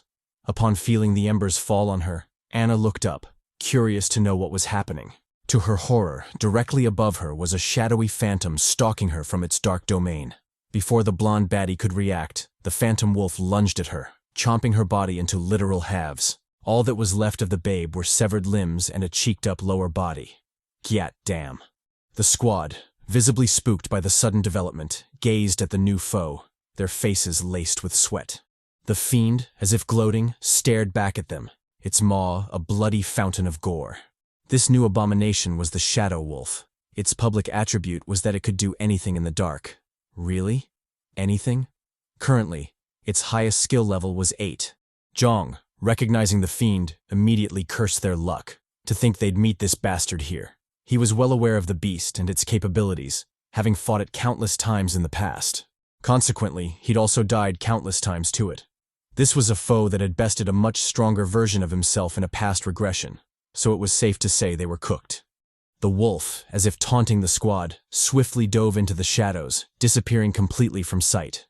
Our boy, noticing this cheat-like ability, lamented that it was one of the reasons the bastard was so deadly. Anyone who faced the foe without knowing its abilities would be helpless against it. However, he wasn't just anyone. He was Jeong motherfucking Hyeok.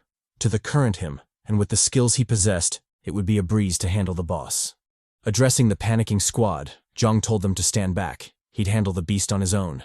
As for them, all they had to do was create an area devoid of shadows, and stay there. He left this task specifically to An-ji, as her skills were more suitable for it. With that out of the way, Jeong confidently stepped forward, eager to face the new boss. As he walked, Jeong reflected on the nature of the Shadow Wolf. It instinctively hated light, so it would most likely target him instead of the squad. With that in mind, our boy confidently used himself as bait, taunting the fiend to attack him. The beast didn't disappoint. Noticing the juicy prey helplessly isolated from the group, it stealthily emerged from the shadows, its baleful eyes glued on Jeong. Without wasting time, it lunged at Jeong, its ominous fangs primed to rip him to pieces. Our boy, having expected the ambush, immediately turned to face the lunging foe. With swift reflexes, he narrowly dodged to the side before unleashing a nasty slash on the wolf's flank. The beast, not expecting the counterattack, immediately jumped back, warily putting distance between them. As for the brutal slash to its side, it casually shrugged it off, the wound closing up as fast as it was cut. The squad, noticing yet another cheat-like ability, cursed. Just what the hell was up with that fiend? Jeong, however, wasn't flustered at all. He'd fought enough of these bastards to expect such a thing. When in their shadow state, the beasts were essentially formless, so any attack on them would be pointless. To genuinely damage it, a more ingenious tactic needed to be employed. Watching the wolf dive back into the shadows, Jeong wasn't bothered. He simply heightened his senses, tracking the wolf through its treacherous ambush plots. He tracked it through the ceiling, through the pillars, and finally through the floor as it lunged at him, hiding its body in its shadowy domain. Reacting quickly, he leapt up, narrowly avoiding the toothy maw of the stealthy fiend. Before he could counterattack, however, The wolf immediately sank back into the shadows, having learned from their previous exchange. The MC, vexed by the cunning foe, noted that he had to take it down in one strike. Dragging the fight out wouldn't be beneficial, especially if the wolf learned to counter all his moves. Anji and Dwayne, watching from the sidelines, worriedly spectated the fight. Things weren't looking good, but they had no choice but to trust in their Poppy. Dwayne, addressing An, asked how long she'd be able to keep the shield active. The pantsu mommy replied that it would be hard, but she'd definitely give it her all. Before the fight ended, she'd do everything in her power to endure. Dwayne, satisfied with her answer, turned to the real cause of his worry, Byung. The flashy Chad was in terrible condition, and his state was rapidly declining. If the fight was drawn out, he'd most likely be the first to die. Hopefully, Jeong would settle things before then. Speaking of Jeong, the CHADY Poppy, in a Matrix-like move, leaped above the charging wolf, rising high into the air. Capitalizing on his aerial position, he unleashed a blazing flame attack on the fiend. Terrified and in pain, the boss swiftly jumped back, drawing away from Jeong. However, this didn't extinguish the fire on its hide. The blazing hell continued to burn, forcing the boss to shake deliriously. Jeong, not one to waste time, immediately pressed the attack, seeking to put an end to the confrontation.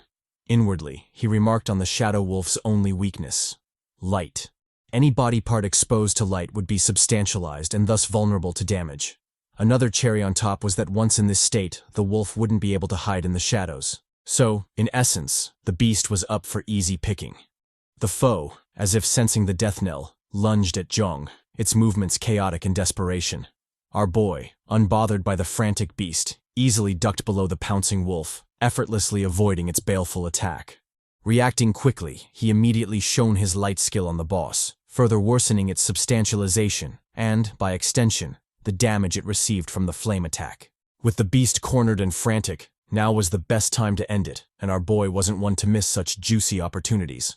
He swiftly pounced on the wolf, delivering a nasty slash to its back. Due to the added fire damage, the slash cut deep, dealing extra harm to the fiend. The wound was so severe that half of the wolf's flank was essentially gone. Jeong Hyeok, not relenting, focused his light skill on the wolf.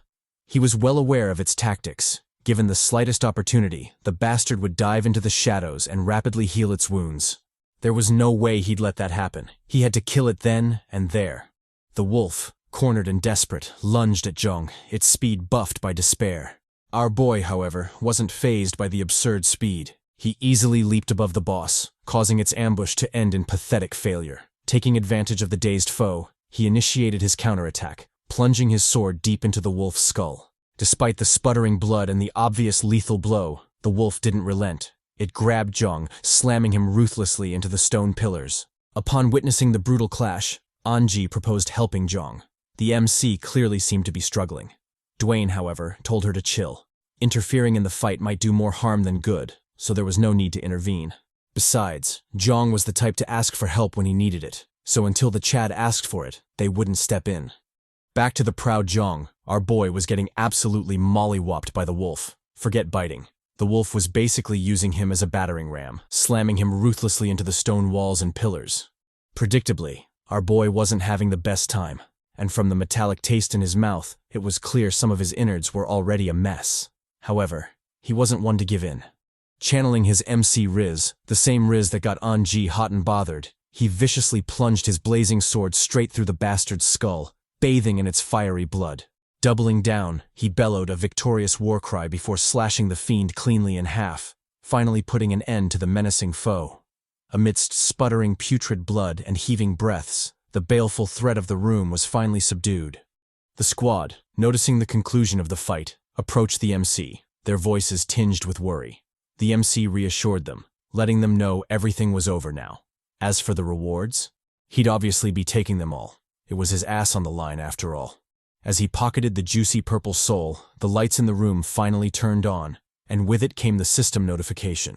It announced the official conclusion of the trial. Their mission had been successful, and the highest contributors were Lee Jeong Hyeok, Dwayne Smith, Yoo Byung-ho, and Anji. The dearly departed horny dog had already been forgotten by the system, so his name was listed as others. Damn. In typical Lag fashion, the ones to be rewarded were the CHADY squad, each getting 15 souls. For the private missions, our boy also passed his. He hadn't killed any person.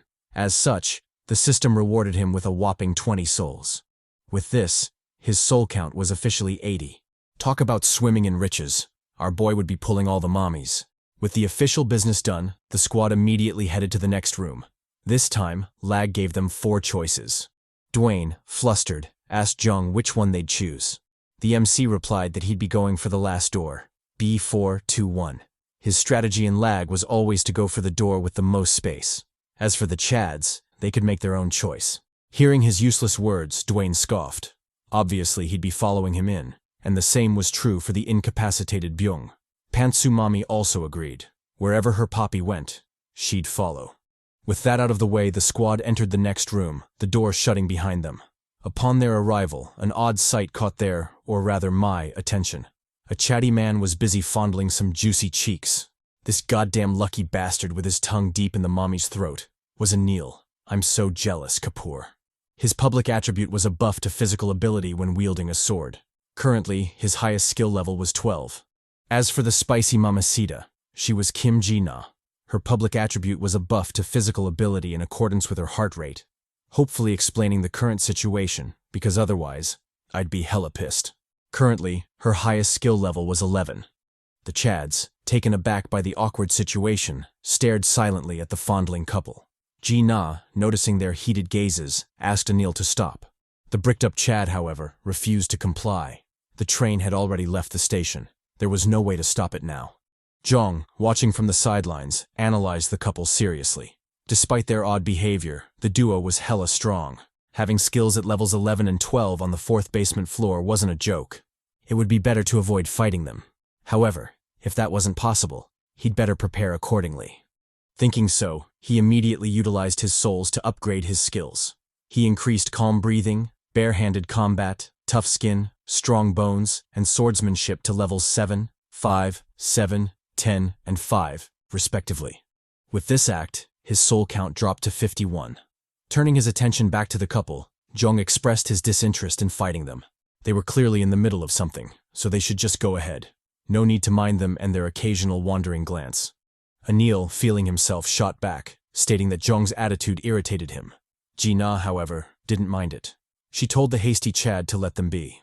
Our boy, ignoring the couple, studied the room and, to his delight, noticed a peddler was present there.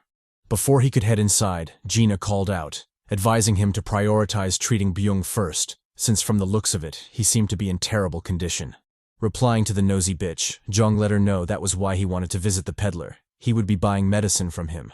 Gina shot down his plans, letting him know that the peddler in the room didn't sell medicine, just gear. However, if he needed medication, it'd be better to visit the recovery room to the side. Jeong, puzzled by the new term, turned to study the strange door. This was yet another new addition in Lag, but he'd grown accustomed to such shocks by now. Just because they didn't exist before didn't mean they didn't exist in this regression. With that thought in mind, he bravely walked into the recovery room, the squad following closely behind. Upon their entry, they were met with strange pod-like devices, probably recovery capsules. Opening one of them, Jeong instructed Dwayne to put Byung in it. The gentle Chad immediately complied, placing the flashy Chad gently inside. With the lid closed, the system immediately got to work, measuring the degree of damage to Byung's body. After a bit of calculating, it determined that the severity of the injury was high. As such, Byung would need 124 souls to be treated fully. With his current soul reserves, he was still lacking 103 souls. Without the balance, the treatment wouldn't proceed. The squad, hearing the notification, cursed their shitty luck. From the looks of it, Byung was too broke to afford the medical care. Of course, if they pooled their current soul reserves, they might be able to foot the bill. However, they were clearly hesitant to do so. Jeong, in particular, wasn't too keen on using his souls on Byung, someone he'd just met. He didn't care if others thought of him as a selfish bastard. His priority would always be himself, and he very much wanted to live. He had resolved to get out of that nasty hell, and he wasn't going to let anyone get in the way of that, especially since this regression seemed to be his last. The same was true for the others. Although hidden, they also held a desire to escape that hell, and saving Byung would jeopardize that effort. Byung, as if sensing their hesitation, told them to forget about it. In this hell, souls were akin to their lives, and asking them to give away their lives was too big an ask. Even if they decided to be selfless and give them away anyway, how could he possibly pay them back? Not to mention, How were they to survive the next room? Without upgrading their skills, they were bound to die, and when that happened, they would obviously blame him. That wasn't a fate he wanted for himself. It's sad to say, but this was as far as he went. Turning to Jeong, Byung asked him to kill him. For some strange reason, he felt more at ease with him being the one to do it. Jeong, accepting his death wish, agreed to grant him that favor. Byung, wrapping things up, took out his remaining souls. This was his farewell gift to the squad. With that out of the way, Jeong hesitantly raised his blade, his next task obvious. Under the somber gazes of An-ji and Dwayne, he prepared himself to end Byung. The flashy Chad, bidding them farewell, wished the squad good luck. He sincerely hoped they'd make it out of there alive. With those words, Byung closed his eyes, waiting patiently for the call of death. Jeong, clearly burdened by the task he'd been given, told Byung to keep his eyes shut. Byung, having come to terms with his inevitable demise, replied that it didn't matter. Whether he had his eyes closed or not, death would come for him all the same. However, if Jeong could, he should make sure it didn't hurt. Jeong replied that he need not worry. He'd make sure it didn't hurt at all. Gazing sadly at the fallen Chad, Jeong wished him good luck in the afterlife. If there was a heaven in that hell, then he'd be sure to meet Byung there eventually. Byung, staring sadly at his comrades, returned the sentiment. He hoped they'd meet again someday. With that, Jeong swung his sword, severing Byung's head. As Byung's head bounced off the concrete floor, Jeong lamented over his cursed fate. This wasn't the first time he'd been forced to end a companion. In some regressions, he'd been forced to delete people he'd known for far longer than the flashy Chad. At first, it was difficult, but over countless regressions, he'd been faced with the same grim task over and over again, until he slowly lost all feeling to it. Sometimes he wondered what he'd turned into. Even if he made it out of L.A.G alive, would it really be him who survived? Still lost in his thoughts, Jeong addressed the squad. He let them know Byung had gifted them 21 souls. Adding that to the 5 souls he'd probably dropped by dying, the total came to 26. He would take 8. The rest were for them to divide however they chose. An-ji, vexed that he was discussing souls at such a time, shouted at Jeong. Didn't he feel anything? Their comrade had just died. Where was his humanity? Dwayne, stepping in, told An to calm down. He was sure Jeong was grieving in his own way. Just because the Chad wasn't showing it didn't mean he wasn't feeling it. In a surprisingly mature tone, he told An to quietly take her share. As the squad debated their next course of action, a smug voice called out, mocking them for looking distressed. The voice belonged to Anil, who had at some point teleported before the squad. Acting quickly, the thieving bastard immediately pocketed Byung's soul, taunting them that he'd make good use of it since the squad didn't seem to want it. Jeong, taken aback by the sudden development, immediately acted, swinging his sword with frightening speed. However, even this was too slow, as Anil easily teleported away, escaping with Byung's soul. The bastard, as if toying with the squad, teleported behind Jeong, swinging his sword straight for Jeong's neck. Jeong, unfazed by the sneak attack, lunged back, headbutting Anil in the process. Caught completely off guard by the quick reaction, Anil paused to assess his situation. Normally, most would be so surprised by his teleportation ability that they wouldn't be able to respond. However, this Jeong bastard not only responded, but also counterattacked, leaving him in a perilous position. Gazing at the charging giant behind him and the menacing foe in front of him, Anil decided to make a quick getaway. Jeong, however, wasn't going to let him do as he pleased. Even if teleportation was Anil's strongest skill, he should only be able to teleport once more before the skill went on cooldown. Knowing this, Jeong knew exactly how to deal with the thieving bastard. Thinking quickly, he grabbed Anil's hand, getting pulled along in the teleportation. When the bastard materialized back in the main hall, he was shocked to see Jeong still clinging to him. Before he could process what was happening, an intense wave of fatigue assaulted his thieving ass, causing him to stumble. Jeong, not one to waste time, immediately drew his sword, slashing Anil's arm off. As he gazed at the screaming thief, Jeong reflected on the weakness of the teleportation skill. The skill forcibly teleported anyone the caster had physical contact with, and obviously, the stamina consumption shot through the roof with added passengers. For the fool before him, it basically meant he wouldn't be going anywhere anytime soon, and would thus enjoy Jeong's full hospitality. Addressing Anil, Jeong instructed him to take out the souls, not only the one he'd stolen, but also the ones he had on him. Anil, enraged and in pain, told him to fuck off. Did he really think he'd comply after cutting off his arm? Jeong's response was a savage stab to Anil's thighs, causing him to wail in agony. He let the bastard know there was still so much he could do to make him talk. Coincidentally, he'd been in a bad mood and seriously needed an outlet to vent his anger. If Anil didn't want to talk, that was fine. They'd just play a game to see who'd crack first. First, he'd cut off his feet. Then he'd target his eyes. He was genuinely curious to see just how much Anil could handle. Hearing the crazy threat, Anil visibly shook, cursing his shitty luck for running into such a psycho. Folding under the pressure, he immediately took out the souls, surrendering them to Jeong. With this, he hoped the psycho Chad would spare his life, at least. Jeong, however, immediately decapitated the fool. He'd never entertained the idea of sparing him. From the second Anil acted against him, his death had already been declared. Turning his attention to the watching mommy, Jeong asked if she also wanted smoke. Gina, seemingly unbothered by the murder, replied that she was good. She didn't have any intention of fighting him.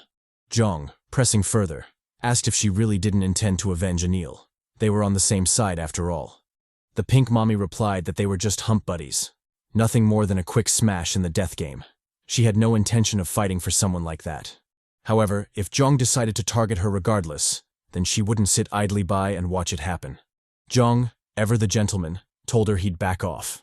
He had no desire to kill women either, but if she proved sketchy, he'd give her a good clapping. And not the fun kind. Gina, finally breathing a sigh of relief, stepped back. To think she'd almost died for someone with trash D like Anil. The bastard better be rotting properly in hell. Jeong, oblivious to Gina's tweaking thoughts, addressed the squad. The thieving Anil had generously gifted them 42 souls. They could each keep 14 souls. After distributing the souls, Jeong returned to the recovery room, instructing the duo to wait for him. Under the squad's puzzled gazes, Jeong emerged from the room, his actions cryptic for now. Choosing not to discuss it, he instructed the duo to head to the vendor first. He'd stay back and keep watch. The duo, accustomed to his paranoia, immediately complied, heading straight for the vendor. Now left alone with the emo MC, Pink Mommy immediately confronted him. Didn't he say he'd back off and trust her? Why then was he watching her? Jeong, ever the Chad, told her he didn't trust anyone, especially someone carrying such obvious weapons of mass destruction. Goddamn. He further added that she shouldn't do anything stupid.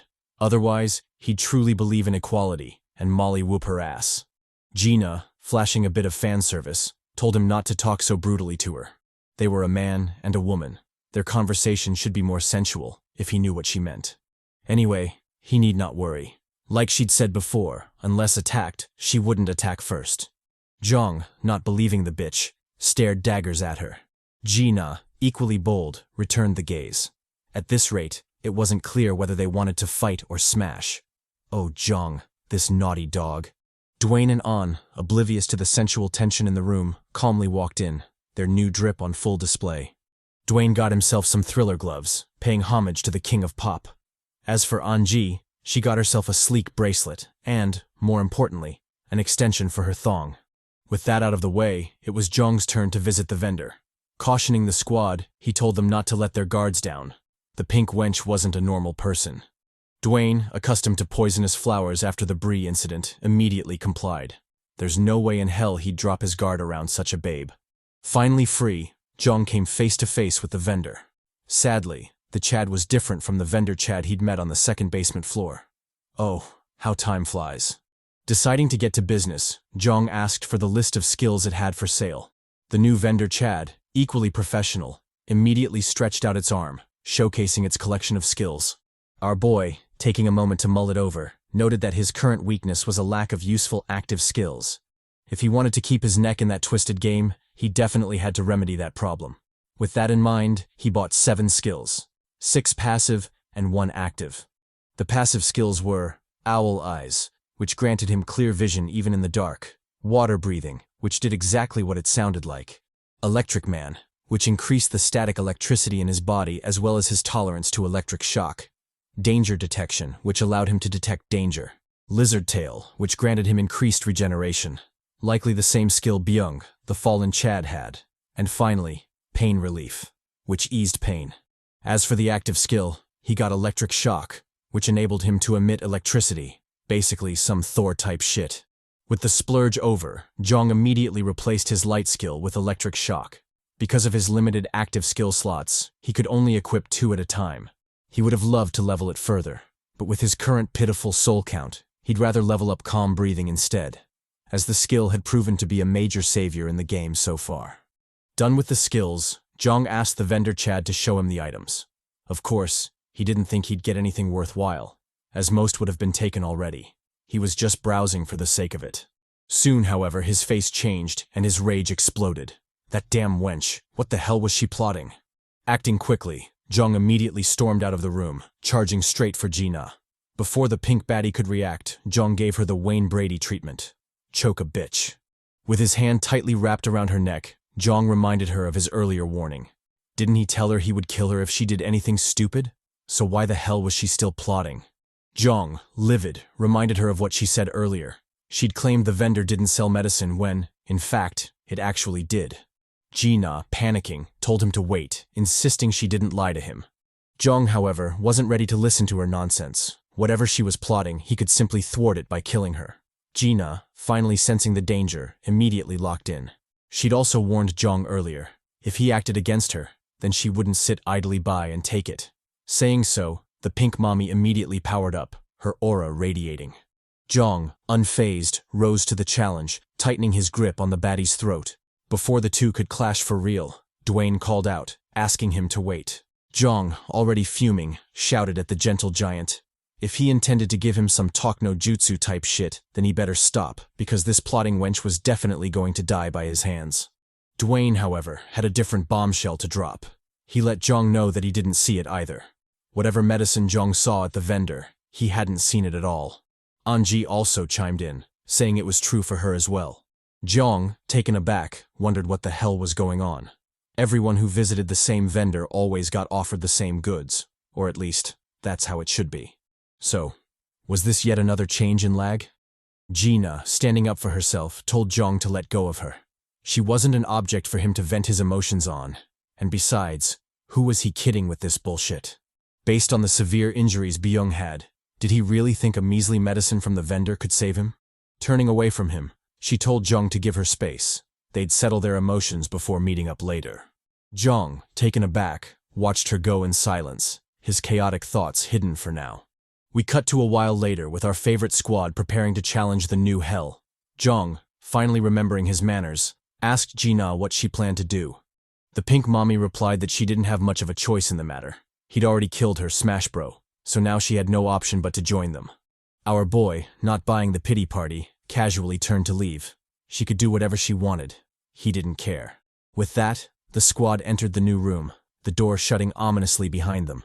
What greeted them was genuine hell itself, a garden of swords and corpses. As far as the eye could see, the space was filled with disgusting, decaying corpses and abandoned swords all planted firmly in the ground. Dwayne, voicing his thoughts, commented on it looking like a battlefield, a place filled with death and despair. Before the squad could chime in, the system notification sounded, interrupting their musings. It brought with it the details of the mission. The public mission was simple. Only 5 can survive. The goal was to fight, kill, and survive until only 5 were left. Once that condition was met, the door to leave B421 could be safely crossed. If not, they would be trapped there until the mission was completed. As for the rewards, the system would offer 15 souls and an exchange coin for random equipment. Upon hearing the system notification, Jeong glanced around the room and, to his shock, realized they weren't the only ones in that place. Ahead of them was a group of players, all barely clinging to life. Jeong, quick on the uptake, immediately analyzed the situation. The other group had 4 players, the same as them. If they wanted to fulfill the mission requirements, 3 people had to die. Cursing his shitty luck, he lamented always finding himself in such situations. If this were another ordinary mission, he could have simply skipped the side quest and headed to the next room. But in this case, he couldn't even leave without fulfilling the conditions. Well, it can't be helped. L.A.G was a hell where you either kill or be killed, so he might as well get cracking. Contrary to Jeong's enthusiastic murder vibes, the other players were losing their shit. One, in particular, a bootleg samurai, cursed the game repeatedly. Damn it. They'd tried so hard to survive, endured so much, and now were they supposed to do it all over again? Jeong, glancing at the corpses sprawled on the ground, immediately understood his outburst. The mission would reset every time a new player entered the room. If they couldn't complete it before that happened, they'd be stuck there, forced to fight until death inevitably came for them. Truly, L.A.G had a fucked up sense of humor. Gina, also picking up on this, addressed the squad. As things stood, they held the upper hand. The other squad was all but beaten. All they had to do was finish them off before they recovered. Jeong, eyeing the vicious wench, noted that she was right. That was indeed the best strategy. However, it wasn't so easy to kill people who hadn't harmed you. The gentle giant, as if reading his thoughts, commented on the same. It wasn't that easy to end a life in cold blood. But that aside, why did it seem like the group wasn't entirely bothered by their arrival? What were they missing? Anji also noticed this. From her perspective, it looked like the group was completely ignoring them, and instead focusing on something else. Something above them. With those words, the squad collectively looked up, and to their shock, a giant portal was slowly materializing above them. Jeong, not liking the odd development, remarked that things weren't looking good. He didn't know exactly what was coming, but the narrator's chatty voice said the boss's music was playing, so he guessed things were about to get active. And true to his thoughts, the other players acted accordingly. With pure terror, they all scattered, desperately trying to avoid the ominous portal. They all ran, except for the samurai Chad, who stood rooted in place. Noticing this, the members of his squad called out, urging him to run. The samurai, however, stayed still. He was done with this shit. He had done so much to survive, even killed his comrades. And what did it get him? Nothing. So what if he died? As far as he was concerned, wherever he'd end up had to be better than this living hell. Turning to Jeong, he advised the MC to give up as well. Death was inevitable for everyone in the game. Before he could spout any more nonsense, a figure darted out of the portal, absolutely blitzing the shit out of him. With one strike, the wannabe samurai was reduced to a mangled mess, his severed limbs scattering across the air. As the dust settled, an ominous silhouette slowly rose from the ground, its menacing eyes locked on the terrified players. This tin can bastard was the Rusty Knight. The system described it as looking rusty. However, its D game was still strong. By D, I obviously mean death game, so get your minds out of the gutter, you nasty perverts. Predictably, the squad was taken aback by the sudden development, especially Gina, who seemed particularly excited, judging by the bump on her bra. Jeong, however, didn't share her sentiment. The bastard before them was one he never wanted to face, not in a direct confrontation at least. The Rusty Knight, unbothered by their reaction, immediately studied the space, its thirst for prey evident. Soon, it locked eyes on the Mr. T-looking Chad from before, and immediately gave chase. With terrifying agility, the death bastard hunted down its prey, its rusted armor clanging ominously in the wind. The Chad ran desperately, his face laced with sweat. He was determined not to die in that hell. Soon, however, his pace slowed and his voice dropped until he was standing motionlessly on the field. Anji, puzzled by this, asked what he was doing. Jeong replied that he'd given up. Not everyone had the mental resilience to brave the death game. Some, like Mr. T over there, chose to check out early, opting to just be done with it. He didn't blame him, though. The Rusty Knight never tires, probably explaining its strong D game. If they couldn't fulfill the conditions and leave the room, they'd be trapped there with it, reduced to nothing but its playthings. Worst part was, they couldn't even fight back. All they could do was run and avoid. We switch back to Mr. T. The Chad, seemingly coming to terms with his inevitable demise, gazed forward, his face tinged with despair. The Rusty Knight, unbothered by his feelings, crept up behind him before delivering a brutal slash, cleaving the Chad straight in two. As the severed halves of the Chad dropped to the ground, the panel switched to our Chads, who were solemnly watching the spectacle. Jeong, taking charge, told the squad to lock in. Once the other players were gone, the Knight would target them next. Before that happened, they needed to find the door. Pink Mommy, taking the initiative, immediately utilized her skill, Eagle Eyes. The skill drastically improved her eyesight, allowing her to locate the exit door, which she promptly reported to the squad. The info came just in time, as the Rusty Knight had just finished brutalizing the other players, and their necks were officially added to the chopping block. Surprisingly, the system notification sounded, bringing with it good news for a change. It stated that the public mission had been accomplished. As such, they would be rewarded as previously announced.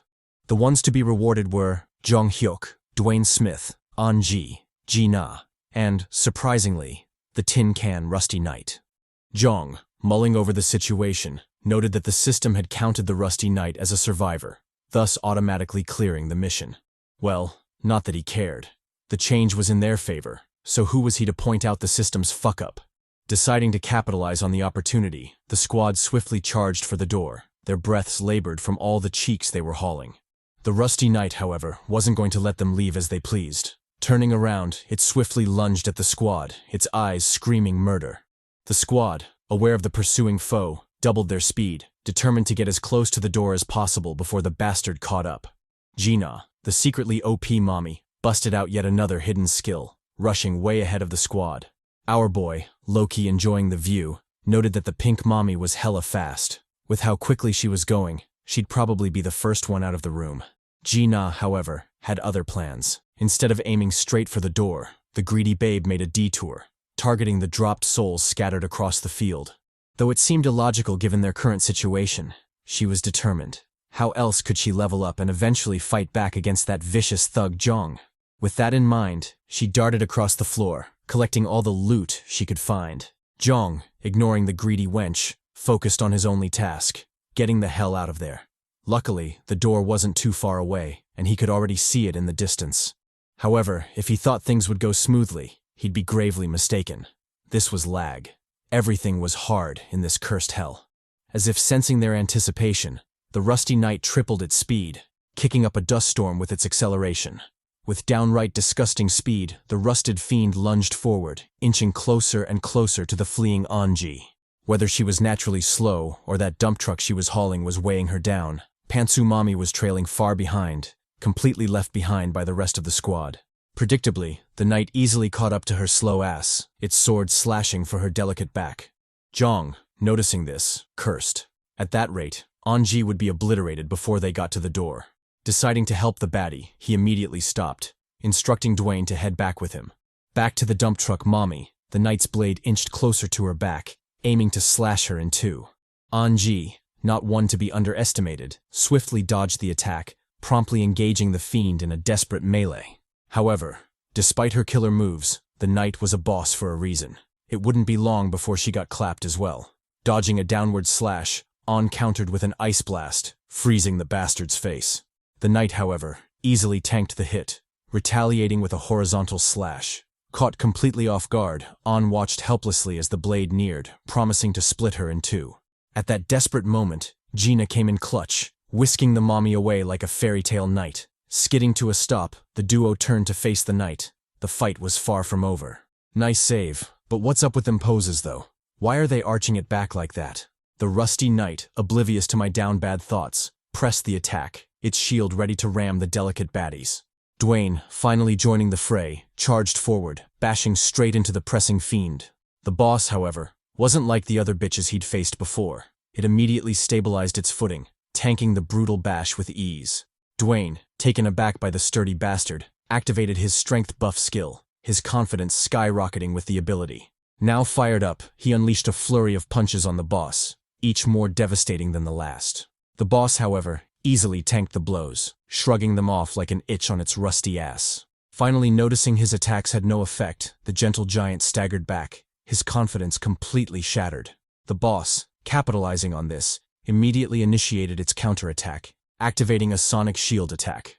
Jeong, picking up on the unfavorable outcome, cautioned Dwayne to watch out. The boss's sonic attack was a bitch to guard against. His warning came too late, as the giant was already hit by the blow, his body trembling violently from the attack. An-ji, stepping in, deployed an ice shield skill, temporarily blocking them from the sonic blast. Despite the short respite, Jeong's face tightened even more. Only he knew such methods wouldn't be effective against the rusty bastard. If he didn't do anything soon, then both of them would die. With that thought, he yeeted the blazing sword forward, landing a killer headshot on the boss. This stubborn motherfucker, however, just shrugged off the blow, cocking its head back like it was the Undertaker or something. Initiating its counterattack, the knight slammed its shield, releasing a devastating sonic blast on Dwayne and An. The blow was so powerful that An immediately passed out, her eyes rolling back to pure white. Dwayne's injuries were equally severe, with the Chad coughing up a mouthful of blood. Helpless, and too out of it to resist, the duo collapsed to the ground, their deaths seeming inevitable. Jeong, always the king of spawning the fuck up, appeared behind Dwayne, his fist cocked back for a deadly punch. Utilizing his electric shock skill, he coated his arm with electric currents before delivering a brutal punch to the rusty tin can. The boss, stunned by the electric shock, temporarily froze, its movements grinding to a halt. Gina, capitalizing on the opening, unleashed her phantom eagle claws, digging deep into the boss's armor. Done with her weird kung fu bullshit, the pink mommy swiftly backpedaled, narrowly avoiding the boss's counterattack. Jeong, glancing at the resilient fiend, instructed Dwayne to carry on and head out first. He would buy them as much time as he could. With those words, the MC lunged at the boss, his hand cocked for a brutal electric punch. Dodging beneath the knight's wild swing, Jeong delivered a nasty cross to the knight's knee, forcing it to the ground. Acting quickly, he leaped onto the kneeling foe, his target the blazing sword lodged in its head. Grabbing hold of the weapon, our boy unleashed his entire reserve of electric shock, bathing the knight in a brilliant electric glow. The bastard, temporarily incapacitated, dropped to the ground, allowing Jeong a few moments of respite. Though it seemed cooked, Jeong knew such attacks wouldn't take it down for good. The rusty tin can was way too resilient and loathsome to die so easily. So before the fiend recovered, he needed to get the hell out of there. Acting on this, Jeong immediately sprinted toward the door, his breath labored. Turns out launching that grand attack took way more stamina than he'd thought. As it stood, he was barely staying conscious. But it would have to do. Even if he had to drag himself out of this room, he definitely would. As if laughing at his pitiful resistance, fate threw our boy another curveball. Ahead of him was the squad, just chilling around. Jeong, vexed, wondered what the hell they were doing. He definitely remembered telling Dwayne to make a run for it. So why was the giant unit still here? The reason became apparent when he noticed An-ji's perilous situation. Our boy, cursing his luck, stared somberly at the fallen mommy. Damn it, he'd barely just gotten a replacement for Garcia. Was he gonna lose her too? What's with his mommies dropping like flies? Taking a moment to assess her condition, Jeong noted that she was indeed in critical shape.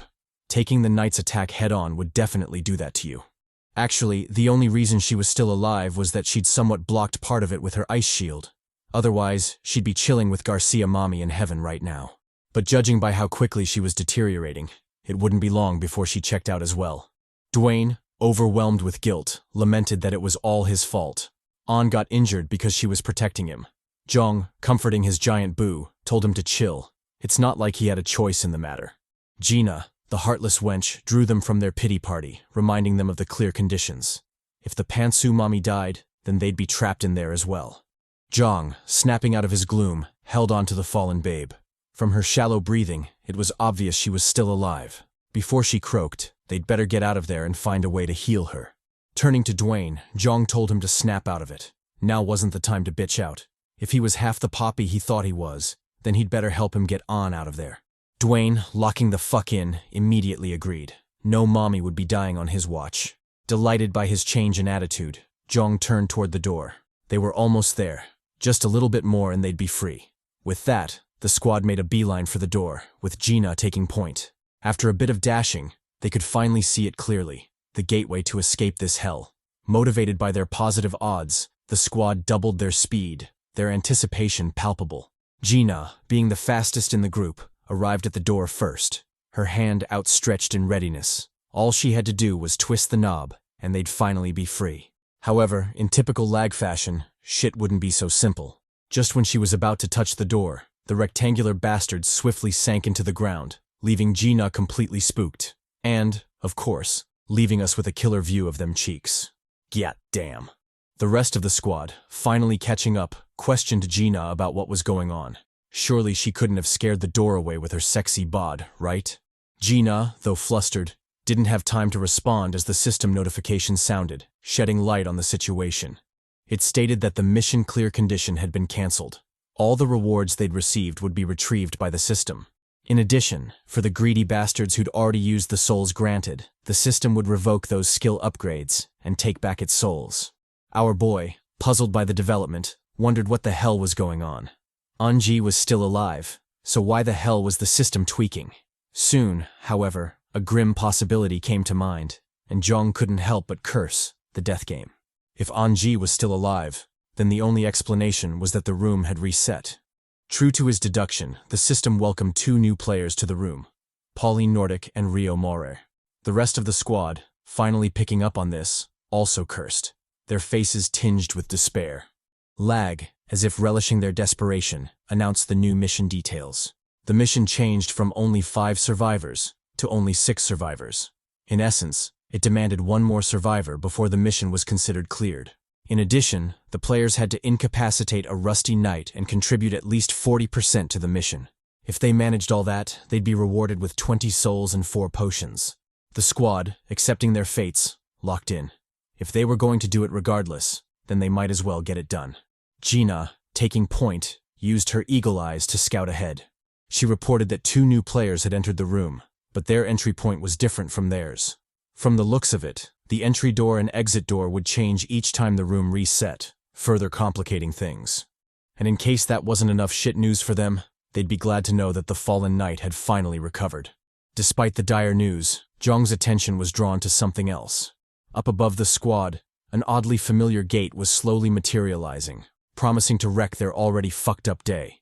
The 2 bots, completely oblivious to the shit show they'd just walked into, calmly conversed amongst themselves, their demeanor dismissive of their surroundings. Noticing the stumbling knight, Rio completely dismissed it, terming it as just another extra to be clapped.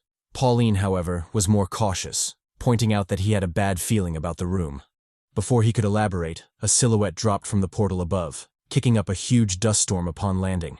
This majestic entrance marked the arrival of a second rusty knight, bringing the total count of survivors to 8. 6 players, 2 rusty knights. The squad, understandably vexed, shouted curses at the death game. No matter how they looked at it, this was clearly insane. Rio, completely ignoring the obvious death flags, powered up, his thirst for battle evident. No matter what the room threw at him, he was confident he'd be able to tackle it with his body. Well, not quite, as the bastard was immediately yeeted, dying one of the quickest deaths I've seen in the series so far. Pauline, more sensible than the foolish extra, immediately hauled cheeks. Like hell he was going to fight those things alone. Running toward the squad, he begged them to save him. Dwayne, ever the gentle soul, proposed saving him. Gina, however, was as cold-blooded as always. She pointed out that if Pauline died, the clear conditions would be fulfilled. Jeong, aware of the logic but still torn, took a moment to mull it over. Even if Pauline died, they still didn't know the location of the exit door. Worse still, if An-ji died while they were searching for it, they'd be trapped here all over again. With things as they were, wasn't it better to kill An instead? The thought sat heavy in Jeong's mind. He couldn't ignore it. But then, his thoughts wandered to his earlier interaction with the samurai. The bastard had been lamenting his cursed fate even after betraying and killing his companions. If Jeong repeated those mistakes, he'd surely end up like him, or worse. Finding himself unable to decide, Jeong cursed. To think he'd still be struggling with such choices even after so long. Gina, as if sensing his inner turmoil, told him not to overthink it. He didn't have to handle everything on his own. All of them would bear the consequences of their actions, including An-ji. Jeong, finally snapping out of his dark thoughts, told the squad to roll out. He wasn't sure what they'd do next, but for now, they should probably save the French Chad. Speaking of Pauline, the ponytail Chad found himself in quite a pickle, facing off against 2 rusty knights. After dodging a slash attack from one knight, Pauline landed in the attack range of the other, which didn't hesitate to strike. Cornered and desperate, the crop-top bro activated his airwalk skill, barely dodging the lethal blow. Capitalizing on the opening, he did a double jump, lunging away from the knights. With the short respite bought, Pauline immediately hauled cheeks, running straight for the squad. Jeong, locking in, gave instructions to the squad. He would solo the knight on the left. As for the bastard on the right, he'd leave it to them. With the game plan set, our boy cocked his hand back, his throwing stance activated. If L.A.G wanted to fuck with them, then fine. Let it come. He could also be mucho loco.